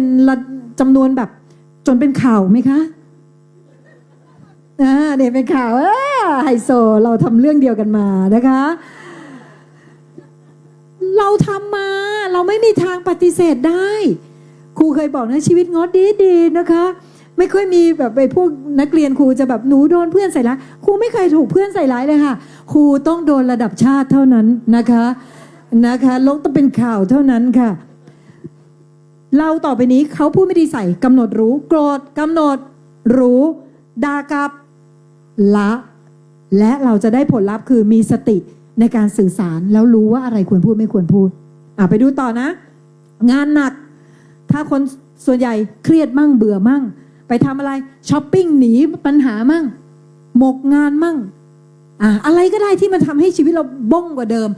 ใครเคยเครียดแล้วไปช้อปปิ้งมั่งมีไหมห้องนี้เครียดปุ๊บช้อปปิ้งผลลัพธ์คืออะไรงานดักเท่าเดิมเพิ่มเติมคือหนี้เพิ่มเติมคือจนกว่าเดิมถูกไหมคะแต่ต่อไปนี้ถ้าเรางานหนักกำหนดรู้ว่าก็นี่คือวิบากสิ่งที่เราต้องทำยอมรับเครียดกำหนดรู้ว่าเดี๋ยวมันเกิดแล้วก็ดับใครจะนั่งเครียดฟอตลอดเวลาไม่มีหรอกเกิดแล้วมันก็ดับช้อปปิ้งเราละได้ถ้าไม่มีเงินแต่ถ้าเรามีเงินช็อปได้นางวิสาขารวยมากนะคะใส่ชดาอะไรคะมหาลดาปราสาทใหญ่โตที่แบบแพงมากไฮโซมากเขาบอกว่าเกือบ100 ล้านนะคะชดาของนางนะคะใส่ไปวัดด้วยนะคะไหนใครเป็นคนชอบเพ่งโทษคนบ้างเห็นคนไปวัดแล้วแต่งตัวสวยแล้วแบบมาวัด มาวัดทำไมต้องแต่งตัวแบบนี้ดูตัวเองเถอะค่ะดีไหมคะต่อไปนี้เพราะอะไรเขามีสิทธิ์คนที่จะไปละความสวยความงามพระอนาคามีเขาถึงไปละกามได้ตอนนี้พระโสดาบันเขาละความเห็นผิดแต่เขายังมีกามอยู่กามไม่ได้แปลว่าเรื่องเซ็กส์อย่างเดียวหมายถึงชอบด้วยตาหูจมูกลิ้นกายใจเสพเสวยความสุขทางตาหูจมูกลิ้นกายใจอยู่ฉะนั้นมีได้ถ้าไม่เบียดเบียนตัวเองเขาเรียกคนมีบุญก็ใช้บุญของตัวเองไปโอเคไหมคะเขานางใส่ไปวัดนะคะชดาของนางเนี่ยนะคะนั้นมีช็อปค่ะแต่ถ้าไม่มีตังค์ต้องไปกู้หนี้ยืมสินไม่ทำนะคะเอาอีกสักอันหนึ่งเด็กสอบตกปุ๊บกลัวแม่ด่าโกหกแม่ดีกว่าอย่างนู้นอย่างนี้สุดท้ายพอแม่จับได้ยังสอบตกเหมือนเดิมเพิ่มเติมคือเสียเครดิตไม่มีใครเชื่อแล้วพ่อแม่หลังจากนี้แม่เชื่อหนูสิเอาอะไรมาเชื่อเองเคยโกหกข้าสร้างทุกข์ให้ตัวเองเห็นไหมแต่ถ้าวันนี้สอบตกยอมรับนี่คือทุกข์แท้ที่เกิดขึ้นแล้วเห็นไหมเสียใจกลัวกำหนดรู้จนความกลัวนั้นดับละการโกหกแล้วเราจะเลือกอริยมรรคทำสิ่งที่ถูกต้องอ่านหนังสือสิแก้ไขปัญหาที่ถูกต้องสินั้นถ้าวันนี้คุณไม่ยอมเห็นทุกข์คุณจะเข้าไปเป็นทุกข์แต่เมื่อไหร่ก็ตามที่คุณเห็นทุกข์คุณจะเห็นว่าทุกข์กับคุณไม่ใช่เรื่องเดียวกันเมื่อเห็นทุกข์จะไม่เป็นทุกข์เราเห็นทุกข์ด้วยการกำหนดรู้และเราจะละสมุทัยด้วยการกำหนดรู้เช่นกันแล้วละพฤติกรรมที่ไม่ถูกต้องโอเคไหมคะฝืนไว้แล้วถ้าหลุดครูเงาะถ้ามันหลุดหลุดได้ไหมพวกเราก็เพิ่งเริ่มฝึกจะอะไรกะว่าลงแข่งปุ๊บกูชิงแชมป์โลกเลยฉะนั้นการที่เราฝึกแรกๆหลุดครูเงาะยังมีเลยหลุดทุกวันนี้ก็ยังมีเพราะว่าอาสวะมันยังไม่หมดมันยังมีอยู่ตั้งเยอะเมื่อเช้ามาเนี่ยคุณโจอี้นี่คือตัวเดินมักของคุณเลยมักคุณนี่หมุนติ้วเลยอยู่กับคุณโจอี้คุณโจอี้มาเมื่อเช้าเราก็รีบมาไม่ทันกันใช่ไหมเราก็รีบเรายังไม่รู้ว่าเกรดเราคือเกรดไหนเราก็ลงไปดูแล้วขณะที่เราวิ่งไปดูเกรดปุ๊บตาเราก็กำลังเกรดไหนวะรู้แล้วหันจะไปบอกโจอี้นู้นพอเดินไปไกลมากไม่รอเราเลยแล้วเราก็แบบโอ้โหอาสวะของเก่าคือสันดานของเก่าเราสมุทัยมันเกิดเลยตัณหามันเกิดเลยว่าสารพันเสียงเลยค่ะที่ในหัวคือบอกว่าทำไมเดินไม่รู้จักรออยู่ในหัวเต็มไปหมดเลยนะคะแล้วครูก็เดินไปแล้วนางก็หันมาหาครูนิดนึงแล้วนางก็ยังเดินต่อครูก็แบบอะไรวะแล้วพอครูเดินเข้าไปพอไปถึงใกล้ๆเขาปุ๊บเขาก็หันมาเกรดไหนตัวเองก็ไม่รู้แล้วเดินนำในหัวครูนะสมุทัยสันดานเก่าของเราคำว่าสมุทัยมันคือของที่เราสะสมไว้แต่ปางก่อนนะมันจะขึ้นออโต้มันขึ้นว่าไงรู้ป่ะพอเขาหันมาเกรดไหนจิตคือไม่บอกจิตครูปรุงคำนี้เลยไม่บอก อยากนำไปเลยดับมุมมั่วไปเลยไม่รอฉันใช่ไหมนั่นคือสมุทัยครูมันปรุงขนาดนั้นเลยนะแล้วครูก็ดูให้ก็เห็นมันนะแล้วกะจะไม่พูดเลยนะกะจะไม่พูดมันก็ไม่ไหวเพราะสมุทัยมันไม่ไหวเพราะสันดานเราปรุงมาฉ่ำมากว่าเธอทำไม่ถูกเธอต้องรอฉันสินี่ไม่รู้แล้วมันทิ้งทำไมว่าอะไรอย่างเงี้ยใช่ไหมสุดท้ายคำที่หลุดออกไปจากปากก็คือ A1 ก็บอกไปแล้วแล้วในใจก็บอกว่าไม่น่าบอกเลยมันก็ยังปรุงอยู่นะแล้วครูก็บอก A1 แล้วครูก็บอกไม่รอเลยนะแค่นี้ถ้าเป็นแต่ก่อนคือแบบโจ้ยเป็นไรมากไหมคือมันจังชอดหนักมากเลยเต็มที่ครูก็วันนี้ครูก็บอกไม่รอเลยนะเขาก็บอกว่าก็เห็นเธอไปดูฉันก็เลยเดินมาก่อนเห็นเธอรีบวิ่งไปดูฉันเลยก็เลยรีบวิ่งก่อน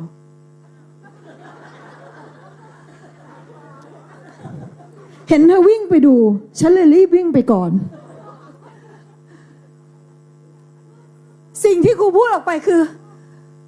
งง mindset เธอมากแล้วก็จบแค่นั้นแต่มันก็ต้องแซบเขาอะมันต้องแซบเขานิดหนึ่งอะคือว่ามันคือคำว่า mindset เธอประหลาดมากอะใช่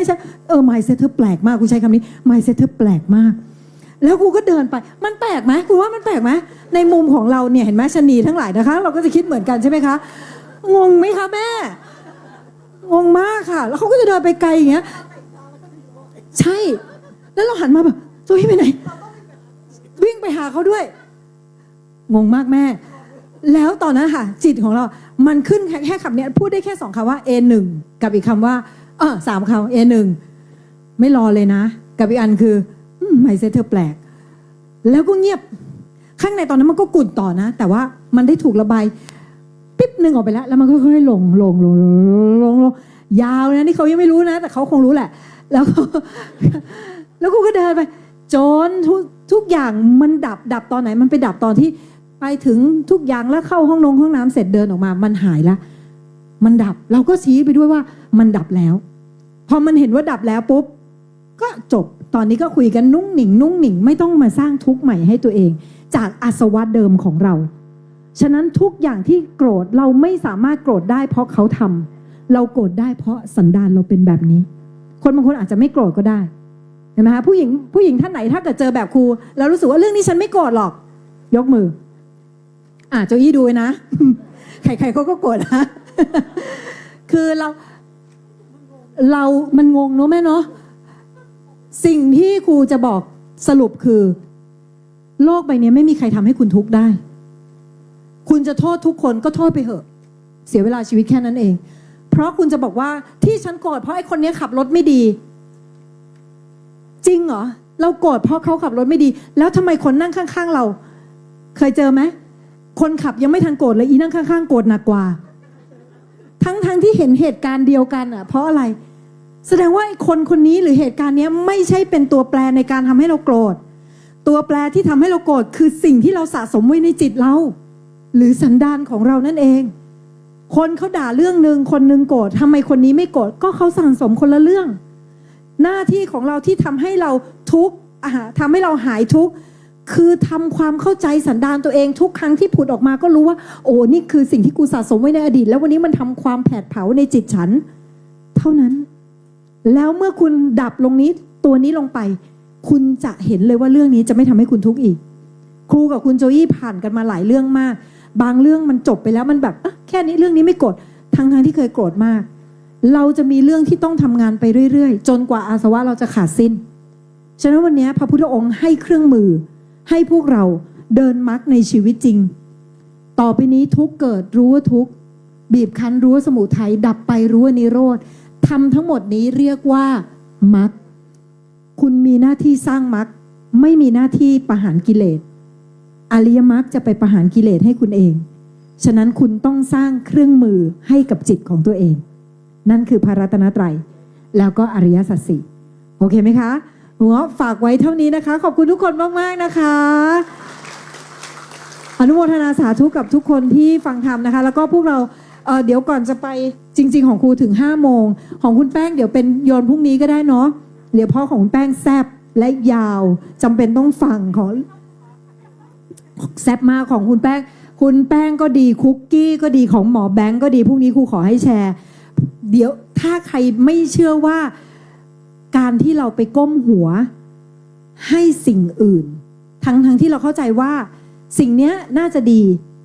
เทพน่ะเทวดาท่านก็เป็นคนดีนั่นแหละแต่เทวดาที่เป็นมิจฉาทิฏฐิคุณว่ามีไหมมีนะ เราเข้าใจว่าเทวดาต้องอยู่ข้างบนนั่งปฏิบัติธรรมอย่างเดียวไม่ใช่นะเทวดาชั้นที่เป็นอสุรเป็นพวกกินเหล้ากินอะไรเยอะแยะนะคะฉะนั้นนะคะบางทีสิ่งที่เราไปก้มใช่เทวดาหรือเปล่าก็ไม่รู้แล้วคนเหล่านี้เขารับโทษกันมาเต็มๆจากสิ่งที่เขาเคยไปก้มหัวให้พรุ่งนี้เขาจะมาแชร์ก่อนที่ครูง้อไปเรายังเหลือเวลาประมาณสัก10-20 นาทีใครมีอะไรที่อยากถามครูได้หมดทุกอย่างเลยค่ะถ้าอันไหนที่ครูตอบได้ครูจะตอบไม่ว่าจะเป็นเรื่องของการปฏิบัติหรือครูคะหนูเจอปัญหาแบบนี้หนูจะเอาหลักอริยสัจ4เนี่ยไปใช้อย่างไรถามได้เลยค่ะมีไหมคะมีคำถามไหมคะเชิญค่ะ1 2เชิญเลยค่ะเชิญได้ขวามือค่ะแล้วน้องแป้งค่ะพี่ท่านนี้ด้วยค่ะเดี๋ยวเป็นเชิญน้องผู้ชายก่อนคุณพ่อครับพอดีว่าอันนี้ต้องเกริ่นยาวหน่อยนะครับพอดีว่าผมเนี่ยประสบอุบัติเหตุใช่ไหมครับแล้วก็หมอบอกว่าเราต้องกลายเป็นคนพิการใช่ไหมครับต่างๆนะ3 เดือนแรกแหละผมทำใจได้แล้วจิตเรารู้แล้วเราคิดว่าอันนี้ผมเดาเอานะครับเราทำใจได้แล้วเราจะคิดว่าเราจะใช้ชีวิตยังไงต่อไปเรื่อยๆอย่างเงี้ยเรามั่นใจแล้วว่าเราทำใจแล้วเรายอมรับได้แล้วว่าเราต้องกลายเป็นคนพิการนี้ใช่ไหมครับพอผมก็ทำเรื่อยๆชีวิตประจำวันคือกลับมาที่บ้านเนี่ยเราจะไม่เจอใครเราเจอแต่คนเขาเรียกว่าอะไรนะนักกายภาพเนี่ยใช่ไหมครับเราก็เจออยู่แค่นี้ครับเจอนักกายภาพซึ่งเราก็ไม่ได้สนใจอะไรแล้วเราก็ไม่ได้คิดอะไรมากมายเงี้ยครับในการเจอคนข้างนอกเลยอะไรเงี้ยหรือเราทำใจได้อะไรเงี้ยแต่มีวันหนึ่งโทรศัพท์ผมเสียเราต้องไปซื้อโทรศัพท์ใหม่เงี้ยเราเลยเข็นรถเข็นเนี่ยเข้าไปในศูนย์การค้าแห่งหนึ่งเนี่ยแล้วเราก็เจอคนเยอะมากเลยเจอเพียบอะไรเงี้ยอยู่ดีเราเป็นแพนิคอัตโนมัติเลยโดยที่เราไม่รู้ตัวเงี้ยครับเราเบลอแล้วเราก็เกรงแล้วเราก็ค่อยๆห่อตัวเรากลัวมากในการเจอผู้คนเงี้ยซึ่งเราไม่รู้ตัวเลยผมก็เลยงงว่าทางที่สมองเรายอมรับแล้วโอ้นี่ดีมากแล้วจิตเราก็ยอมรับแล้วว่าเรารู้นะว่าเราเป็นแบบนี้เราเจอคนแล้วเราสามารถทำใจได้ว่าเราเจอคนได้แต่ทำไมอยู่ดีวันนั้นเราไปเจอทั้งที่เราก็ไม่รู้ว่ามันเกิดอะไรขึ้นอย่างเงี้ยครับแล้วมันเยอะด้วยนะที่คนเป็นแบบนี้ไม่ใช่เคสแรกที่ครูได้ยินมันคือภาวะที่เราเข้าใจแต่ยังไม่เข้าถึงเราเข้าใจว่าเรายอมรับเราเข้าใจว่าเราโอเคเหมือนหลายคนที่ฝึกปฏิบัติแล้วก็ยอมรับเข้าใจเลยว่าการเกิดแก่เจ็บตายเป็นเรื่องปกติถ้าพ่อแม่เราเป็นอะไรเราเข้าใจคุณโจอี้ปฏิบัติมาเยอะมากนะก่อนที่คุณโจอี้จะเสียคุณโจอี้ก็คิดว่าทำมาดีแล้วแต่พอถึงหน้างานของจริงอันเนี้ยเขาเรียกว่าภาคปฏิบัติโจอี้บอกว่าโหแปลกนะเรานึกว่าเราทำมาดีแล้วความสูญเสียเนี่ยมันพลาดพลาดมันเด็ดหัวใจแบบเนี้ยครูไม่เคยเห็นเขาร้องไห้นะครูเห็นเขาร้องไห้ซึ่งมันก็ไม่ผิดเพราะร้องไห้เป็นทุกขสัจจะสิ่งหนึ่งที่ครูอยากจะบอกคือว่าหากเราไม่มีอำนาจของพระรัตนตรัยเลี้ยงไว้ในจิตเราจะทำความเข้าใจแค่ระดับหัวแล้วเราจะไม่เห็นอารมณ์ย่อยอารมณ์ที่เรากลัวอารมณ์ที่เราพยายามทำความเข้าใจเพื่อจะโอเคเก็ตไหมเราพยายามทำความเข้าใจเพื่อให้จิตโอเคเรากำลังหวงแหนจิตดวงนี้อยู่ว่ามันต้องโอเคเราเลย make sense กับมันเนี่ยพยายามให้เหตุผลกับตัวเองว่ามันเกิดขึ้นแล้วเว้ย get over เรายอมรับชีวิตคนที่เขาพิการเขายังทำใช้ชีวิตได้ดีเยอะแยะไปเลยเราก็ต้องได้เหมือนกันเลยว่าเนี่ยมันอยู่ในระดับหัวครูถึงบอกว่าเราแก้กิเลสไม่ได้ด้วยระดับหัวมันจึงต้องทำให้จิตลงไปย้ำๆซ้ำๆจนมันสามารถเห็นได้คนเป็น panic attack เกิดจากอะไรเกิดจากการสั่งสมความวิตกกังวลที่ละเอียดมากที่เขามองไม่เห็นในตัวเองทีนี้พอมันละเอียดปุ๊บมันสั่งส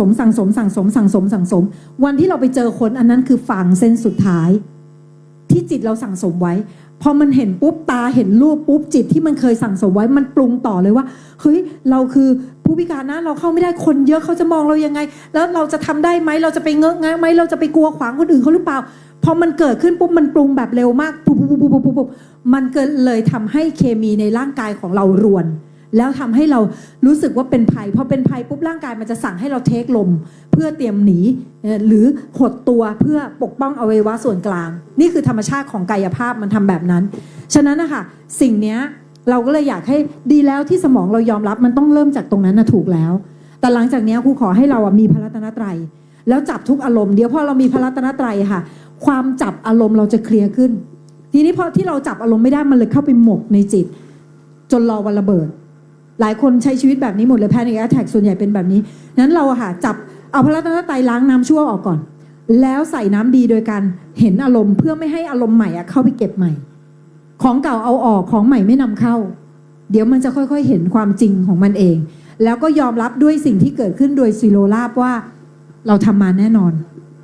ไม่มีทางอื่นเหตุนี้เราทำมาแน่นอน แม้จิตจะไม่ยอมรับ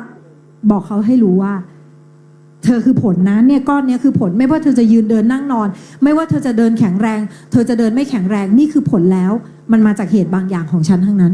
สอนเขาเรื่อยๆสมองยอมรับแต่จิตเขาไม่ยอมรับนะจิตฟังครั้งเดียวไม่รู้เรื่องนะเขาอยู่กับเรามาไม่รู้กี่ภพกี่ชาติใช่ไหมฉะนั้นเราต้องให้เขาแบบออโต้จนเขายอมรับออโต้เดี๋ยวเขาไปทำงานกับสิ่งที่มันอยู่ออโต้เองโอเคนะคะขอบคุณนะคะ เชิญค่ะเชิญค่ะท่าน อันนี้คำถามนะคะก็คือว่าตัวเองท่องพระรัตนตรัยมาได้พักหนึ่งเสร็จแล้วก็จิตมันก็ท่องเอง แต่มันท่องอยู่ประโยคเดียวและครั้งเดียวเท่านั้นนะคะ คือคำว่าธรรมโมมีนาโถเอาไปทราบว่าต้องท่องต่อ ท่องต่อค่ะท่องต่อคือจิตที่มันลั่นเองเนี่ยมันเป็นแค่ตัวชี้วัดเบื้องต้น แต่ยังไม่ใช่ตัวที่บอกว่าพระรัตนตรัยกับเราเป็นหนึ่งเดียวกันคำว่าเป็นหนึ่งเดียวกันอ่ะคุณจะรู้สึกตอนที่เรื่องใหญ่เกิดขึ้นแล้วคุณไม่กลัวอะไรเลยอ่ะตัวชี้วัดนะถ้าพระรัตนตรัยแนบจิตนะตัวที่หนึ่งตัวชี้วัดแรกคือจิตท่องเองแต่จิตท่องเองจริงมันคือระบบขันธ์นั่นแหละที่เขาจำได้สองนะคะจิตของเรามันเริ่มแบบพอเรากำลังจะคิดลบพระรัตนตรัยจะมาตัดให้เราสามมันจะเกิดความมั่นคงหนักแน่นภายในแบบที่คุณสัมผัสได้ด้วยตัวเองว่าเฮ้ยเรื่องนี้เราต้องกลัวกว่านี้หรือพอมันมืดอ่ะมันจะเห็นทางออกอ่ะอันเนี้ยและตัวที่สี่ที่ชี้วัดชัดมากสำหรับของง้อด้วยนะวันนี้ถ้ามีใครมาบอกง้อว่าครูง้อไปมูที่นี่ไปไหว้ที่นี่ไปบวงสรวงที่นี่ลดเขาไปมาไปทุกคนได้ทุกคนลดมากครูง้อไปไหมครูจะตอบได้อย่างหนักแน่นมากว่าขอบคุณค่ะไม่เป็นไรแล้วไม่มีจิตที่กระดิกอยากที่จะไปแม้แต่นิดเดียว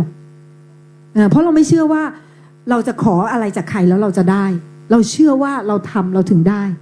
เราต่อให้คนนั้นเขาได้เพราะเหตุของเขาไม่ได้เพราะใครมาบันดาลเขาได้เพราะเหตุปัจจัยของเขาแล้วมันจะเชื่อหนักแน่นในคำสอนเนี่ยตัวนี้ชี้วัดได้เลยว่าขยับขึ้นไปลำดับของการท่องธาตุได้เลยเราจะมีทั้งหมด7ลำดับนะคะในหนังสือจะมี7ลำดับแรกคือพระรัตนตรัย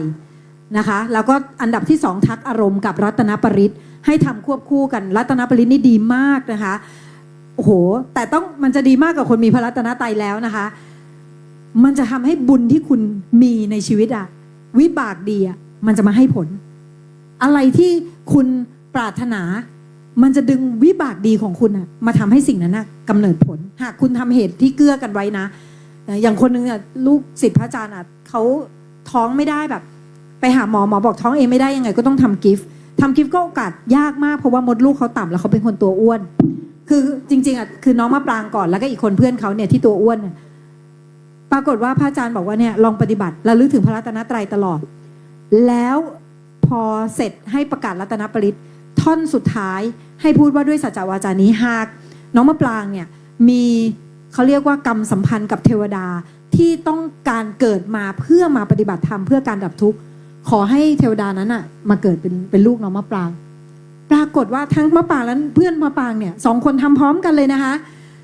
เพื่อนมะปรางเนี่ยที่หมอบอกว่าโอกาสมีลูกนี่ต่ำกว่า 5% เพราะว่าพยายามมา5 ปีทำไม่ได้เลยทำคลิปมา5 ปีก็หลุดหมดเพราะมดลูกต่ำเดือนครึ่งท้องทั้งคู่เดือนเดียวกันแล้วคลอดเดือนเดียวกันด้วยลูกออกมาแข็งแรงทั้งคู่เหมือนอารมณ์แบบว่าคือเขาไปขอว่าใครที่อยู่ข้างบนนั้นแล้วต้องการมาปฏิบัติอะลงมาในคันของ2 คนนี้แล้วเขาท้องห่างกันประมาณแบบ3 วันหรือ4 วันเนี่ยที่ตรวจแล้วเจออารมณ์เหมือนแบบว่าเพื่อนมีคนเรียกเราแล้วไปกันเถอะตุ๊บมาก่อนคนที่2ตุ๊บเนี่ยห่างกันนิดหน่อยอะค่ะคือพระรัตนตรัยจะให้อำนวยผลกับบุญที่คุณมีนะแต่ถ้าคุณเคยทำเหตุเช่นคุณไปทำเหตุแห่งการพรากลูกคนอื่นไว้เช่นนางผู้หญิงนางหนึ่งผู้หญิงคนนี้เป็นคนที่อยากมีลูกมากแต่เท่าไหร่ก็ไม่มีในสมัยพุทธกาลวันนั้นพระพุทธเจ้ามาเขาก็เอาผ้าเนี่ยมาปู เอาผ้าขาวแล้วก็ตั้งจิตว่าขอถ้าพระพุทธเจ้าเหยียบผ้านี้นะแปลว่าข้าจะมีลูกเพราะพระพุทธเจ้าเนี่ยเป็นพุทธะเป็นผู้ที่มีความอะไรศักดิ์สิทธิ์อะไรนางก็เอาผ้ามาปูพระพุทธเจ้าเห็นจิตผู้หญิงคนนี้ว่าเขาต้องการอะไรปุ๊บพระพุทธเจ้าไม่เหยียบผ้านั้นเลยเพราะท่านเห็นในอดีตชาติว่าผู้หญิงคนนี้ในอดีตกับสามีชาติปัจจุบันเคยเป็นผัวเมียกันมาก่อนในอดีตชาติไปติดเกาะอยู่ที่เกาะแห่งหนึ่งไม่มีอะไรกินจึงไปเอาไข่ของนกที่ทำรังมากินจนนกไม่มีโอกาสมีลูกเลยนกคลอดมาเมื่อไหร่มีไข่มาเมื่อไหร่เอามากินวิบากนี้จึงทำให้ชาตินี้ยังไงนางก็ไม่มีทางมีลูกได้ฉะนั้นถ้าเกิดสมมุติว่าคุณทำเหตุไว้พอมีรัตนปริตจะทำให้เหตุนั้นปรากฏกับคุณแต่ถ้าคุณไม่ทำเหตุไว้ยังไงมันก็ไม่ได้นะคะพระพุทธเจ้ายืนอยู่เบื้องหน้าก็ไม่ได้ครูจึงไม่ได้ให้พวกเรามองรัตนปริตเป็นเปลี่ยนที่มูค่ะเหมือนฉันย้ายจากมูที่หนึ่งมามูที่นี้ดีกว่าฉันมูพระรัตนตรัยแทนอะไรเงี้ยพระรัตนตรัยคือเชื่อผลของกรรมแต่การประกาศพระปริตคือการสร้างเหตุคือสร้างสัจจวาจาให้พลังของเราสัจจวาจามันเป็นบุญมากแล้วเอาบุญเนี้ยมาทำเหตุของเราให้ถึงพร้อมเข้าใจไหมแล้วมันดีมากนั่นคือสเต็ปที่2วันนี้เราเรียนกัน2สเต็ปนะเดี๋ยวพรุ่งนี้รัตนปริตเนี่ยน้องแป้งคุกกี้จะมาแชร์สเต็ปที่3ท่องท่ากรรมฐานเมื่อคุณผ่านสเต็ป1อย่างที่ครูบอกว่าคุณแนบแน่นกับพระรัตนตรัยคุณข้ามไปสเต็ป3ได้นั่นคือท่องท่ากรรมฐานท่องจนจิตท่องเองมันอาจจะไม่ได้ท่องทั้งหมดแต่จิตแบบอยู่ดีๆอย่างของครูเนี่ยเดินขึ้นบันไดบ้านมันก็ผมขนเล็บฟันหนังเนื้อเอ็นกระดูกของมันเองอาจจะไม่ได้ยาวไปจนจบแต่เขาเรียกว่าท่องแบบไม่ได้เจตนาท่องอ่ะคุยกับคนอื่นอยู่ข้างในมันผมขนเล็บฟันหนังเนื้อเอ็นกระดูกอันเนี้ยย้ายไปขั้นที่4ขั้นที่4คือขั้นพิจารณากาย6ขั้นตอนพิจารณาตั้งแต่ลมหมดเนี่ยร่างกายเราอืดบวมพองน้ำไหลออกย่อยสลายฟุบกลายเป็นดินยังไงพระอาจารย์ต้นจำแนกไว้6ขั้นตอนทำจนถึงขั้นไหนจะย้ายได้ทำจนจิตยอมรับจริงๆว่ากายเนี้ยเป็นธาตุจิตยอมรับแบบเถียงไม่ได้เลยมองยังไงก็ไม่เป็นมนุษย์อ่ะมันเป็นธาตุอ่ะมองไปเห็นมันเป็นธาตุนี่ก็ประกอบด้วยธาตุผมเนี่ยธาตุดินเนี่ยเห็นแบบจนจิตเชื่อนะไม่ใช่สมองเชื่อพอจิตมันยอมรับความเป็นธาตุคุณย้ายไปขั้นที่5ท่องขันธ์5ให้ได้แล้วแยกขันธ์ให้ได้แยกขันธ์ในชีวิตเช่นอย่างสมมุติว่าครูง้อโกรธครูง้อก็จะแยกเลยว่ารูปธาตุไฟทำงานอยู่ธาตุลม ธาตุดินกำปั้นธาตุน้ำไหลออกคือเหงื่อออกเลยอย่างเงี้ยค่ะแยกธาตุเลยเวทนากำลังทุกข์กับความโกรธสัญญาจำอารมณ์โกรธได้จำว่าเขาพูดว่าอะไรสังขารปรุงต่อว่าทำไมมึงถึงพูดแบบนี้วะวิญญาณรับรู้อารมณ์ทั้งหมดเนี่ยเขาเรียกการแยกขันธ์ไม่ต้องเข้าใจตั้งแต่ตอนนี้นะคะเดี๋ยวมันจะมีเวลาของมันตามลำดับเมื่อคุณผ่านขั้น5คุณไปขั้น6ขั้น6คือเห็นการเกิดของขันธ์เกิดแล้วดับพอขันธ์เกิดและดับปุ๊บจับลงขันธ์แล้วนี่เหลือแค่อันนี้สังขารนะอันนี้สัญญานะอันนี้สังขารนะสัญญานะดูมันเกิดดับสังขารดับสัญญาดับสังขารดับสัญญาอะไรเงี้ยดูไปแล้วขั้นสุดท้ายคือจับทั้งหมดเนี้ยลงอริยสัจลงเลยว่าไอ้ขันธ์ทั้งหมดที่เกิดเนี่ยทุกข์ไอ้ขันธ์ทั้งหมดที่เกิดพร้อมสมุทัยตัวที่บีบอยู่เนี่ยคือสมุทัยเมื่อสมุทัยดับนี่นิโรธเห็นทั้งหมดเนี้ยเรียกว่ามรรคขั้นนี้เป็นขั้นที่ถ้าใครทำได้ตั้งแต่ขั้น1ก็สามารถทำไปได้เลยขั้นเนี้ยจะทำให้คุณแทงตลอดเมื่อวันที่คุณเห็นว่ามันเป็นขันเมื่อไหร่แล้วเห็นขันเกิดดับเมื่อไหร่อันนั้นล่ะนับไปเลยค่ะ7 วัน7 เดือน7 ปีคุณจะเข้าถึงธรรมอันเป็นที่สิ้นทุกข์แล้วไม่ต้องคิดไปว่าหนูจะไม่ได้หนูไม่ได้หวังอรหันต์หวังหรือไม่หวังคุณก็ได้ผลเพราะคุณทำเหตุนะแต่ถ้าวันนี้หวังมากเลยอยากเข้าโสดาบันแต่นั่งว่างๆทั้งวันไม่ทำอะไรพระอาจารย์ครูบาอาจารย์ท่านเรียกว่าอะไรรู้ไหมไม่ใช่พระอาจารย์ต้นนะเคยได้ยินครูบาอาจารย์ท่านหนึ่งท่านบอกว่าไอ้พวกที่แบบอยากได้หนูจะโสดาบันแต่ไม่ทำอะไรเนี่ยท่านเรียกว่าโสดาบันไลนะคะมันไม่มีทางทำได้อยากให้ตายก็ไม่ได้เพราะไม่ทำเหตุไม่อยากให้ตายก็ได้ถ้าทำเหตุเข้าใจไหมคะฉะนั้นถ้าคุณทำตามทั้งหมดนี้ก็ได้ฉะนั้นของแม่เมื่อกี้ที่ตอบก็คือทำต่ออีกสักหน่อยนะคะโอเคเชิญค่ะเหลือ1ไม่อยู่ใกล้ใครได้เลยค่ะสั้นๆนะคะมีไมค์แล้วได้เลยค่ะครูง้อคะ ขออนุญาตนะคะค่ะก่อนที่คุณค คุณเงาะจะมาเจอพระอาจารย์เจ็บคออยู่ ได้ไม่เป็ เจ น อ ไร พระอาจารย์ต้นเนี่ยครูเงาะก็ต้องมีครูบาอาจารย์เนาะ ค่ะ ทีนี้พอครูเงาะมาเปลี่ยนสายพระอาจารย์ต้นเนี่ยครูเงาะก็ต้องหยุดวิธีเดิมหรือเปล่า ไม่เลยค่ะง้อผสมเลยค่ะ คือวิธีเดิมมันไม่ได้ไม่ดี แต่มันแค่ดีไม่พอ ยัง เพราะมันขาดกระดุมเม็ดแรกเพราะวิธีเดิมของเขาอะมันคือสัมมาสังกัปปะก็คือคิดถูก ก็คิดในเรื่องดีๆเขาก็สอนให้คิดดี แต่เขาไม่มีสัมมาทิฏฐิพอวันนี้ง้อสอนให้เด็กมีสัมมาทิฏฐิพอเขาเห็นอารมณ์เกิดดับคราวนี้คุณจะเปลี่ยนร่างกายย้ายโฟกัสคัดคำพูดคุณทำไปเลยเลิศเลยเพอร์เฟกเลยทำไปเลยอย่างเงี้ยค่ะ แล้วทุกวันเนี่ยครูเงาะก็ยังต้องกลับไปหาครูบาอาจารย์เดิมไหม อ๋อไม่ค่ะ คือครูบาอาจารย์เดิมท่านสอนเรื่องเดียวกันอยู่แล้ว พระอาจารย์ต้นกับครูบาอาจารย์ของครูเนี่ยท่านสอนเรื่องเดียวกันเลย เพียงแต่ว่าเราต้องเข้าใจหนึ่งอย่าง ในสมัยพุทธกาลเนี่ยมีพระหลายรูปใช่ไหมเอตทัคคะเนี่ยหรือผู้ที่เป็นเลิศภาษาลีบุตรเป็นเลิศด้านปัญญาเห็นไหมคะพระสังกัจจายเนี่ยพระสังกัจจายนะเป็นเลิศด้านการบรรยายธรรมอะค่ะเป็นธรรมกถึกอะค่ะเป็นผู้บรรยายธรรมได้ดีมากเลยในขณะที่พระอัญญาโกณทัญญะบรรลุธรรมเร็วนะเป็นผู้เป็นเลิศแบบเป็นบรรลุธรรมคนแรกเนาะแต่ท่านไม่สอนนะท่านสอนแค่หลานของท่านใช่ไหมคะ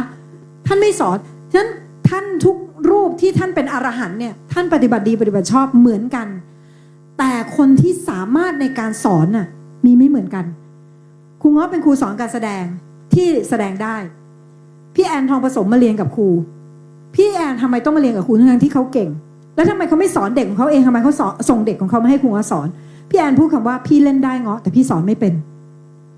ฉะนั้นเวลาเราเจอครูบาอาจารย์หลายรูปที่ท่านถึงทำมาเป็นที่สิ้นทุกข์แต่ท่านไม่ได้สอนหรือท่านอาจจะสอนแต่ไม่ได้เป็น how to ที่เคลียร์คัดขนาดนี้พอครูเห็นทางนี้แล้วครูบาอาจารย์เก่าครูกลับไปกราบไหว้ครูกลับไปเคารพท่านเหมือนเดิมฟังธรรมท่านก็ยังฟังเพราะว่ามันฟังเข้าใจแต่ก่อนฟังไม่เข้าใจเพราะว่าครูฟังเข้าใจตั้งแต่ตรงนี้แต่วันนี้ที่ครูมาช่วยพระอาจารย์ต้นเพราะครูเห็นว่าครูมีกำลังที่พอจะสนับสนุนงานของพระอาจารย์ได้ก็เลยมาอยู่ตรงนี้อย่างเงี้ยค่ะ แล้วก็ไม่รู้สึกยังไงเหมือนเราย้ายอาจารย์ต้นเหมือนเราย้ายค่ายอ่ะ เพราะว่าเราไปยึดคนไงที่ผ่านมาเราไม่เคย ไม่ได้ยึดคน ท่านก็สอนคำสอนขององค์พระสัมมาสัมพุทธเจ้า ถ้าเราไม่ยึดคนจะไม่รู้สึกผิดเลย ที่เรารู้สึกผิดเพราะเรายึดคน จริงๆเพราะเรายึดว่าเนี่ยครูบาอาจารย์เราฉันย้ายค่ายกิลตี้กับพระอาจารย์นี้จังเลยกิลตี้ทำไมอ่ะท่านพุทธธรรมสังฆะเหมือนกันเราก็อยู่กับพุทธธรรมสังฆะง้อไม่ได้ยึดพระอาจารย์ต้นง้อยึดสิ่งที่พระอาจารย์ต้นสอนง้อยึดพระรัตนตรัยที่พระพุทธเจ้าสอนแต่ที่มาช่วยตรงนี้เพราะเห็นว่าเป็นกำลังที่เราเห็นนักเรียนเราเปลี่ยนแปลงอย่างรวดเร็วก็เลยมาช่วยตรงนี้แต่ง้อก็ยังกลับไปหาท่านไปครูบาอาจารย์เก่าครูก็ไปกราบท่านอยู่แต่ไม่ได้ไปบ่อยเท่าเดิมอย่างเงี้ยค่ะแล้วก็ไม่ได้รู้สึกผิดอะไรด้วยเลยเพราะก็ยังเคารพท่านสูงสุดเหมือนเดิมสูงสุดเหมือนเคารพพระอาจารย์ต้นเคารพพระพุทธเจ้าพระอรหันต์ทุกรูปคือท่านเสมอเหมือนกันหมดนะคะเพราะท่านคือสังฆะ รู้สึกดี รู้สึกใช่ รู้สึกดี เพราะว่ามีความรู้สึกว่าเอ๊ะครูบาอาจารย์เราก็ดีอยู่แล้วแล้วเรามาอย่างเงี้ยแล้วเราชอบเราจะย้ายค่ายเปล่านะ ท่านจะยินดีด้วยซ้ำหากเรามาถูกทางเนาะ ขอบคุณ อนุโมทนานะคะ สาธุค่ะ เชิญค่ะนั้น ได้ค่ะ ไม่ถือได้ สวัสดีค่ะ ค่ะ ขออนุญาตถามสั้นๆสำหรับที่จะกลับปฏิบัติใน 7 วันนี้นะคะ เรื่องแรกก็คือเท่าที่เข้าใจก็คือว่าท่องพระรัตนตรัยนะคะพุทโธเมนาโถธัมโมเมนาโถสังโฆเมนาโถพร้อมคำแปลใช่ไหมคะทำได้ก็คือระดับสูงสุดก็คือทุกขณะจิตอันนี้ที่เข้าใจแต่เรื่องที่สงสัยค่ะคือเรื่องทักอารมณ์ อาจจะด้วยเมื่อกี้ไม่ค่อยทันสคริปต์เท่าไหร่ค่ะคุณครูสคริปต์ที่ เรามี แต่ ห ต นั อน ง เนี้ สื ย อแจกไหม จะอยู่ในหนังสือใช่ไหมคะจะมีแผ่นพับนะคะโอเคแต่ตอนนี้ที่จับใจความได้คือไม่ว่าอารมณ์อะไรจะเกิดขึ้นดูมันดับไปเอง แล้วก็อดทนรอจนมันดับไปเองแค่นั้น ถูกต้อง แค่นั้นเลย ถูกต้อง ให้ อ เห็ ด น ทน ดู ใช่ มัน ให้จิตมันฉลาดอ่ะเพราะที่ผ่านมาเวลาหมามันเห่าใส่เราอ่ะ เราวิ่งหนีหมาอย่างเดียว ค่ะ แต่วันนี้พอหมามันเห่าปุ๊บเราหยุดเราสังเกตดีๆหมามันไปต่อไม่ได้ ค่ะ พอมันเห็นพอมันเห็นเราหยุดปุ๊บมันไปต่อไม่ได้ มันจะค่อยๆยูเทิร์นพอเราเห็นซ้ำๆจิตมันเห็นซ้ำๆอ้าวมึงไปได้แค่สูงสุดแค่นี้ จิตจะฉลาดเลยหลังจากนี้เราจะไม่กลัวหมาตัวเดิมอีกต่อไป นั่นคือการทำงานกับจิต อารมณ์ทั้งหมดเหมือนหมาไล่กัดเราอะแต่ก่อนเราวิ่งเล่นกับมัน แต่วันนี้เราหยุดดูมันแล้วมันก็ยูเทิร์นกลับ ค่ะ จิตจะฉลาดต่อเมื่อมันเห็นการดับของมันได้ ค่ะ นะคะ และส่วนพระปริตก็คือพรุ่งนี้เราจะเริ่ม เดี๋ยว หรือว่าไป ง อ่าน แป้ง คืนนี้ได้ ดี๋ว เลย สามารถอ่านได้เลยไปศึกษาในหนังสือก่อนได้แล้วพรุ่งนี้มาฟังจากน้องแป้งจากน้องคุกกี้เนี่ยจะยิ่งละเอียดยิ่งขึ้นเลย ได้ค่ะ อนุโม ขบ ท ณ นาม ก นะคะ สาธุค่ะ เชิญค่ะ คำถามเรียนถามงูง้อค่ะ ถ้าสมมติว่าเราเจอเพื่อนเราเนี่ยเราเห็นเขาเป็นซึมเศร้าครูง้อมีนักเรียนสอนแต่เรายังเป็นเพื่อนกัลยาณมิตรเขาอะเราควรจะแนะนำเขาอย่างไรคะในเบื้องต้น คือถ้าเราเจอเนี่ยครูฟังอยู่ตรงเนี้ยครูเห็นนะ นักเรียนหลายคนมาเรียนปุ๊บเขาดีกับตัวเองหมายถึงว่าเขาฟังแล้วรู้สึกว่ามันดีจังเลยอ่ะอยากเอาไปบอกคนอื่นหนึ่งเราต้องมีจิตวิทยาในการเอาไปสื่อสารด้วยนะคะสองเราต้องทำให้เขาเห็นเป็นให้เขาดูอยู่ให้เขาสัมผัส ตัวเนี้ยคือการเชิญชวนที่ดีที่สุด บางทีเรายังไม่ทำอ่ะแล้วเราไปชวนคนอื่นอะมันขาดศรัทธาตั้งแต่แรก แต่ถ้าวันนี้เราทำด้วย แล้วสมมุติว่าเราไปคุยกับเขาเราเห็นเขาเศร้าเราฟังเขาเวลาเขาแกเป็นไงมั่งให้เขาพูด แกเป็นไงมั่งช่วงนี้ก็เรื่อยๆแกมีอะไรแกบอกฉันได้นะฉันเป็นเพื่อนแกและฉันพร้อมที่จะอยู่เคียงข้างแกฉันอาจจะให้คำแนะนำแกไม่ได้ สิ่งเดียวที่คนซึมเศร้าไม่ต้องการจากเราคืออะไรรู้ไหมคำแนะนำคืออย่าทำให้เขารู้สึกตัวเล็กไปกว่านี้อะเพราะทุกคำแนะนำแปลว่าเขาอะรู้สึกว่าเราอะตัวใหญ่กว่าเขาฉันโง่คิดไม่ได้ เราแค่ฟังเขาอย่างเดียวเธอเป็นยังไงแล้วแชร์ถ้าเป็นเราก็จะแชร์บอกว่าที่ผ่านมาทำอะไรไปบ้างเพื่อให้แบบที่ผ่านมาใช้วิธีไหนมั่งหรอเขาก็บอกว่าไม่รู้ก็ไปหาหมอก็กินยาก็ไม่หายสมมุติเขาพูดคำนี้แล้วบอกจริงกินยามันเหมือนปลายเหตุเนาะเป็นพวกเดียวกับเขาแล้วหลังจากนั้นค่อยแชร์ว่าพี่แชร์อันนึงให้ฟังแล้วแต่นะอันนี้แล้วแต่เราไปพิจารณาเองนะเพราะว่าพี่ไปเจอคลิปอันนึงที่น้องคนหนึ่งเขาเป็นซึมเศร้านะเขาเป็นเป็นมาทั้ง12 ปีหายใน6 เดือนอีกคนหนึ่งหายใน3 เดือนเขาใช้การล้างจิตด้วยกำลังของมหากุศลด้วยสิ่งที่ดีแบบจำนวนมากอย่าไปบอกเขาทั้งหมดว่าเป็นพระรัตนตรัยเดี๋ยวเขาฝ่อพอเขาได้ยินธรรมะปุ๊บคนธรรมชาติคือฝ่อหรือบางเราให้บอกว่าเขาใช้วิธีล้างจิตด้วยมหากุศลมันคือยังไงน่ะ ตรงนี้แหละค่ะเกี่ยวเบ็ดกลับขึ้นมาเลยถ้าเขาสนใจถ้าเขาบอกว่าบางครั้งบางทีคนถ้าเราไปบอกใช้ธรรมะเขาปัดเลยเพราะเคยมีเด็กหลายคนมากที่มาหางอนแล้วเป็นซึมเศร้าไปนั่งสมาธิแล้วกำเริบหนักกว่าเดิมฉะนั้นถ้าเขาบอกโอ้ธรรมะกับฉันไม่ได้เข้าใจเลยแกอย่าไปบอกไม่อันนี้ไม่เหมือนอย่าไปปฏิเสธคำว่าไม่จะทำให้เขาเกิดกำแพงเราบอกว่าเข้าใจเลยแกเพราะมันมีรุ่นน้องคนหนึ่งไปนั่งสมาธิแล้วกำเริบหนักกว่าเดิมเขาจะหยุดละพวกเดียวกันพอดีมันมีวิธีหนึ่งเขาใช้การล้าง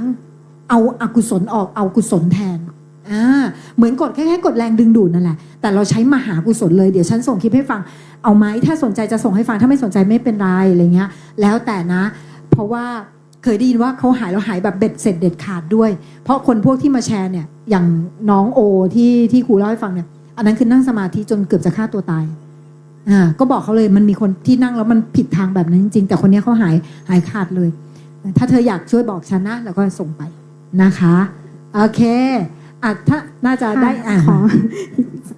สวัสดีคุณง้อนะคะคือว่าพอดีว่ามันมีเหตุการณ์ที่เกิดจากกับสามีกับแม่สามีพอดีว่าเขาสองคนนี้เขางอนกันแล้วเราเนี่ยก็คือเห็นสามีเป็นทุกข์แล้วเราก็เลยแบบอยากจะขอบอกอะไรหน่อยได้ไหมอย่างเงี้ยคือเคยดูคลิปของพระอาจารย์ที่เคยให้คำตอบที่บอกว่าถ้าหากว่าเราอยู่ห่างไกลพ่อแม่อย่างเงี้ยเราจะต้องทำยังไงแล้วก็มันเป็นปัญหายังไงอะไรเงี้ยแล้วคือพระอาจารย์บอกว่าก็เป็นเหมือนเป็นวิบากกรรมของแม่ที่แบบคือสร้างเหตุปัจจัยมาที่ได้ห่างกันอะไรเงี้ยบอกว่างั้นขอแนะนำได้ไหมเพราะเห็นว่าทุกข์อะไรเงี้ยคือถ้าอย่างเงี้ยขอให้พี่บอกกับจิตพี่นะบอกพูดออกมาว่านี่ทุกข์นะซึ่งแล้วเขาว่าไงคะเขาฟังค่ะเขาก็ฟังแล้วทีนี้เราก็เหมือนกับพอตอนที่พูดบอกไปมองเห็นว่าเนี่ยมันเป็นเหตุปัจจัยที่มันสร้างทำกันมามันเลยทำให้เป็นแบบทีนี้คำถามแล้วเขาก็คือ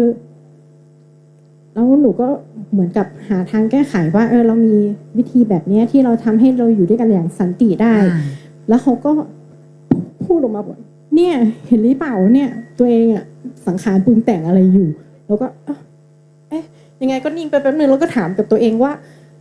นี่ฉันอันนี้สังขารเหรอคือก็มานั่งนึกแบบแป๊บนึงว่าเรามีสัญญาปรุงแต่สัญญามันขึ้นมาบอกว่าแม่เขาเคยไม่พอใจอะไรอย่างเงี้ยที่แบบมาดูแลครอบครัวเราแล้วเราก็พอแล้วแต่เราเจตนาว่าอยากจะแก้ไขบอกทางแก้ไขให้กับเขาทีนี้คำถามคืออันนี้ใช่ไหมคำถามคือครูขอโทษทีครูเป็นพวกที่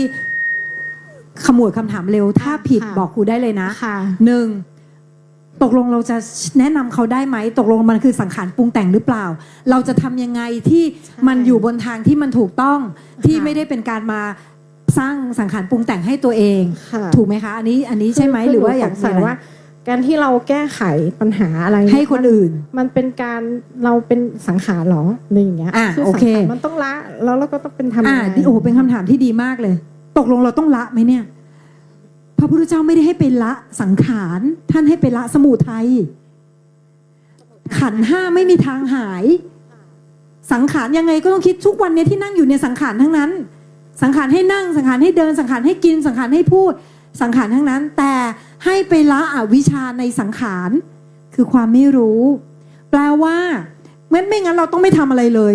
ถูกไหมคะงั้นเราต้องไม่ทำอะไรเลยแต่กุศลสังขารพระพุทธเจ้าบอกว่าให้ทำได้แต่ให้ทำด้วยความรู้ว่านี่คือกุศลสังขารถูกไหมคะถ้าทำแล้วไม่เบียดเบียนทำไปเลยทำด้วยความรู้อวิชชาคือสมุทัยคือต้นตอของสมุทัยฉะนั้นถ้าวันนี้เราเกิดทุกข์เราไปบอกสามีเราไปบอกสามีเวลาที่เราพูดเราต้องพูดแบบเข้าไปที่เหตุเลยสมมุติว่าสามีกำลังแบบงี้กับแม่อยู่เราก็จะบอกว่าที่รัก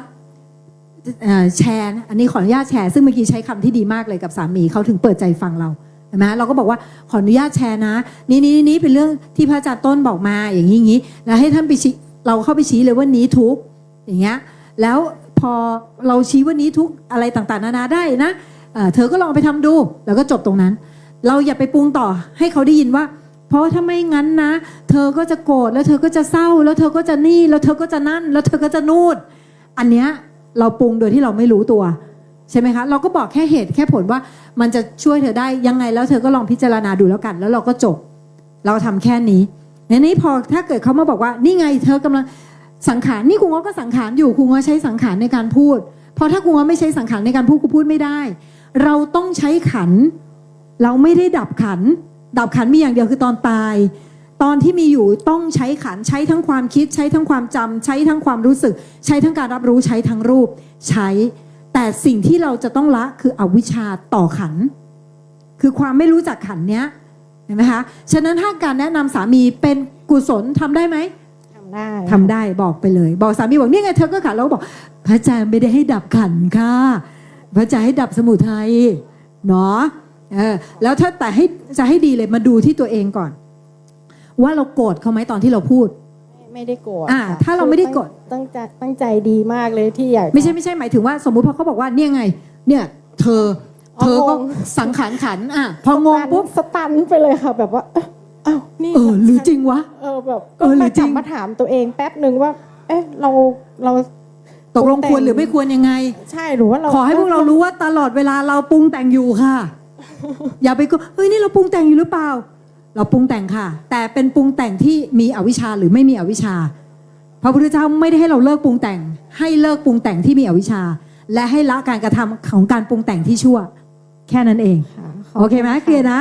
อนุโมทนาสาธุนะคะน่าจะถึงเวลาอันควรเมื่อกี้ขอเป็นคำถามสุดท้ายนะคะก็อันนี้พูดตรงๆเลยว่าทุกคนเป็นไงคะแซ่บมากไหมคะนะคะตั้งอันนี้พูดจากใจเลยนะทุกครั้งที่บ้างฟังครูเงาะแป้งรู้สึกว่าทำไมอาสวะช่างเหมือนกับแป้งเช่นนี้ บางครั้งคิดเลยว่าโอ๊ยชาติก่อนฉันเคยเป็นลูกน้องนักรบครูเงาะหรือเปล่าเนี่ย นะคะเพราะว่ามีความเดินมักในคนรอบกายก็เหมือนกันนะคะแล้วก็มีความลึกๆมีความห้าวหาญในจิตใจใกล้เคียงกันวันนี้แป้งอยากจะบอกเลยว่าแป้งขอบพระคุณครูเงาะจากใจแล้วก็ในนามของทีมธรรมนาวาล้านนาเชียงใหม่ต้องรู้เลยว่าครูเงาะเองเนี่ยสเกจจูแน่นมากครูเงาะบินมาวันนี้เดี๋ยวก็ต้องกลับคืนนี้เลยนะคะเหนื่อยมากเพราะพรุ่งนี้มีถ่ายรายการอีกพรุ่งนี้มีสอนอีกนะคะก็ในนามของทีมธรรมนาวาล้านนาเชียงใหม่ขอบพระคุณมากๆแล้วก็ขอส่งบุญทั้งหมดที่ ทีมเราได้กระทำนะคะ แล้วก็พวกเราได้มาฟังธรรมนี้ให้กับครูเงาะกับครอบครัว สาธุ และให้กับ ค่ะ มูลนิธิทุกท่านนะคะ สาธุค่ะ ทุกคนตบมือนะคะ ขอบคุณค่ะ มากๆค่ะ แล้วพวกเราทุกคนอย่าลืมนะคะ ฟังธรรมอุทิศบุญด้วยนะคะ เพราะบุญแห่งการฟังธรรมอุทิศได้ ขอบพระคุณนะคะ สาวกว่าด้วยค่ะไม่ใช่สวยอย่างเดียว ดิน นะคะ น้ำไฟลมมันผสมออกมาค่ะโอเคนะคะ แล้วถ่าย พวกเรานะคะอย่าลืมนะคะเนี่ยตอนนี้ตั้งใจตั้งจิตอุทิศบุญกันนิดนึงนะคะ ขอให้บุญแห่งการแสดงธรรมและฟังธรรมนี้ของข้าพเจ้าทั้งหลาย จงสำเร็จเป็นสมบัติทิพย์อาภรณ์ทิพย์อาหารทิพย์วิมานทิพย์แก่เหล่าญาติทิพย์ทั้งหลายของข้าพเจ้า แก่เทวดาทั้งหลายที่รักษาข้าพเจ้า ชาวทิพย์ทั้งหลายณบริเวณนี้ทั้งหมด รวมไปถึงนายเวรทั้งหลายที่ก่อกวนข้าพเจ้าและครอบครัวของข้าพเจ้ารวมไปถึงอมนุษย์เปรตผีปีศาจเทวดามารพรหมพระอินทร์พระพรหมพระยมพระการเท้าจตุโลกบาลทั้งสี่รากสดยักษ์นาคุดคนทันกินรีกินรา พระสยามเทวาธิราชบุรพมหากษัตริย์ไทยทุกพระองค์ที่สวรรคตไปแล้วบรรพบุรุษไทยทั้งหลาย เทวดาที่รักษาปกปักบุรพมหากษัตริย์ไทย และพระมหากษัตริย์ไทยบรมวงศานุวงศ์ทุกพระองค์ ขอให้ท่านทั้งหลายจงมีส่วนแห่งบุญนี้ขอให้ท่านทั้งหลายจงร่วมอนุโมทนาในบุญนี้ และมีความสุขจากบุญนี้ด้วยเทินและขอให้ผลบุญแห่งการที่ฟังธรรมและแสดงธรรมรวมถึงบุญแห่งการอุทิศบุญนี้ของข้าพเจ้าทั้งหลาย จงเป็นเหตุเป็นปัจจัย เพื่อให้ข้าพเจ้าทั้งหลายมีปัญญา มีดวงตาเห็นธรรม สามารถรู้แจ้งแทงตลอดในอริยสัจธรรม เพื่อความสิ้นทุกข์โดยชอบในปัจจุบันการและอนาคตการเบื้องหน้านี้ด้วยเถิดสาธุสาธุสาธุค่ะขอบคุณทุกคนมากๆค่ะ ขอบคุณ สวัสดีค่ะ มากค่ะ ขอบคุณค่ะ เดี๋ยวขออนุญาตช่างกล้องถ่ายรูปศาสตร์ได้ไหมคะค่ะ เก็บเป็นที่ระลึกค่ะ เดี๋ยวเชิญคุณโจอี้ด้วยค่ะมีนั่ง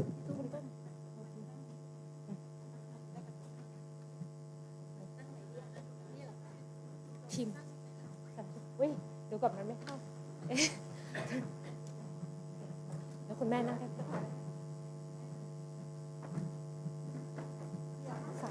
ขึ้นเวทีถัดฝ่ายเดี๋ยวไหนดีนั่งไหน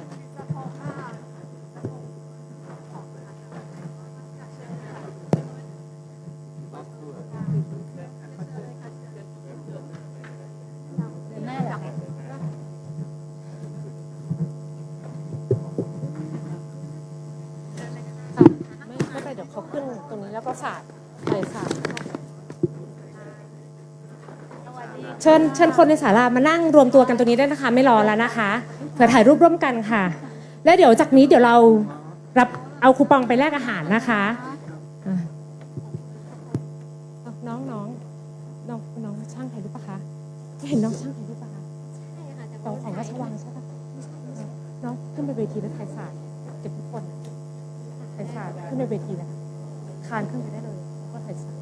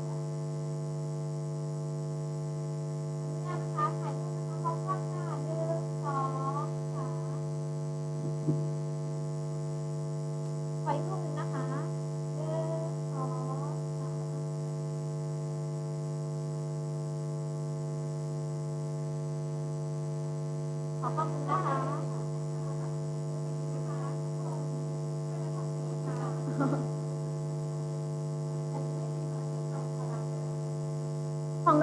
กล้องนี้นะคะ1 2